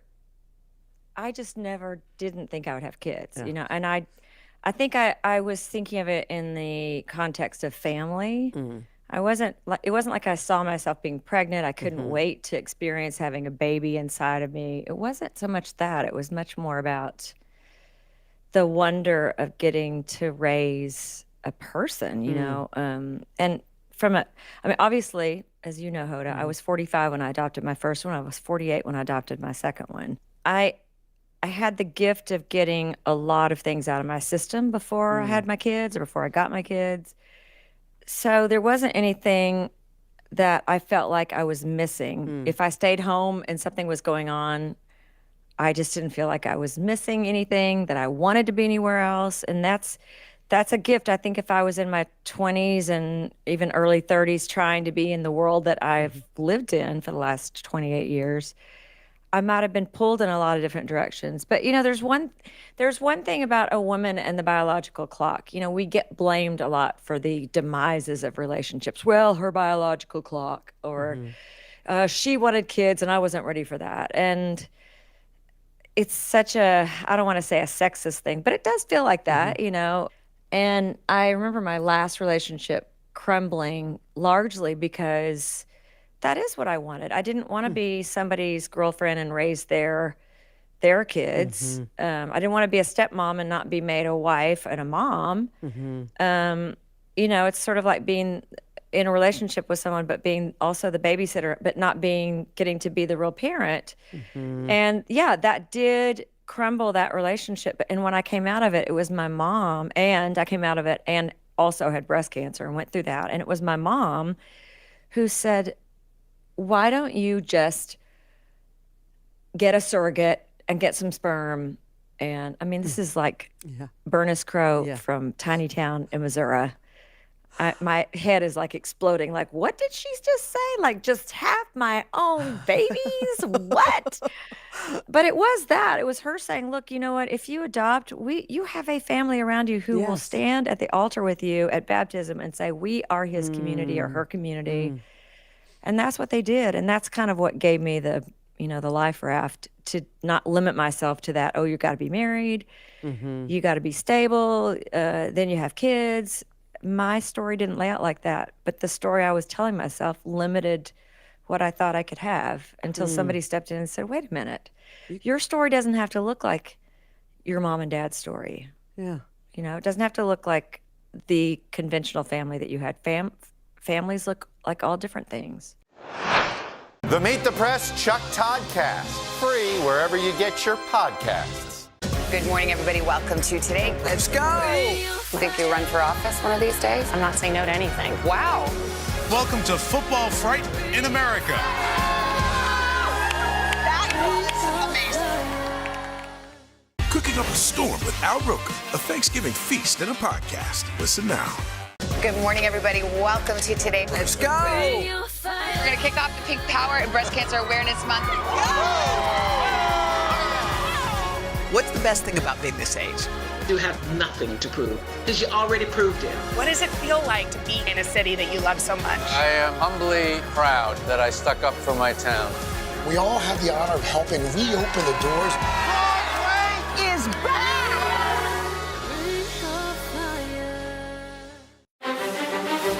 This isn't about spending going forward. This is about spending that's already happened. Do you accept the idea that we have a crisis at the border? The vaccine mandate. Is this going to work, or is this going to backfire? If it's Sunday, it's Meet the Press. Nearly a dozen hours after the Eye roared ashore. There is some late-breaking news. All right, Cooking up a storm with Al Roker, a Thanksgiving feast and a podcast. Listen now. You know what's interesting? You said something in the middle of that story that struck me too, because I was diagnosed with breast cancer at the same time my relationship was falling apart. And what was weird about that moment, when you just mentioned it, I had this weird feeling. But what I remember about it was it was kind of strange because I felt like I had two pains going on at the same time and I couldn't go down the rabbit hole on one. Like I was so angry at him and then I had to go in for my test and they were like, you need a mastectomy. And then I was so mad at the doctors and why me? And I ate apples and ran in Central Park and what are you talking about? I was so mad. And then I was thinking about, but what about, and him, but it was almost like, and I kind of liken it to like having two kids and one kid's coloring on the wall and the other kid's spilling flour all over the floor. And you can't, like, you only have so much attention. So you can't get super mad at that kid because you got this kid over here. So you're weirdly, your grief is kind of lessened. And I wondered in a weird way if that, I've often wondered, did that help me in some strange way? I couldn't get so depressed on one thing because I had two things to worry about. Yes. Well, I mean, not to analyze my last relationship, and it was a public relationship. There were a lot of facets to it, but it was a relationship that that I seemed to keep going back to. And I think when I got diagnosed with breast cancer, that was like, oh, wait a minute. I think we have to really look at this, and you have to put yourself first. And once I got that message, I really had to sit down and learn how to hold an emotion. I remember my friend who I used to say was kind of psychic, but he said, no, everybody's intuitive. It's just whether you really want to know the truth. He had said to me, he's like, emotions are the gateway to awakening. And I'd not really understood that until I had to go through a real grieving process. I had to not do that thing that we get so good at, which is, just don't think about it. Just stay busy. Just make yourself busy. Don't dwell in it. Yeah. And that is the antithesis of what we need to do for healing. We need to actually sit with the pain, the anger, the grief, all of it that goes along with getting to the other side. And the only way to get through it, plow through it and experience it. And so for me, I just embraced it. I said, I'm not going to make a record. I'm not going to pick up my guitar. I'm not going to journal. I'm actually going to sit and be angry and be sad and grieve and all that. And when I came out of it, I just felt like, oh, okay, I remember now who I am. And all these events, I think, kind of help us remember who we are. We get so far away from it sometimes with all the messaging that we put on ourselves about who we are or we aren't. And it was a serious cleanup. Wow, I didn't realize. Cleanup on aisle 7. No, well, I love like no records and no journaling. That's interesting, just to sit in the middle of it. Did you ever? I never. And this is probably not healthy. This is me. I never really had a follow-up conversation after it was over. That was the end, and that's how I played it. Well, I mean, I think in some situations, man, I'll tell you what, I am blessed to have a wise mom, but she said, no matter what you think you're going to get from that conversation, you're never going to get what you think. And I mean, that's part of, I guess, the end of a relationship. There's not generally closure unless you both are, that if you communicated that way, you might not have split. But in my relationship, I was not ever going to get the kind of answer I thought I was going to get. Yeah, that's interesting. I don't know if you're like this, Hoda, but I have measured myself for almost my whole life by my productivity, and that's what gave me self-worth, and not just the quantity, but the quality. It couldn't be